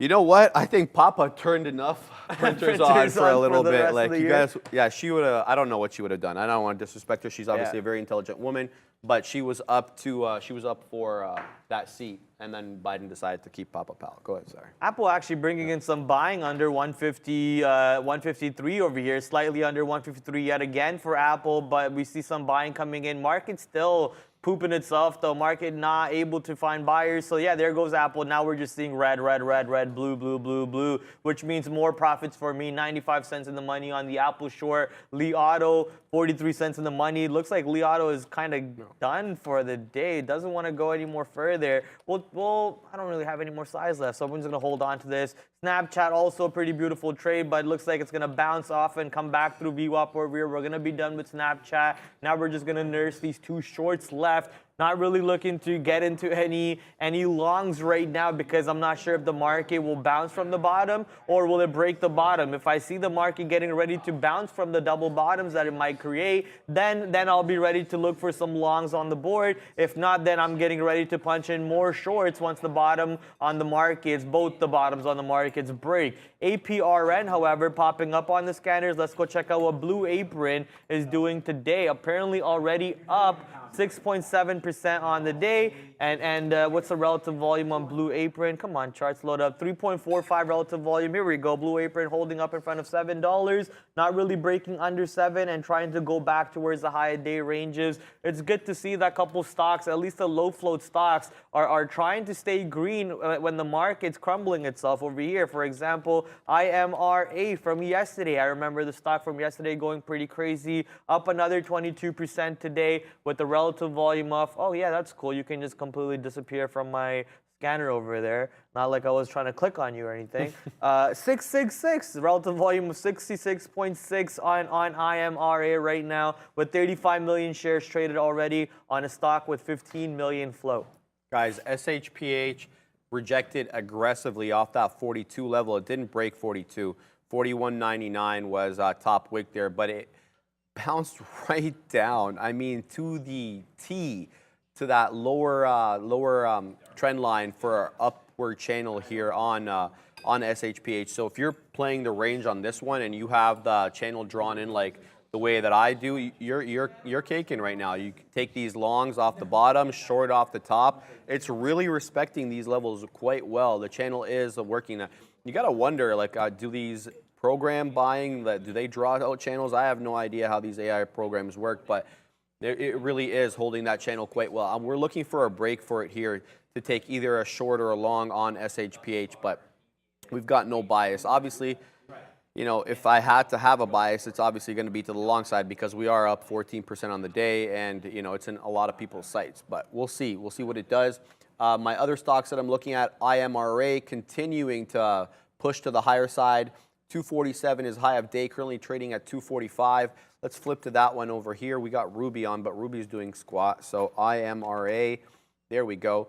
We had a really good trade on this one yesterday. It looks like it might be a flat top breakout here. It's tested that $2.47 a couple times. Let's see, did it test it earlier? No. So that is high of day, and that was made quite recently, which is awesome because, you know, this is like a lower volume period of the day. So continuing to make new highs, it's always an interesting sign.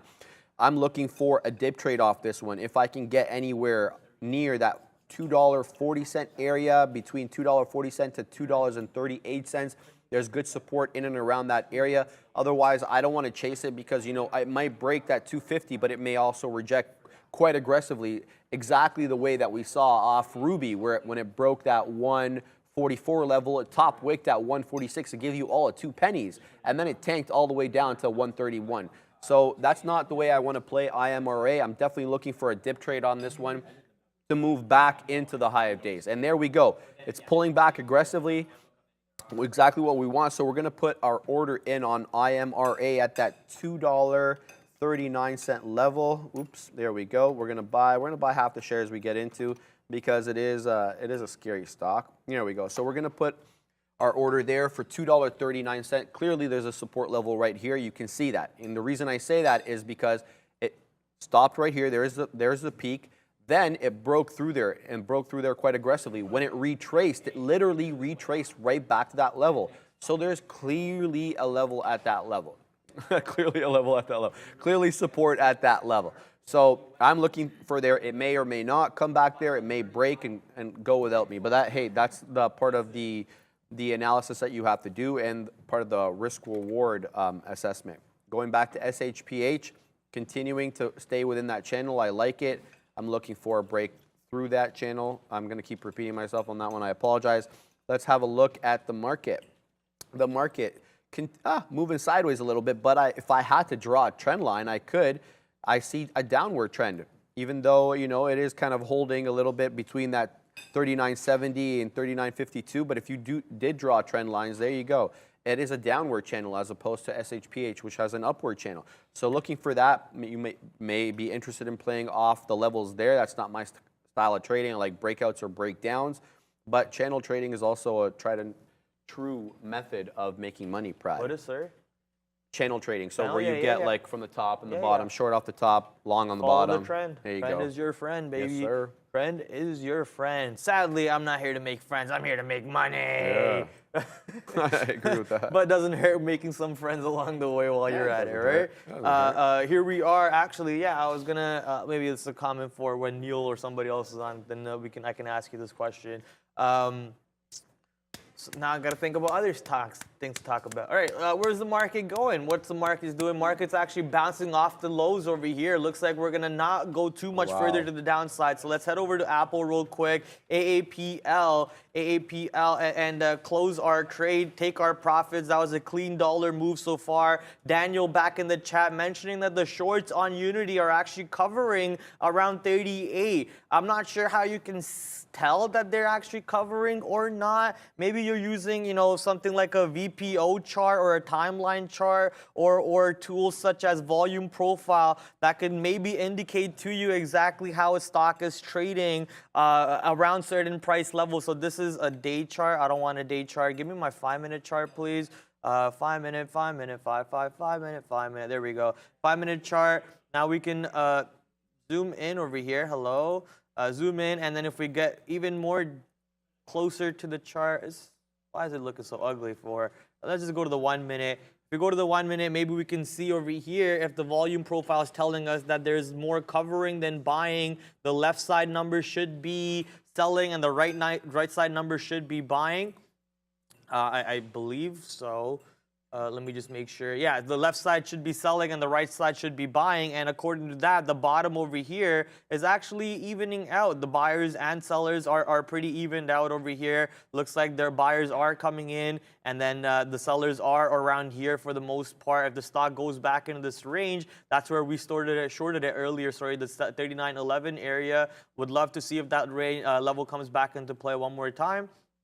For now, yeah, we could have a nice double bottom on Unity for a long chance for Daniel to push us back into that area for Unity, baby. Lee Auto now 47 cents in the money. We closed Snapchat, I believe. I think, yeah, I do remember closing Snapchat. Now we only have Lee Auto left on board. Continuing to ride Lee Auto to the downside.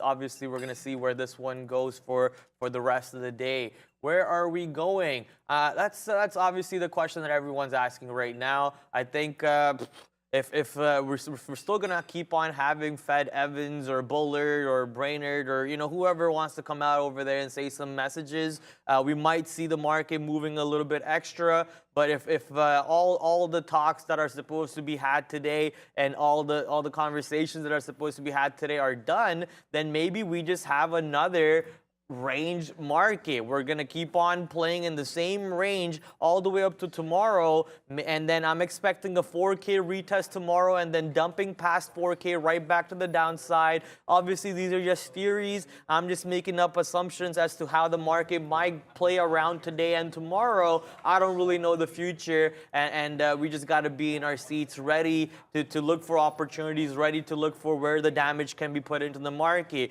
The part of the reason why I don't have 20 trades on the board right now compared to like earlier on in the day is because it's lunchtime. My trades are already done. I'm not looking to enter new trades during lunchtime. Lunchtime sucks to be into new positions. You're fighting algorithms, right? Oh, yeah. You're basically giving away your money to JP Morgan and Goldman Sachs.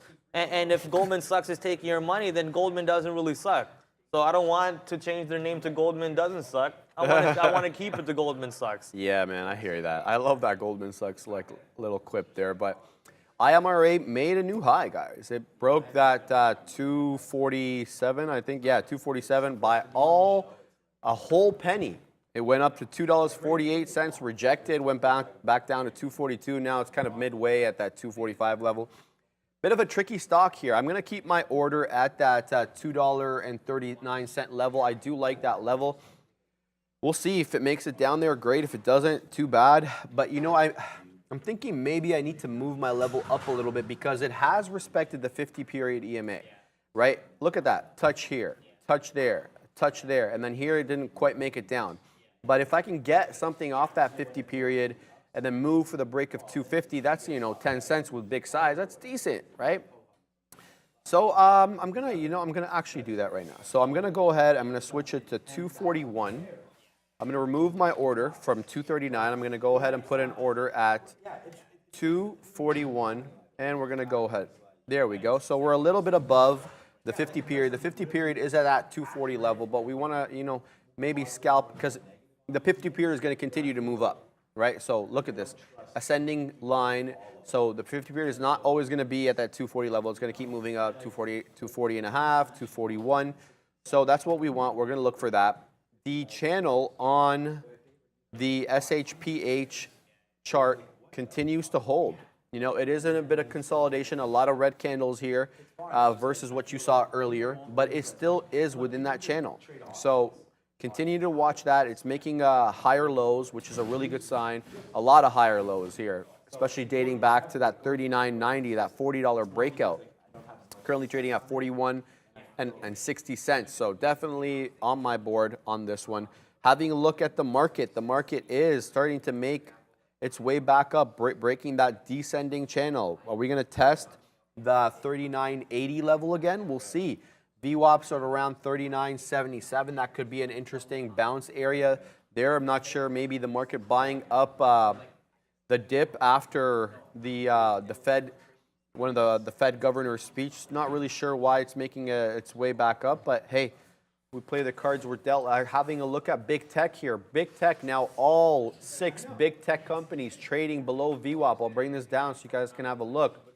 This is my big tech stock here. I follow Meta, Amazon, Apple, Microsoft, Google, and Tesla. All of them trading, and they all look like identical charts, and that's the thing with these stocks, They move together because of the S&P and how they're weighted. But they're all below VWAP, so definitely the market not on the right turn right now, but they are curling up a little bit, so we'll see. We'll see how this one goes. I've got no trades on. I've got a couple of trades that I've got in mind. I've told you what they are, the SHPH channel breakout or the dip into that 50-period moving average on IMRA, guys. Yeah, I'm just looking at Pixie because someone in chat said, I dare you to trade Pixie. I don't really see a trade in there for myself right now, but if I do see a trade, I will gladly trade it for you, my friend. Time to go to a couple super chats. It's super chat time that we missed out from the morning. Freddie Developer with the 99-cent super chat. Thank you, my friend. Sparky Trader joining to the Trader TV Live membership. Great day, boom. Yeah, it was a boom, but now it's doom. Not so great anymore, right? So doomsday day kind of coming in, sadly. Min Quocovo, hopefully I said that right, Min. I'm sorry if I butchered it. $2 super chat, $3 super chat. Best Bed Bath & Beyond having a breakout soon. Well, thankfully, Bed Bath & Beyond will still keep following other stocks such as GME and AMC. So if Bed Bath & Beyond, if GME, which had a positive trade in it today, even with negative catalyst, moved up, Bed Bath & Beyond and AMC will move up along with it. But the breakout in it soon, I'm guessing you're talking about it breaking out to back to those $10, $11, $20 ranges. It might take some time for that because now the company actually has a little bit of investigation going on in it for insider trading and so on. The rest of the super chats over here look like have actually been red, and the Fubo one is red too. Puts on Prad for Energy one is also red. So yeah, we're all caught up on super chats. So might as well head over to the YouTube spiel for the midday, which we have not done yet. It's 12:41. Sorry, it's 12:30. Is it 12:36? I'm watching a stock. Yeah. Yeah, 12:36, 12:37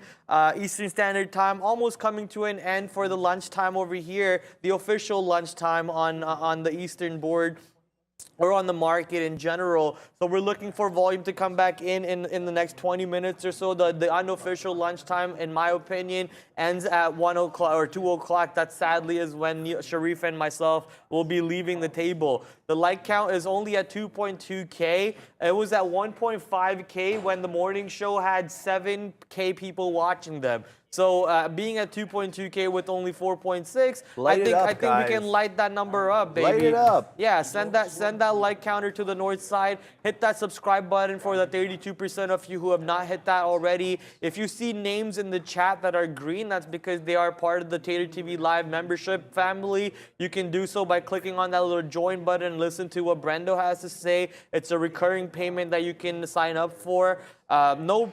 No other perks that I know about, but maybe in somewhere down the road we can think about perks. There's plenty of perks, Prad. If you guys are serious about day trading, we send out a watch list every day. No, that's for free though. They don't have to pay for it. Oh, I'm not talking about that. I'm talking about the You guys paid need one. to subscribe to the channel and get on that mailing list. Yeah. This is like invaluable information every day. Your homework is being done for you, essentially.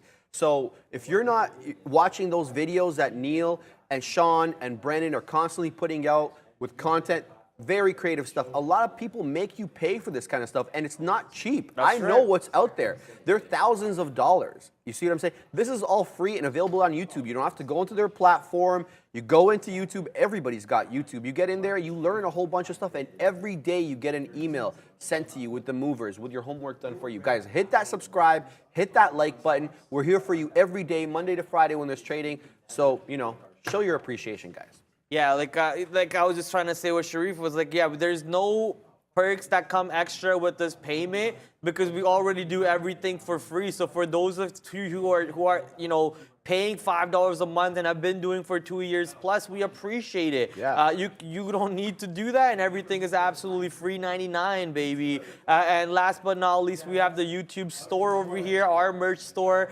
I will revamp the store, I promise you. I just need to get the login details for it. Once I get this back up and it's under my control, you'll see way better fire merch coming in. Trust me on that. And for now, though, if you want to support us for what we have, we got stickers, we got hoodies, we got iPhone cases, and even mugs. So buy some merchandise. Here's actually our boy in the chat. You know him very well. He's the one who actually does not banhammer anyone, but he's very nice. He's too nice sometimes. I have to banhammer because he's too nice. But where's the picture? There it is. He's draped out in our merchandise. He's got the hat, the hoodie, the bank cup, the Trader TV Live mug. So yeah, if you ever do purchase any of our merchandise, make sure to take a picture, tag us all in it. We would love to see our viewers. Yeah, I think we should have a shirt or a hoodie or whatever that says "The Bear Don't Care," right? And shout out to you, Brad, or Praddy. The Prad don't care. Yeah, the Prad don't care. Guys, we got into IMRA. So you'll recall we had an order there sitting at $2.41, which was basically a penny above the 50 EMA. We're currently trading at 240, so we're a penny out of the money on this one. My out here, I've already put it out. I already got my stop order for my out at $2.37. So I'll give it 4 pennies to go against me. But my goal here is that it continues to hold the 50-period EMA and then it moves into newer highs. That's the idea. I'll give myself 4 pennies of risk on this one to make X amount of pennies. I'm definitely taking more than 4 pennies on the upside because I'm looking for a break of 248 into 250. So that gives me quite a few more pennies on that. So we're in IMRA. It's the stronger of the bunch here. I'm looking at all of them on the side screen here. NutX just collapsed. Absolute collapse on NutX from that $3.90 level to that $2.90 level now. It's halted. So a huge collapse on NutX. Ruby holding, that $1.30 above VWAP. Not much to report there. GameStop below VWAP. The only one really that is kind of continuing to make new highs is the one that we haven't traded for some reason. LFST. It's super low on volume. As I look, it's only done 2.37 million shares, and in the last 5 minutes, it's only done 70,000 shares. So as we spoke about this one earlier, the liquidity is a little suspect on this one, but the trend is not. The trend is up, guys. It opened up at $7.57. Now it's at $9.58. So it's up $2. It's up 26% on the day, almost 25.98, 26% now as it moves higher. So definitely, I gotta put this one. I gotta give this one more credit. I gotta give this one more respect. It's just a little scary to trade because it's so illiquid. NutX just opened, bounced down to that $2.75 level, and it looks like it may continue to go down. Who knows? But yeah, NutX definitely the bottom dropping off of that one. Now we're about 2 pennies in the money on IMRA. We're looking to take our first piece here into that 246 level. So let's go ahead and take a piece out here. Let's go ahead and put our profit taker $2.46. We'll take a little bit out there. Hopefully, we'll punch and pray, as Prad likes to say. Yes, sir. Punch and pray, the #1 setup known to mankind. Show me another setup that pays more. Looks like a big fat W chart with the day in the markets. Yeah, like I was saying earlier, I'm not if the market can't break the lows from that, especially after the big drop that the market had not too long ago, and it's just gonna double bottom of some sorts or create a higher low, then I'm not really interested in making any more trades for the rest of the day. Like if this is the type of day we're gonna have up and down and up and down and up and down, I might as well go back to bed, honestly. I'm not interested. I might as well go back to bed. We were interested for this, right? We were interested for this. We really were. We had 21 positions for this. Wow. We had another 21 positions for this. Now I'm just over. I know you don't like those V-shaped moves, but volatility is king. I don't know how you feel. You can get volatility without having this, man. This is nonsense. I'm sorry, but this is absolute nonsense. Where's the VIX today? Let's go check out the VIX on the daily. VIX is at 24.34 at the moment. The VIX is still pretty elevated, so we still have volatility in the market without fail. You don't need this nonsense for volatility. All right, and if the market's going down is also when the UVIXY goes up too. So volatility goes up when the market goes down. UVIXY, baby, that's right. I've got to love that ETF. I'm watching AMD right now, still staying strong on the day. That's because our semiconductors will not give up their battle. You know, the market might have won a little battle, but the war's not done yet. And AMD trying to lead the charge over here for the sector, for the tech sector. Here, let's go. You long AMD, boy? 81.20, let's go. He's long AMD right now around VWAP 81.20, and he's already in the money about $1 on AMD. Keep on sending it, baby. Look at this market showing you how to write the letter W. Guys, we fat fingered on IMRA instead of punching out or taking setting a profit target at that 246. We got long a quarter of our position at 242. So our average price on that now is 241.5.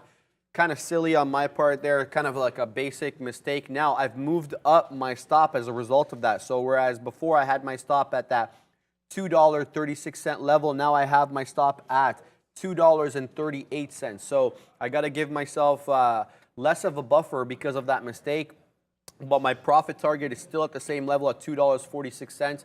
It is still holding the 50-period quite well, even though it's dipping below it like marginally. But you know, having looked back here, it had done the same thing at that 10:50 period and that 11:15 period. It did this kind of the same move. So we'll see. My only concern is that the volume on this one is dropping off, and we definitely need volume for stocks to go up, not so much to go down. But yeah, it's a little tricky here. I'm not in love with this trade, but I'm already in it. And that's why I moved my stop up, because I don't want to take a big L on this one. A NutX flying all over the place here, went down to 273 as the bottom wick there after the halt, and all the way up to 310.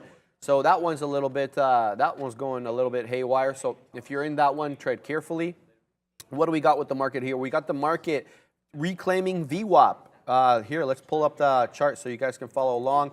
The market reclaiming VWAP here, and you know, holding quite tightly to the VWAP. Let's see if it continues its upward trend. We had a bit of a, you know, I don't want to call it a V shape because it was kind of consolidating downward, then broke that up channel trend line into VWAP at the moment. So I don't know what the market's doing. I really don't know, and it's hard to trade. Whereas these stocks, you know, you have certain levels that you're able to bounce off of, and they seem to be respected a bit more. The market doesn't respect anything. It marches to the beat of its own drum. That's what I have to say. What's the chat up to here? Let's see. SPY highs at Kenny D. No, let's see. I don't, definitely not there. Sean, I was looking at the meta tweet you posted, and I'm just scrolling down for a second, and I was like, wait, Joe Biden with the actual checkmark tweeted at you in that replies? No. And obviously, I'm looking at more tweets, and I thought there were comments. I was like, yo, why are these so many checkmark tweets on Sean's meta post? Like, yo, what? I was tripping out for a second. Joe. But yeah, this is the trade. I mean, they might as well come on here and like this trade, man. Look at this man saving the market from crumbling itself. He got back in on that meta long. He originally had the meta long around 159.60s. Out. He saw the market falling off, did not bother about it, waited for the market to bottom out. Once the market double bottomed, got back in on Meta, got back in on AMD, and now riding that trade to the north side once again. That is your trader, baby. That is the people's trader. Go check him out at Trader TV Sean on all social media. On all social media? On all social media, Trader TV Sean, go check your man out, and also go check your man out too, Trader TV Brad. I need some follows too. Hey. I'm trying to get some sponsorships. I'm trying to get some deals over here. Let's get those follows coming in, baby. I just want to address someone in the chat by the name of Derek Spainhauer. He says, market hasn't reclaimed VWAP on my chart. So far, it's rejecting it, but this next candle may break it. And that's something I spoke about earlier. It really depends on where the data is being sourced on your chart or on your provider. So on my IBKR chart here, I've got that it passed VWAP, but I've also seen it several times conflict with what I've seen on our platform, PP Pro 8. So yeah, that's why when I talk about these levels, yeah, exactly. And are you using it on the 1 minute or are you using it on the 5 minute? So it really depends on that as well. So that's why when I talk about these levels, VWAP, 50 period, etc., it's a general area. So if you want to take it a couple of pennies, depending on the stock, of course, could be a couple of dollars, a couple of pennies above or a couple of pennies below, you have to kind of give yourself that buffer because not all the information is going to be the same on all the platforms. And I just wanted to address that real quick. Going back to IMRA, it's holding that 50 period quite well. I'm not pleased with it. The volume keeps going down. But yeah, you know, I'm in it, and I've got a decent price here relative to the high of day. So, and I've got my stop quite tight. So I'll continue to watch that. Wow, SHPH continues to hug this upward channel. It really is a thing of beauty, to be honest with you. But, you know, too bad we're not in it. Anyway. Up 15% on the day now, testing that 42. It's broken 42 recently here at that 40. I think it broke. Did it break 40? No, it got rejected several times. So we're setting up here for a flat top breakout, guys. It's rejected off that 42 level a number of times. And I see size coming in on that 42, to be honest with you. I got 36,000 on my chart anyway, 34,000 shares at that 42 level. So tread carefully. We've seen what happened with NutX when it broke. Was it NutX? I don't know if it was NutX. But an earlier stock that we were trading today broke the level and then shot right back down. That's something typical of 2022. So, Guys, about so your VWAP, like I don't start my equity charts until 7:30 in the morning. Okay. Oh, it depends when you start it. Yes. Yeah, Okay. our charts go off those. Yeah. Okay, so this IBKR one starts like I think from basically yesterday at 6 p.m. Yeah, exactly. So that's another thing. Sean was, if you guys couldn't hear him there, he says basically it really depends on where your chart is starting from. Are you starting from 7 a.m., 6 a.m., 5 a.m., wherever, right? So depending on where the start point is, the data could be a little bit different. So yeah, again, place to the same point. These levels are, they're ranges. They're not exact, Brad.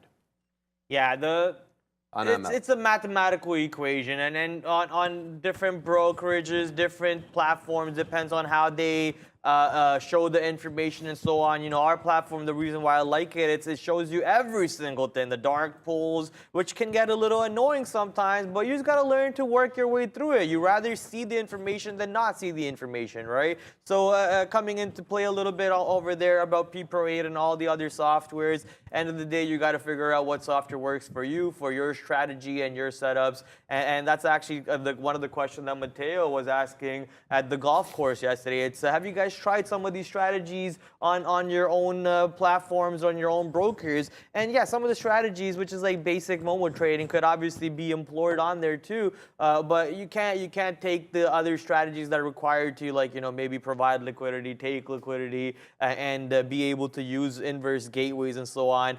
Can you use inverse gateways on Interactive?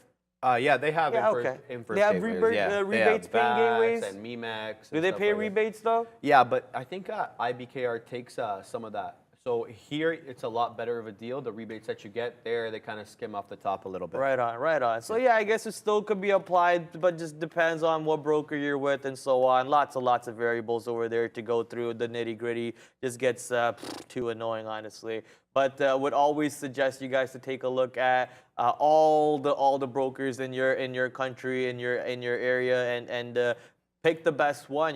Do those Venn diagrams, the pro-con diagrams, and then figure out what really is fitting you for your setup.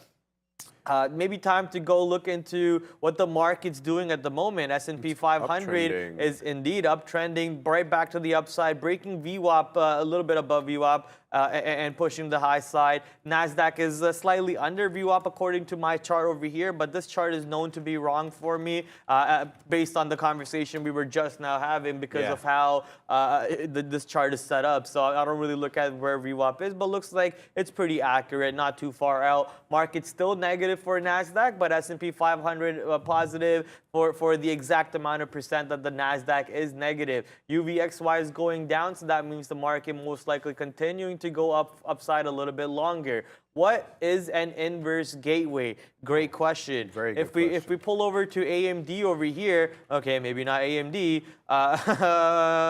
Well, what's a more liquid stock that's like really being fought? Maybe your SHPH. SHPH, yeah. SHPH.NQ. Yeah, okay. Well, we see this one gateway over here. You see how it's inverse, or the color is inverse. That's because I have it set up that way. You have your traditional gateways, then you have your inverse gateways. A traditional gateway, such as a BATS or a ARCA, are set up to give you a rebate when you're providing liquidity, which means you're sitting on the book and you're not being aggressive. You're not taking size from the ask for your entry. That provides you a little bit of a rebate on your entry. But if you're trading with BATS and you're punching the book instead, then you're going to pay the fees 100% of the time. You're never going to catch a rebate. For inverse gateways, instead of BATS, when you're sitting on a book, you're actually going to collect. You're actually going to pay the fees for the fill, but you're going to be ahead of everybody else. There's a lineup for the fills, BATS, ARCA, blah, blah, blah, blah, blah. All those gateways are waiting for the fills to come into play. And what you can do is throw an inverse gateway on that same level. That way you're cutting the line, but you're also paying the most fees for that fill. That's like the most extreme cases where you want to fight to get in or fight to get out of a trade, and you're okay paying some fees for that fill over there. And then as the opposite for a traditional, inverse will give you a little bit of a rebate, but will also cost you money when you're punching. Doesn't matter. Yeah, a great explanation there, Brad. Here, guys, we got an IMRA. We put our stop, like we said, at that $2.37, $2. Yeah, was it 37? Yeah, $2.30 37-cent level there. It broke 50 EMA quite aggressively there, making bottom wick at $2.33. So we're out of that one. Kind of not really sure why it stopped there. I guess maybe there is some support here at that 2.33 level. There is a peak here, and then there's a consolidation period here, all of which correspond to that level. But kind of hard to see and easier, kind of hard to see before and easier to see in hindsight. So we're out of that one for a small loss. The fat finger entry here at that 241 was not helpful, and that we had to readjust our stop to a higher level to take account for that. So IMRA is not in my good books at the moment, and just as I suspected, guys, look at SHPH. Wow, what a poop! Wow, what a poop! From 42 all the way down to 37. How has this not halted yet? This is a disaster drop. Dean took his rugs back, baby. Wow, that is an aggressive drop there. I don't know what the halt level is on that, but I'm positing it's got to be real close. Oh, it's We're about halting to break soon, no doubt. 37 level on that. Feels super silly for not having stops above and below the channel to take advantage of this move, but something tells me we wouldn't have got filled anyway with the aggression that it dropped down. Now we're approaching that 36 level, and I'm starting to see size here accumulate. So I think we are, no, we're bouncing above again. So, oof, what a drop on SHPH. We just went from up 15% or 18% or whatever is that, and now we're down 0.5% in literally 3 1-minute candles. So, terribly terrifying trade, especially if you had any serious size on with that one. But wow, SHPH, Prad, that'll keep you up. Only if the market did the same thing now. Only did. Yeah, I forgot to report. I'm long. Let me bring in my. The chart here so you guys can follow along. There we go. We're long the futures here. We took a trade at that 384.5 level. So we're looking for a move up in the futures. I'm going to give myself to that 39.77 area. If it breaks that, I'm out of the futures on that one, Brad. Yeah, this looks like a crypto NFT that Lana Rhodes made and then dumped it the next day absolutely for 100% profit. SHPH, what in the world was that move, my friend? Now we're just all watching. People in the chat are asking, how is the stock not halted? Well, it's simple math again for most of these rules, right? They all get triggered from the SEC directly, and the math involves it needs to break out of a certain band in a specific time. If it doesn't do that in that time, then they give it another band with a bigger time, and then if it doesn't do it in that, then it doesn't halt, right? So what the stock might have done is gone to the first band, but didn't, and then pulled back. So within that 10-second time slot or whatever time slot the market gives a stock to, they didn't really break that band and go further, because then it would be illegal for that market or the stock to do that. They pulled back a little bit, and then once that 10-second time span elapsed, they pushed it even more to the downside, and they waited again, and they pushed it even more. That's the only way that it makes sense for me. I've seen this before on a Chinese stock, actually, Sharif. Yeah. This was back when I was a trainee. This stock would just continuously keep on going up and would not halt. Every 10 seconds, it would pull back, and then it would pull back. It would pull up, pull back, pull up, pull back, and it would do this constantly the whole day. And then at the end of the day, the rugs just got pulled, and it just crashed all the way to the downside. You gotta love that. I don't know if Neil remembers that stock name, but it was pretty insane looking at it. It was almost like an algo was designed to evade the halt bands over here on the stock, so they could dump it at the end of the day, which is very easily doable. It's just the math. Yeah. It's just math. I know that on a different platform called Lightspeed, we don't actually have access to that in Canada. It's more of an American platform. They show you where the halt levels are on the chart. So when you're trading it, you're cognizant of where the stock may halt. But let's talk about a current trade. I got long on SHPH here on the dip. I got long at 37.87, and I took a piece out here at 38.09. I'm looking to take more. I'm hopefully around that 38.25. There we go. We're up to 38.15 on the ask. Looking for a little bit more, and then I'm going to tap out of this one because it is so volatile. There we go. We got it, and we hit flat. Oh, too bad. We got another 38.15 on that one. There was a big spread between the the ask and the bid on that one. But yeah, nice little trade for us there. A kind of a gutsy trade to take when it dips down so aggressively, because it could continue. But you know, when the halt levels are there, it makes you feel a little bit more secure on that one. So nice little trade there on SHPH to make up for the fat-fingered mistake we made on IMRA. Having a look at our, let me just fix this quickly. Having a look at our futures trade, we're a couple of points out of the money on that one, so a little bit annoying. We're going to be out, like we said, at that 39.77 area, but it's currently trading at 39.82. So we're looking for that move up. It's definitely you know, what is it? It's holding VWAP on my chart here. It's below VWAP on the PP Pro chart, and that's what we talked about. But, oh, actually, no. It just adjusted. You add an extra P there? Yeah, PP Pro. Yeah, it's actually above VWAP. Sorry, on PP Pro. PP Pro is 39.77. I keep doing it. 39.77 for VWAP, and we're currently trading at 39.81. So keeping my eye on the futures trade there. We'll see how that one ends up panning out.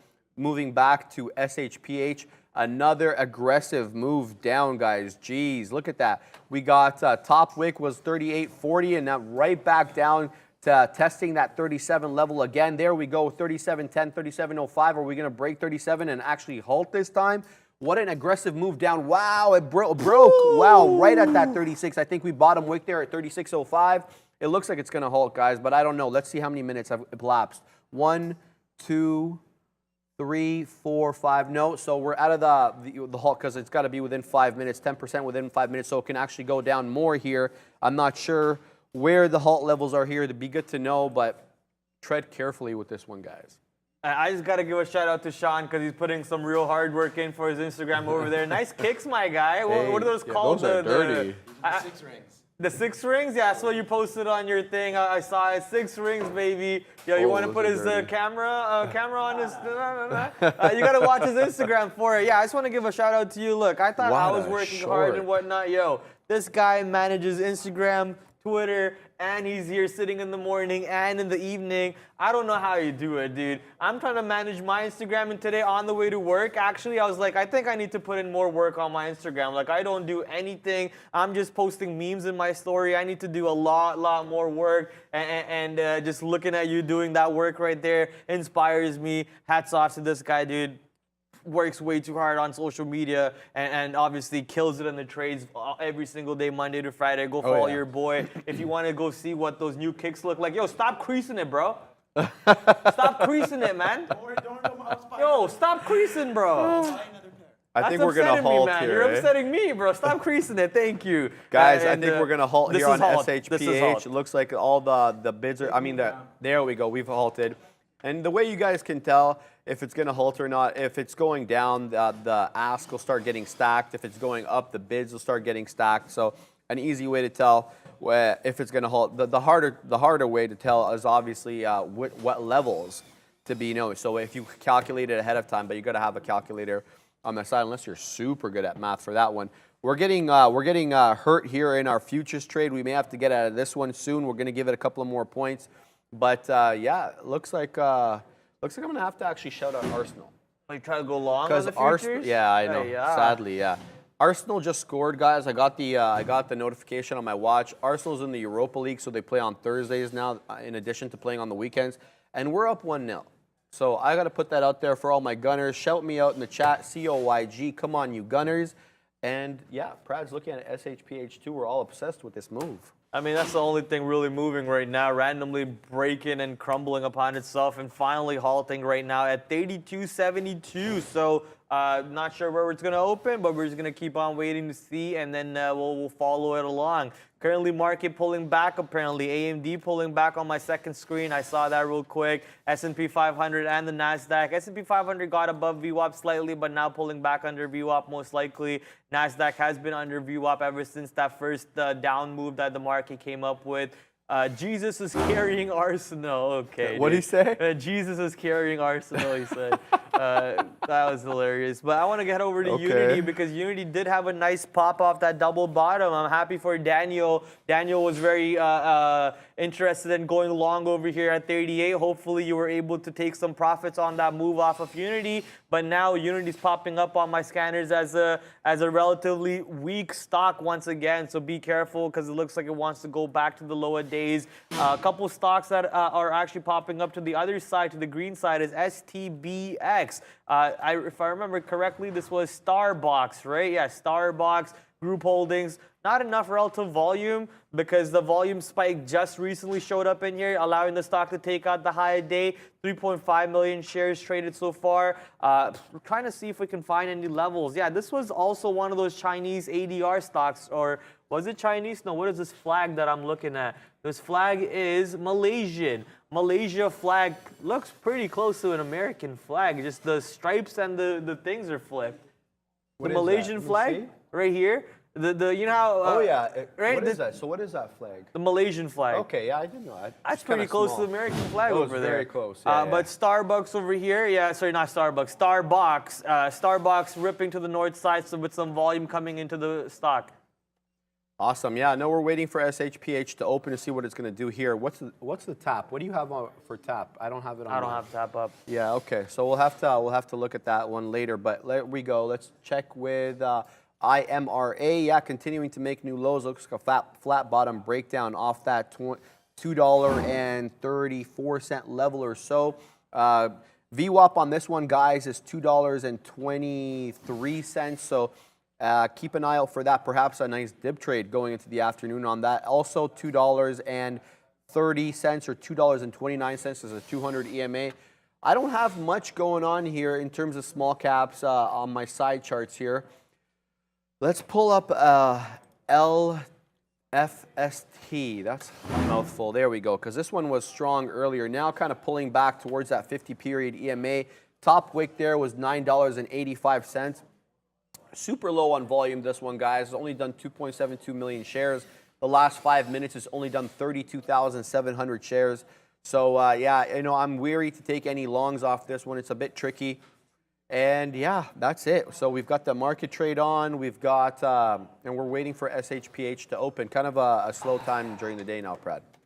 Yeah, you know, funding could not be secured for Greg for the morning show, but I'm an amazing negotiator, and I got him to come on to the midday show over here. He said he's going to come on at 1:30 for a little bit, maybe talk about some cryptocurrencies and whatnot. You know, he talks a lot about cryptos with me because he's trying to educate me. I want to be more into crypto space. Maybe not, because ever since he got me into it, my account's just been going south. You own crypto? I own crypto, but it's all south now. What do you own? I own Mana. Okay. I own Solana, Cardano, Bitcoin, Ethereum. I remember and then Sean, I believe, Solana, I already said Mana, yeah. Yeah. I remember you always talked about that on the show. Yeah. Yeah. I got it just because he mentioned it, honestly. I never knew about Cardano before Sean did. Guys, SHPH is open. It opened at 31. Where did it open? It opened at $31.20. Guys, we were up almost 18% on the stock in a matter of 10 minutes. Now we're down 12%. SSR now. Yeah, and now it is SSR. I don't have that on here. I really would like that, but super tricky on this, guys. I mean, that's just the way it works. I don't even really have much to say. Except that, you know, we've seen this before and we'll likely see it again tomorrow. It might even test 43 and 45 tomorrow. And then tank itself down again, Prad. This is nasty. This is not normal. Super nasty. Like, this is not normal. For anyone thinking that this is normal, this is not normal. This is actual rug pulls look like. This is ugly. This is absolutely ugly. And I'm sorry for anyone who's long in pre-market, because now you're just looking at the stock like, what the heck am I doing with it? Yeah, I know, honestly. Like, this sucks. This is absolutely ugly. Apple, boom. I'm going to going to cover now JIC. Just saying, I guess is what you're saying. Apple, boom. That's because you were short or you were long. Not sure what side you were on. But yeah, I was short Apple 154. I wrote it down to 152.80s. Got out near 152.80s. If you're just now getting out, still a decent exit to get out on that very same trade. Unless you are long. If you're long somewhere here and you're looking to take your profits to the upside, congratulations, because the market is indeed moving back north at the moment. Get ready for a very range-bound market, baby. Oh, yeah. And I'm actually checking my hair out while I'm talking. But yeah, get ready for this market to just be range-bound, up and down and up and down and up and down. And not that we're not gonna have fun with it. We're still gonna have fun, but just be ready for it. I wanna head over to the next topic of interest over here is American Eagle. This comes from a chat talking about American Eagle, but I also have it in our watch list, in our Trader TV watch list, talking about how American Eagle missed out on earnings. Do you remember if it was American Eagle or Abercrombie & Fitch that said we're not going to make clothes for bigger sized people? No, I didn't hear It was about one of that. them. Yeah? It was one of them. This No, was I a haven't while followed. back, Yeah? back. This was a while back. They got a lot of backlash for it. They got like a lot of Can I hate tell for you it. something though? Yeah, that's definitely not a good PR Yeah. policy to have. But what I actually started noticing was on Amazon, when you buy a small, like say shirt or pants on Amazon, it's actually less expensive than the large or the extra large. And I guess that accounts for the more material that you have to use. And that's the first time I've seen that. Because you go into a normal clothing store, the Gap, wherever you shop, you buy that red shirt, small, medium, or large, it's the same price. Yeah. And so you got to assume that they're making their money on the smalls and they're kind of having to take a bit of a hit on the large and the extra large. Right? So it's definitely That's interesting. genius, Right? actually. That's Right? smart. The way you spun that around, and now I'm actually putting 1 + 1 equals 2. Yeah, That's no, I didn't get it either, to be honest with you, Brad, until I saw that on Amazon. But guys, the market is flying up here.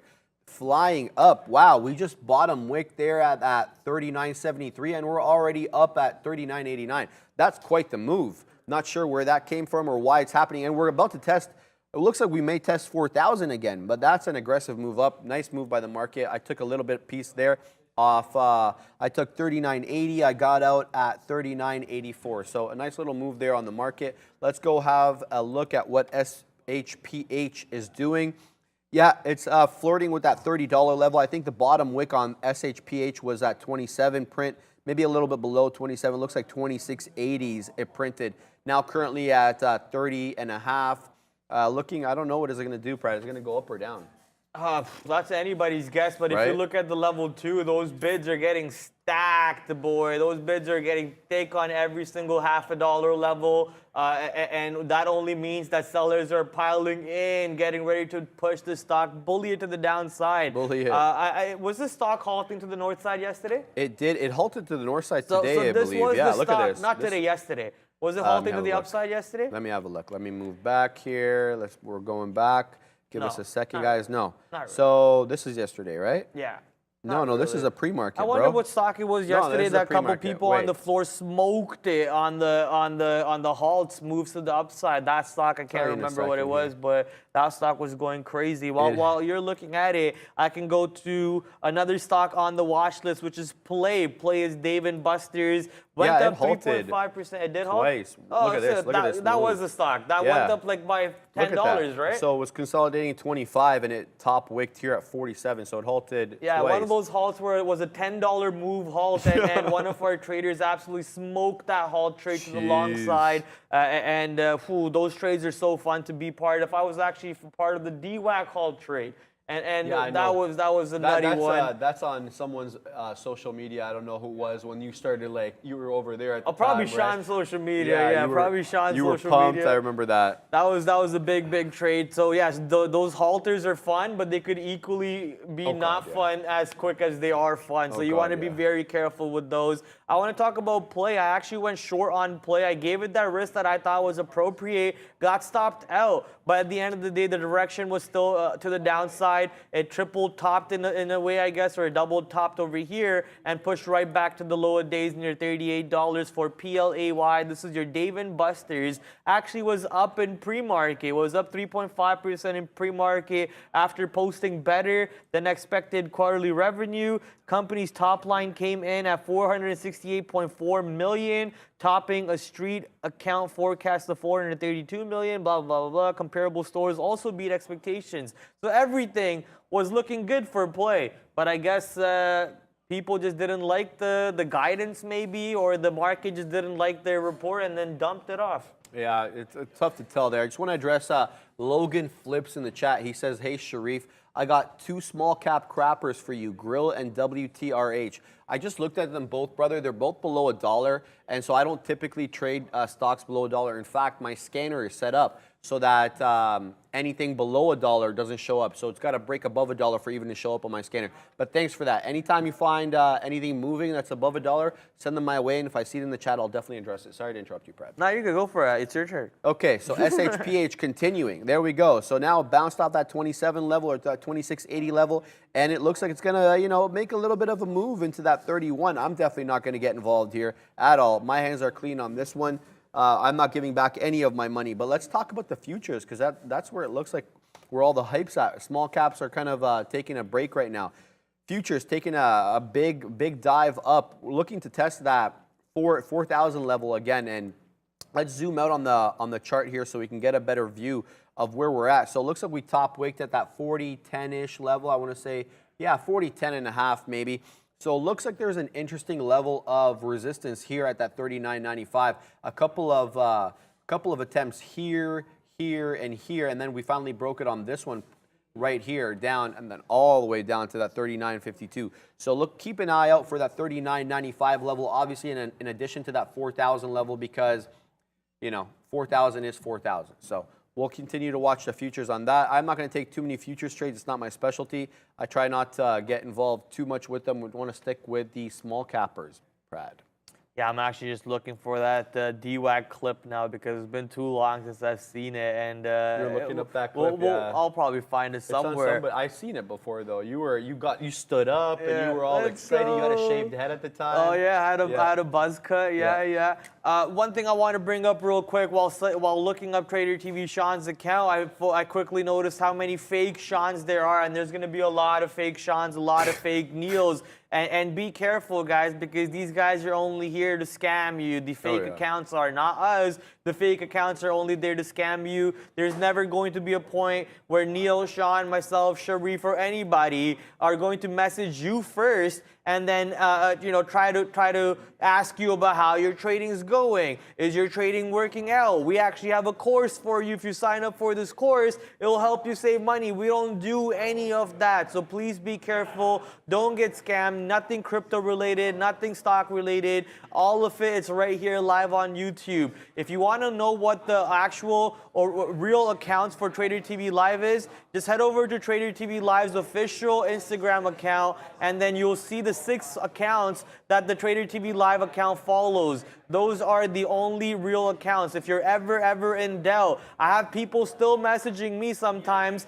and they go, is this the real Sean? Is this the real Neil? Look, the answer is always on the Trader TV Live account. If these guys are not followed on the official account, then they're not the real Neils, not the real Seans. Thankfully, I'm not famous enough or big enough to be faked yet or have fake accounts yet, so I got lucky on that side. Yeah, at least once or twice a week, someone called Trader TV Sean, in some different spelling, is adding me on Instagram because obviously I follow him and I follow the show. So anytime, if I like anything, you know how those bots, they pick up who likes the post and then they add them. But guys, LFST continuing to make its move. It just broke that $10 level. It pulled back a little bit right into that $9.60 area, and then it hasn't looked back ever since. So now it's above $10, and let's see what this one does. Is the volume picking up a little bit? Yes. So we were reporting earlier that the volume, the 5-minute volume on this was like in the 30,000s or the 50,000s. In the last 5 minutes, it's done almost 200,000 shares on LFST. So definitely, it's becoming a lot more focal point on a lot of people's charts here, and we've taken notice of that. And look, let's have a look at the chart itself. For the most part, it's held the 50-period EMA like a glove, save and except for this area right here around that noon period, where it broke it by all of like what? 7 cents. So yeah, you know, on a $9 stock, 7 cents is not that much. You probably have your stop 10 to 15 cents lower, but anyway, it's held the 7-period EMA, the 50-period EMA quite well, and it tapped it down here or around that 107 time slot. Now, breaking a little bit below 10, but it did have that break above 10. Let's see what it does. Does it continue to pass 10, or does it flush like a lot of the other stocks have done today? So I'm going to keep this one on my main screen because this one looks like it's going to be the focal point going into the afternoon. It's got a beautiful trend upward, and definitely, you know, around that $10 level, a lot more people are going to be interested in it, Brad. I'm just having fun going back and forth with one of our viewers. Back in the day, he sent a super chat. He's like, I have my sister's number for Prad. And then everyone laughed, and it was fun. It was all hilarious. But he never gave me a number. Well, then Right? maybe ask him He never to gave me a PM you. number. So he was in the chat right now, and he was like, the only time Prad replies is when you promise him your sister's number. So I was like, yo, you never give me the number. Where's the number? That's funny. And now he tells me that she's married. So am I getting the number or not? I don't think so. I don't think you want that number. You don't want to deal with that What, kind of issue. I can't be friends? I can't be friends? Oh my God, I'm not getting into that conversation, guys. Nah, Go ahead. it was all jokes, all fun over here. Rivian Mercedes partnership, is that true? Neil, you see anything about Rivian Mercedes? It came in the morning? Yeah. I didn't even know about that. Okay, Yes, Rivian sir, Mercedes, wow. I'm a big Mercedes guy, you know that, so maybe time to jump ships from Mercedes if they're teaming up with Rivian. Because you love Rivian, I right? don't love Rivian. I know you don't. I'm anti-Rivian. So I Mercedes-Rivian partnership, not sure what's going on over there. Maybe Mercedes actually helps out Rivian because they make amazing cars. Yeah, They make, exactly. even the electric, I don't know if you've seen the electric SLS AMG that they have. Oh, amazing. Oh, baby. Beautiful car. Makes no noise. But it Beautiful rips her face off in a straight line. Rips her face off. So Mercedes, I love Mercedes, man. But I'm more of a Porsche guy than Mercedes. If I was to buy a car, I would always go for a Porsche than a Mercedes. But since there is no Porsche in Formula One, I just go for Mercedes. Mercedes for now. But as soon as Porsche comes in, I'm jumping ships day one, baby. Greg is getting ready to maybe sit in Sean's seat over there. Hey. Yeah, you want to sit in Sean's or Lucas' seat? I don't think I've ever seen Greg on the show before. This is going to be a Lucas treat. seat. Yeah. Lucas' That's seat's good. yeah. Yeah. So we finally have Greg on the midday show, and you know, you guys have been wanting him on the morning show. Funding was not secured for the morning show, but for the midday show, the funding did get secured. Here's your boy Greg. What's up, Greg? How's your day today? It was a lot better before I was sitting in this torture device. I don't know how Luca sits in this. I'm like completely leaned forward right now. I know Luca's a pretty intense guy, but this is a little ridiculous. This probably belongs in the basement of a castle somewhere as opposed to on a trading floor. But yeah, it's going good. Obviously, things are a little quiet right now in the market, but we were having this move down, so things getting a little more spicy. Just trying to hit some singles, hit some doubles, take some big swings. But yeah, up on the day, up on the month, things are good. Hey. Congratulations on your Skins win yesterday. You know, how does it feel beating a bunch of absolute robots at the game who don't even know what they're doing? Well, you know, taking someone's money is one thing, but taking Daddy Pratty's money is another thing. So that felt pretty good. But yeah, shout out to all the traders that have been out at the golf course this year at Dentonia Park. We've been having a good time. And shout out to any golfers in the chat, always fun. And I think there's a lot of similarities between golfing and trading, to be honest. But I'm sure many people in the chat are not golfers. So yeah, let's talk about the market. What are you guys seeing? Yeah, markets currently just, they're doing their thing. NASDAQ up 0.08, ES up 0.34. But I would like to, talk to you about cryptocurrencies a little bit because I know you're like in that market and you always educate me about that market. You're part of the reason why I actually have a crypto portfolio. Obviously, we know what direction that portfolio is right now. But what would you think about the levels on Bitcoin around these levels? Like, are you think there's more doomsday coming in? You think these levels are good to start dollar cost averaging of some sorts? Yeah, I mean, I'm continuing to buy crypto in my personal account very, very slowly. For me, it's a long-term investment. And I think it presents one of the biggest asymmetric risk opportunities in terms of investments. But at the same time, you know, it's kind of getting lumped in with everything else. You know, as long as these interest rates continue to go up, this is going to be a challenging investment environment. And even if you do manage to make a return, making a real return is even harder. So, but that being said, I'm still very optimistic. I'm investing, and I think the really exciting thing that's happening right now is the Ethereum merger, or the next level of Ethereum. Where they're changing the way the mining works, and they're going to be reducing emissions a lot. So I think that's very, very exciting, because one of the big knocks against Bitcoin and against crypto in general has been the environmental impact. But it seems to me that after this new mining scheme they've developed, the environmental impact is going to be reduced a lot. So I'm getting really, really bullish on Ethereum as opposed to Bitcoin. And yeah, you know, it's a long-term game, and you know, if you're sitting there checking your portfolio total all the time, and you know, you're always checking your phone, what's up, what's down, I think you got to back away from that a little bit and just kind of saddle in for the long term. Greg, how do you feel about like the argument that crypto won't really take off until the big institutional investors start playing into it? So like what I've heard on, you know, different networks is, you know, the sovereign wealth funds, the bigger hedge funds won't really touch it until the government comes in and regulates it and, you know, stamps it out as either a monetary system or a security or whatever. So how do you feel about that? You know, I think there's a lot of truth in that. I think that makes a lot of sense to me. We have already seen large-scale institutional adoption in the United States of cryptocurrency to a certain extent. Okay, we have Ethereum futures trading, we have Bitcoin futures trading, and if you go and watch CNBC, you know, and you look down at the ticker, we got Bitcoin and Ethereum in the lower right showing us the prices of these commodities, or if you want to call them a commodity. Okay, so but that being said, you know, the value of Bitcoin going from 10 million to 100 million to 250 million, that's one thing. But Bitcoin is playing with the big boys now. You know, I don't know if we're still above a trillion, but you know, I think we may be at 500 billion to a trillion. Like, in order for Bitcoin to increase in value, we're going to need to see big money come in. I don't think it's going to be enough to see more retail accounts buying Bitcoin right now. I do believe we are going to need to see large-scale institutional adoption, and with that is going to be regulation. And to be honest, I welcome regulation, and I hope it gets sorted out sooner rather than later, so we can keep riding this rocket ship to the moon. Yeah, baby, to the moon. Here's a question that I have for myself, really, and I think this will help the traders a lot. The question is, you know, after years and years of managing a floor, training people and educating people, the markets and so on, what is the one thing that you feel you've learned by watching all the traders, and what's the one thing that you've really started to apply after going through that process of educating and because teaching is learning, right? So what did you learn by watching all the failures and all the success?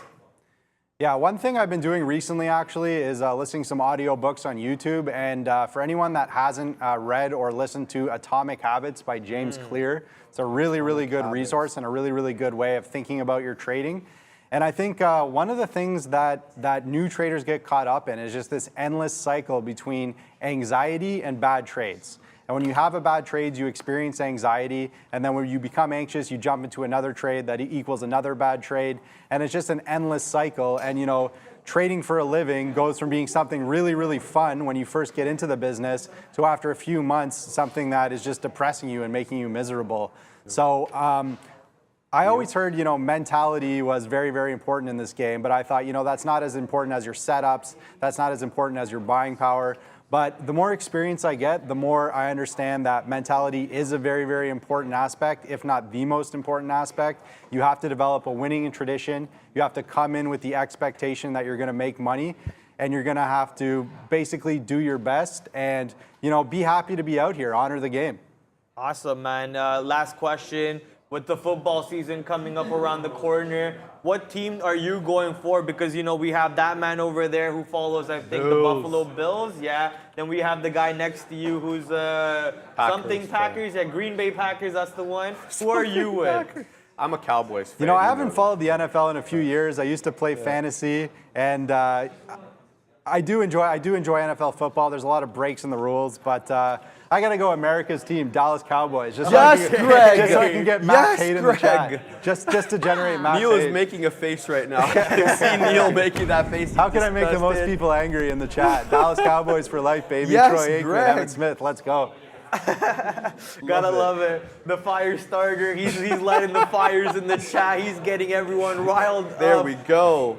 Thank you, Greg, for joining the midday show. As always, we love your love having you around on the floor, educating us on a day-to-day basis, and I'm sure the chat enjoyed having you on today too.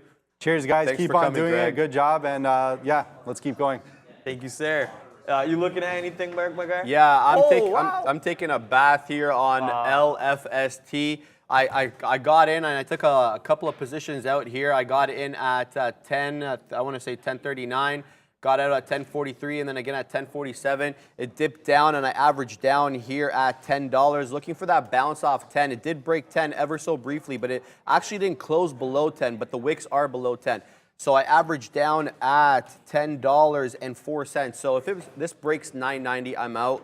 This will be a kind of a bad hit for me because I did size up a little bit on that peak. But hey, that's what you get for chasing it. You know, I mean, I got to learn my lessons. I always have a rule of not chasing these small cap crappers, and I like to take dip trades off them. But you know, if this ends up being a negative trade for me, it ends up being a negative trade. It's bouncing up a little bit now into the teens. There we go. We're about to break even on this one. If it can reclaim 20s or 30s, we'll probably scalp some out there, and then we'll look for the break of the high day, Prad. Yeah, Lee Auto is what I'm watching because I'm only 6 cents in the money compared to being 40 some odd cents in the money, which I was earlier on in the day. So that means it's coming back to my break even, which also means I'm going to jump right back into the trade. So jumping right back into the trade, taking the size that I had originally again, and now waiting for a market to move to the downside. The market is slightly above VWAP for both of them, and they're also green. NASDAQ up 0.04%, S&P 500 up 0.3%, sorry, not 0.3%. So both the markets are in the green, slightly green for NASDAQ, expecting them to fail, expecting them to reject and go back to the down and bring Lee Auto down for me, sorry. Wow, the queen. The queen just passed away, so it looks like the news article is out now. They were saying that they were gathering outside the Buckingham Palace for some news drop. So the news did come out. The sad passing away for our queen, Queen Elizabeth IV. Where'd you get that, Sean? I don't see it here on CNN. I'm not getting it on CNN, but oh my God. The sad passing away of the Queen Elizabeth IV. So maybe the markets react to it, but as Sean said earlier, and also I believe in those words that I don't think the market would react too much to the Queen's passing away over there. Maybe the British markets, but I'm pretty sure they're closed already.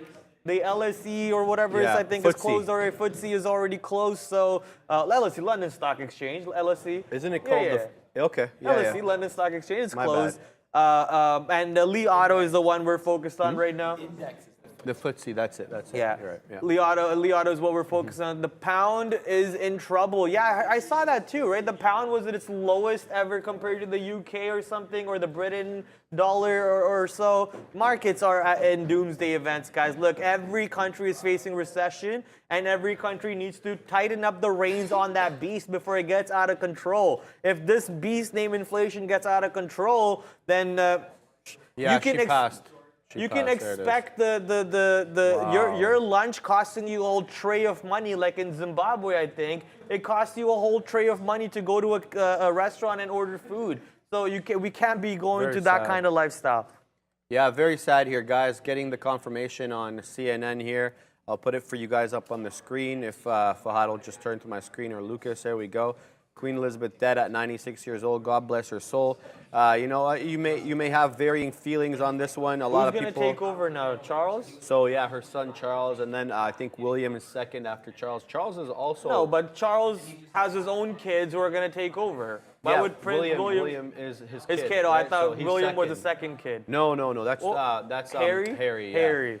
So yeah, very sad news here about the queen. I mean, as long as I can remember, the queen's been our queen. Like from since I was a kid, she's been on our money. I know Americans don't really know too much about Indian this. money before I was born. Dude. Yeah, there you go. So Yeah. very sad day today. You never want to hear when anybody passes, but that's the way life is, guys. I mean, there's just no way around that.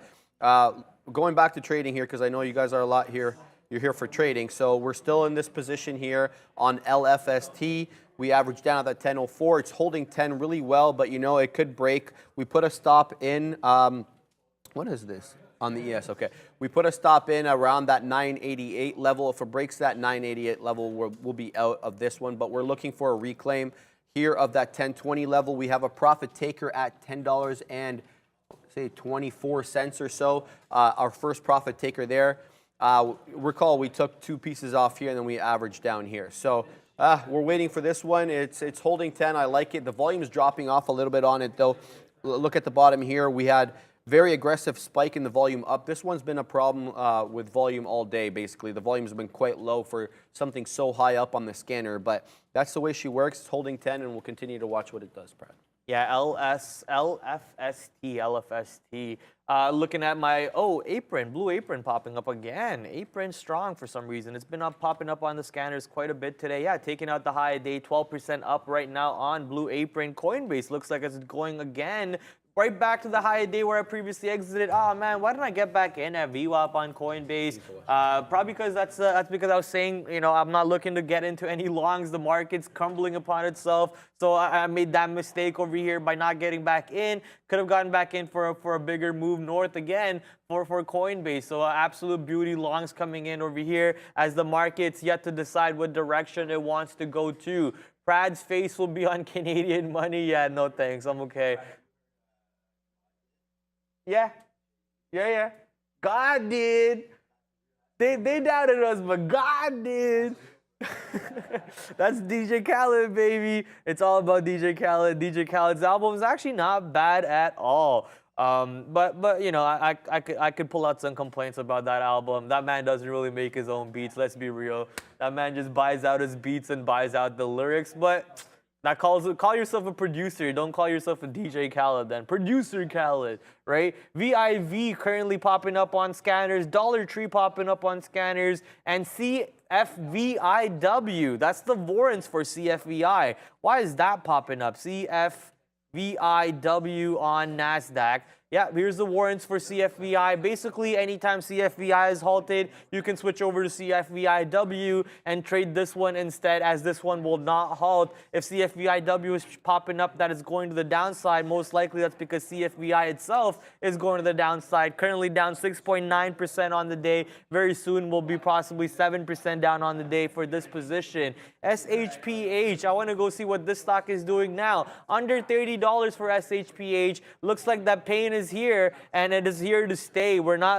It's not here to recover from that pain now, and since the stock is down more than 10%, that will put the stock on SSR, not only for today, but also all of tomorrow. And if the stock breaks another 10% bottom tomorrow to the downside, that will re-trigger SSR for tomorrow and for Monday after the weekend. So that's the SSR system. For those of you who don't know what the SSR system is, it's when a stock is down more than 10%. You cannot short the bids by trying to get more short. You have to just wait on the ask for the stock to go higher in order to get filled on your entries to go short. Currently, the spread on SHPH is about 20 to 30 cents. It just opened up. The stock just crashed a little bit more and the spread opened up. Man, this is nasty. Oh my God, yeah, we have move down. Look, it looks like it may be forming a flat bottom breakdown on this one. We'll see how it goes. Maybe a break of the halt level here at that 32 and change, 32.5 or so. That might be an interesting long, but I don't have a long bias on this one anymore. I did earlier on because it had been trending up and trending up quite gradually too. It hadn't been aggressive. Not in the morning anyway. In the midday, it had been. We talked about that channel that it had been trending into. But wow, this is a hell of a move, guys. Flipping back to our LFST trade, still holding that $10 level. We're waiting for our profit taker there at $10.24. It's holding 10 really well, but that makes me concerned because then it could be a flat bottom breakdown. And that's what makes me a little weary on this one. That's why I have a stop at that 988 level. If it breaks 988, we're out. We'll take a loss on this one. No big deal. We're up on a lot of other stocks. So yeah, still holding it. You know, it's breaking it like ever so slightly. I think it just broke it there at that went down to 994, 999. Actually, not. What am I saying? 994, 999. So it's breaking it by a penny or two max. But you know, we're waiting for that. We're going to be patient. We have our out. There we go. It breaks down now, touching that 50 period EMA. If it comes down to that 988, I have a stop here. It'll be out, and we'll be wrong on the stock, Brad. Too bad. So this is going to be Queen Charles now? It's Queen Charles? Pratt's trolling the new king. I'm just trolling. Like, Pratt is trolling already. He didn't even wait. Like, the body didn't even cool yet, or Pratt's already trolling. No, I'm not trolling the queen. God rest the queen, you know, rest in peace to her. Yeah, of course. But now I need a new target. Yeah, I know. I need a new target. And the only person in my aim is Charles, baby. Yeah, I'm coming for you, Charles. But no, you know, it's just the King Charles now, Sir King Charles the First. Yep. I don't know. Do you know how the ceremony works? How he gets like crowned or whatever like This is going to be my first ever crowning ceremony to be witnessed. I think for most people, because she's been the queen since the war. 70 years, bro. 72 years, there you man. go. So yeah, it's going to be new for all of us, I'd say. Everybody in this room First crowning. I mean, Sean and Neil have probably seen it because, you know, they've lived here long enough to see her get crowned. But, like, we haven't, so we for sure, Neil's not even here to listen to the joke. Oh, well, moving on. Yo, he crowned himself. Yo, look at him. He crowned himself over there. But, yeah, no, it's going to be crazy to witness the crowning of the new emperor of Britain. Not emperor, but king of Britain. Emperor, a new king of Britain over there. Like, emperor. what? You know, I'm going back to emperor, Roman man? ages, baby. I'm going back to Roman ages here. That's because I've been very interested in the Roman history recently. Sorry? Trump is running for Oh my God. That's funny. Oh my God.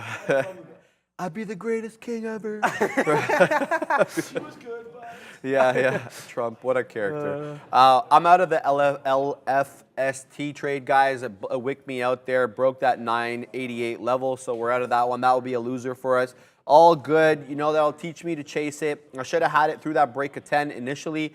Sadly, I didn't. I waited till that 1040 level to go in, and the profit taking that I did was not enough to make up for the eventual L. Even down when we averaged down here, we didn't take profits. We waited for that 1024 level. It did come up to that 1020. Not good enough. So yeah, that'll be an L for me. I'm still. Well, let me see here. 1, 2, 3, 4. I'm 4 for 5 today, guys. So you know. Oh, It is baby. what it is. What do we got, Brad? Oh, baby. Elon Musk says he had some promising conversations with Apple about Starlink connectivity. Oh, iPhone. baby. No. I'm never going iPhone. Never going iPhone. But that's good news for my Apple shares, which I was scared about because it's back to my average price right now. So let's go, baby. Obviously, that news is going to take a lot more actual deals to be signed and a lot more things to happen. This is just a conversation that Elon had with Apple, and Sean just put that in our work chat. So anything Elon Musk, I'm always happy about, because that means when Starlink goes public, I'm buying shares of Starlink. I think it's gonna probably just be coupled into the SpaceX thing, right? Like if SpaceX goes public, it'll just be under the SpaceX umbrella. But man, that's a great news for Apple, and for anyone who's using Apple products already. You're gonna love that catalyst coming for yourself. What happened to GSAT? Well, they're still gonna be teamed up with GSAT. That's actually inked out. That's pen and papered out already. This is just a conversation that Elon had. So nothing is pen and papered out yet. Couldn't find it. There we go. Okay. Yeah, I mean, you just gotta go through all of them. NQ, NY. If it doesn't show up on either, then you go AM. If it I doesn't kept show up on hearing everybody AM, talk about it. I pulled it up and I couldn't find it. So True. AM. Okay. That's because it was halted yesterday, right? Off that catalyst right here. Yes, Look sir. at that nasty open off that move and oof, hit $3. Did it actually hit $3? Or was that a dark pool candle? No, I think it hit $3 most did? likely. Yeah, it hit $3. did. Woo. Yeah, damn, GSAT. Okay. Yeah, big move there on GSAT. I remember the guys talking about it. I think a lot of the guys on the floor had that trade, and good on them for that. I couldn't even locate it, to be honest with you. We're not in anything here, guys. We're watching the futures, flirting at that $4,000 level. We're out of the LFST trade. Not going to touch SHPH given the way it's moving, even though it's consolidating sideways now around that $29.50, $30 level.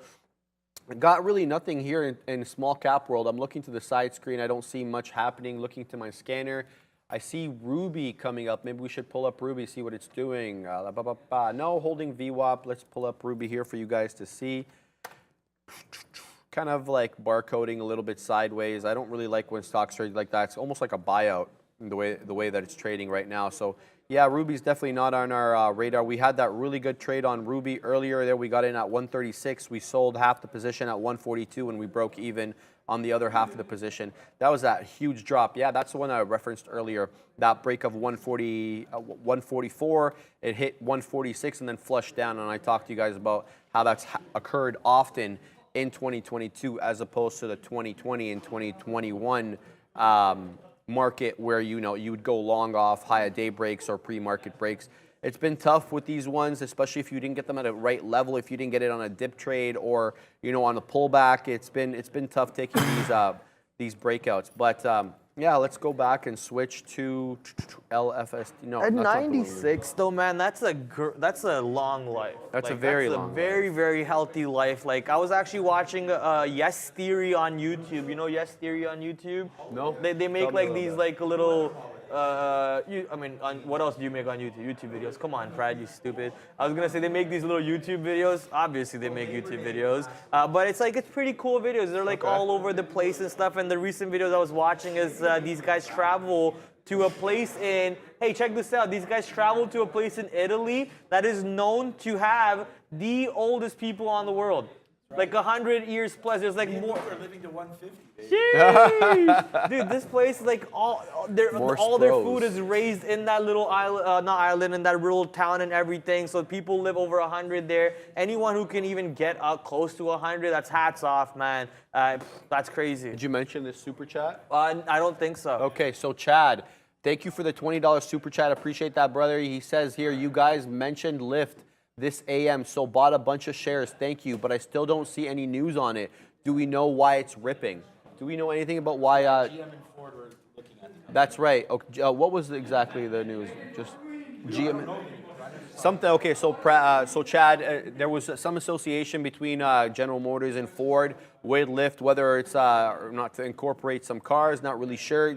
Do your research on that one, but if you type in Lyft, GM, and Ford, I'm sure on any search engine, it'll amalgamate something for you there, so you can pull that up. But thank you for the super chat, my brother. We always appreciate that. It goes into the fund here to upgrade the camera equipment and everything that we got. Let's look here at. Let's go back and look at the futures. Oh, I got Ruby. So MESU22. Let's switch to Chicago Mercantile Exchange. There we go. And we have the futures here. Let's have a look at where we're doing. We're stair-stepping up a little bit off that low of 39.52. Now we've been flirting with that 4,000 level, a bit of a rejection off that 4,000 level here, but holding the 7 EMA quite well. Something tells me in the afternoon we may have a bit of an aggressive dip up or move up, actually. What's the high of day today? Is it 40.10? Yeah, 40.10 seems to be high of day, so not too many points off that. Prastadamus made the call of 40.10 earlier. Check the video if you don't believe him. Yeah, so we're watching that. We may play some big cap movers later if the market chooses a direction, Prad. World's longest serving monarch. Okay, goddamn. All right, MULN. I would think. I'm not sure if you read this super chat, the MULN one. No, I didn't. No, okay. Actually, yeah. Yeah. So we got all the super chats covered with this one, I believe. So MULN Automotive going live on YouTube. Check now. So I think we missed out on that super chat a long time ago. That was at 12:55, so almost an hour ago. Basically, we got that. So I'm guessing that the MULN live show is now done. MULN did do nothing but go to right back to pre-market lows ever since it started trading. So a little bit of a negative move, but I think Sean gave this call out to somebody in the chat. MULN 52, 58 cents long scalp or whatever. That trade worked out for you, man. Look at it. You were talking about it yesterday about giving it that risk of all-time low, and now you're already in the money big time when it pops up to 79 cents. So congratulations and great job using Sean's call out over there. I think now Sean is owed on the likes and sub count. So smash those likes when we go back to Sean, Neil, and Luca for the closing show at 2 o'clock. And smash that sub button, baby. He's out here throwing free trades at you guys on a day-to-day basis. Saying Mullen live at 2 p.m. and Oh, another 2 person p.m. at 2 p.m. Okay. So it wasn't live then. Sorry. So they're gonna go live at the end of our show. Yeah, that's okay. I mean, we can't encounter everything, guys. Not really much to report, to be honest with you. We're kind of at a loss for trades. Nothing really happening in my world right now. Let me have a look at my scanner to see if anything is moving. Yeah, not really seeing much here, guys. STBX showing up a little bit. Let's pull that up so you guys can have a look. STBX, you guys will remember that from earlier this week. Here we go. Okay, so let's zoom out a little bit, get some levels. Pretty much did nothing the majority of the day. I think it top wicked here at 10:30 at, I want to say $4.08. Currently trading at $4.30, but the higher wick here was $4.06, and 60 cents, excuse me. There we go. Why is my chart acting all weird? Okay, so here's what we're going to look at. We're looking at the 50-period EMA. It's respected it quite well. A little dip trade here at 12.52 and another one at 1.26. Otherwise, has been holding the 50 EMA quite well. So if you're looking long bias here, look for a dip trade off the 50 EMA. Otherwise, I wouldn't really take this one through a break. Let's see what some support levels we have on this one. We've got the $4 level. There seems to be a challenge here breaking through that $4 level. Then it broke it on the second attempt and then it retraced back right to that $4 level. So an interesting little dip that is 27 cents away. So my first entry on this, if you're looking long, is to take it at 420 or 421, which is the 50-period EMA. Second one is definitely either VWAP or that $4 level.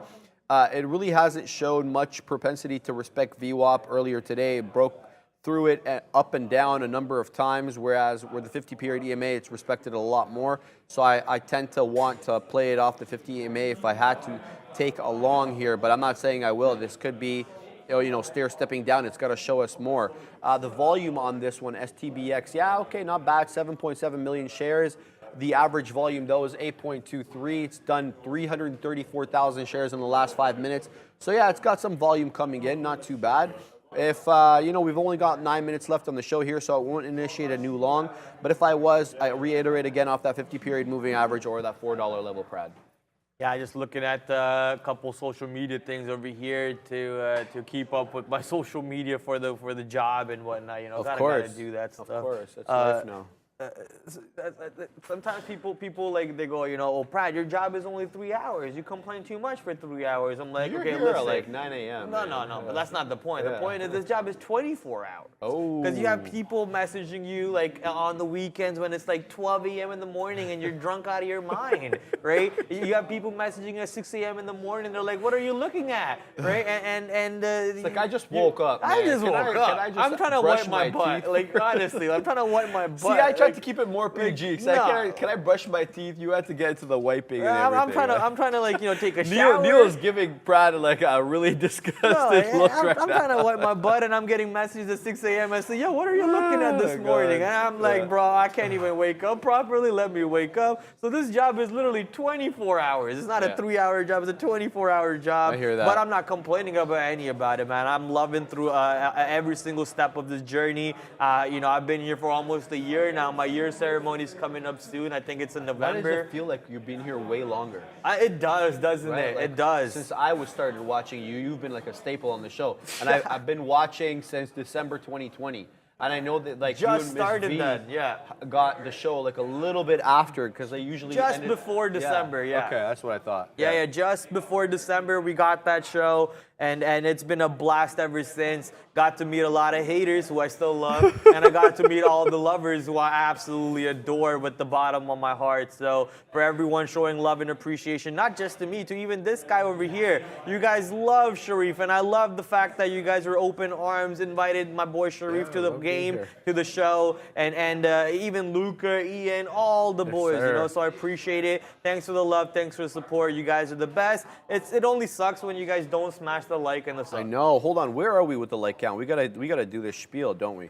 Let's flip back to the other screen here and load up. We got the queen up on this one. You gotta stop using Edge.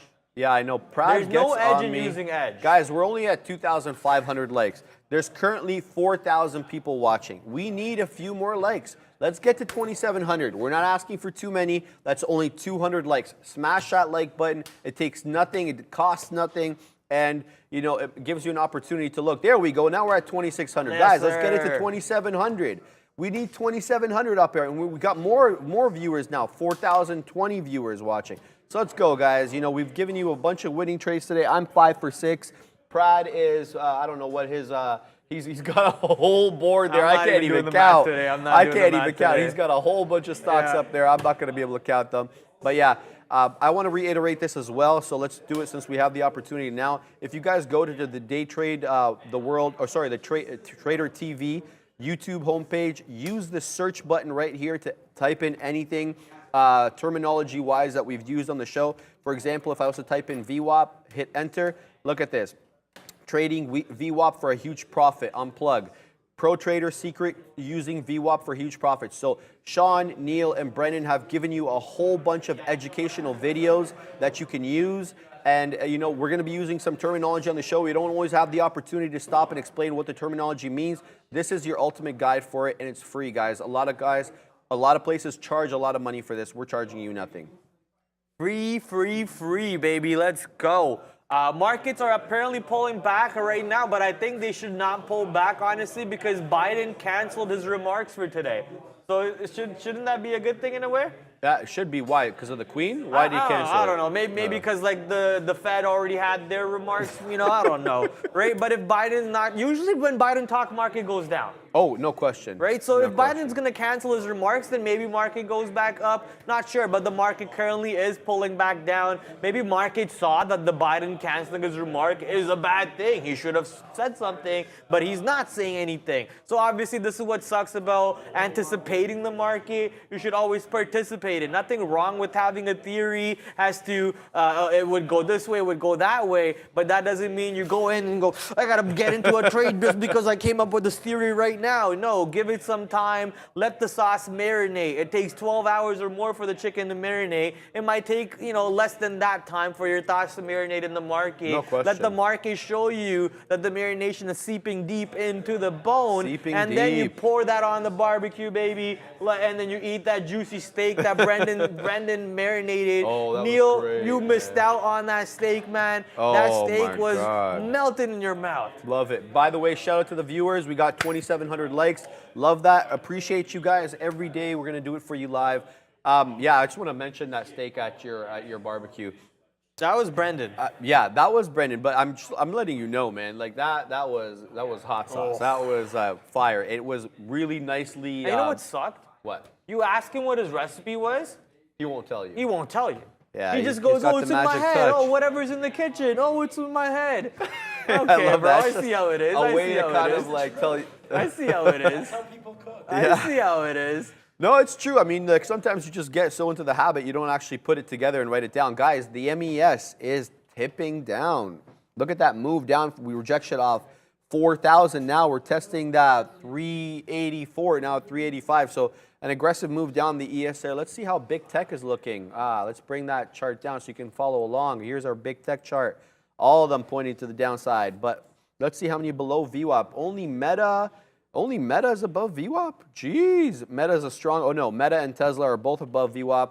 Google, Microsoft, Apple, and Amazon all below VWAP at the moment. So make of that what you will. If you're looking to go long in the afternoon, maybe on a pop, those are the stronger of the bunch.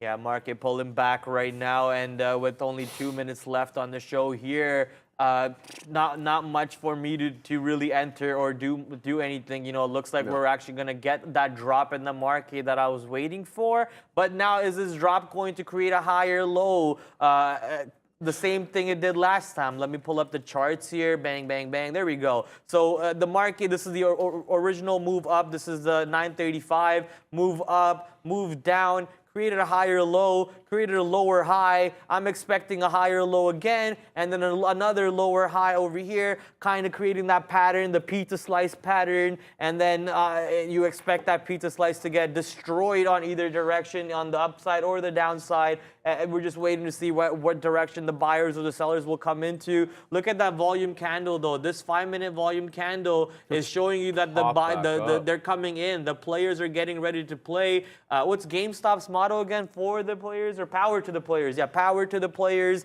And that's what we're trying to see is which way is the power as the players are now getting ready to get back into their gaming seats and trade. Actually, you know what? Yeah, maybe if I had a gaming chair, I would be a way better trader. I think you're a good trader because you do game. That makes you No, but if I had a gaming chair, like if I had a Secret Labs chair or a Razer chair right now, I think I'd be smoking it. I think you're trying to get some extra perks around here, right? Okay. I was kind of happy with the new chair that they gave me back there, and this guy's trying to get a gaming chair. It is greedy. Jeez, no, of course I kid about that. The market popping back up off that 200 EMA. Nice little bounce off 39.86.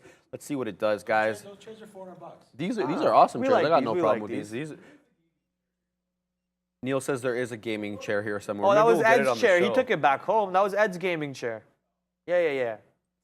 That's it, guys. So I think we've got 1 minute left on the show, so I'm going to say my goodbyes. Go for it. Yeah, that's it. Basically, awesome day. We've traded a bunch of small cappers for you, and maybe even a futures trader too. Who knows? Maybe we'll do it tomorrow. I'll be on for half tomorrow, and then Ian will be on for the other half. So definitely excited to see you guys tomorrow and see what tomorrow brings, Prad. Yeah, same time, same place. You know how it goes, 11 o'clock. Please make sure you're smashing the like on the closing show because they will forget to ask for it. They will be too busy. So I will do it for them. 11 o'clock tomorrow. Adios. See you guys. And welcome to the closing show. I know you just wanted to see Sharif one last time before we came to the closing show. One of them was Prad was in the red there, and Sharif was not, and that could be the tail of the tape. We are deciding where we're going to head in the afternoon session. There was some bad news, of course, the passing of the Queen. Some good news potentially for Elon.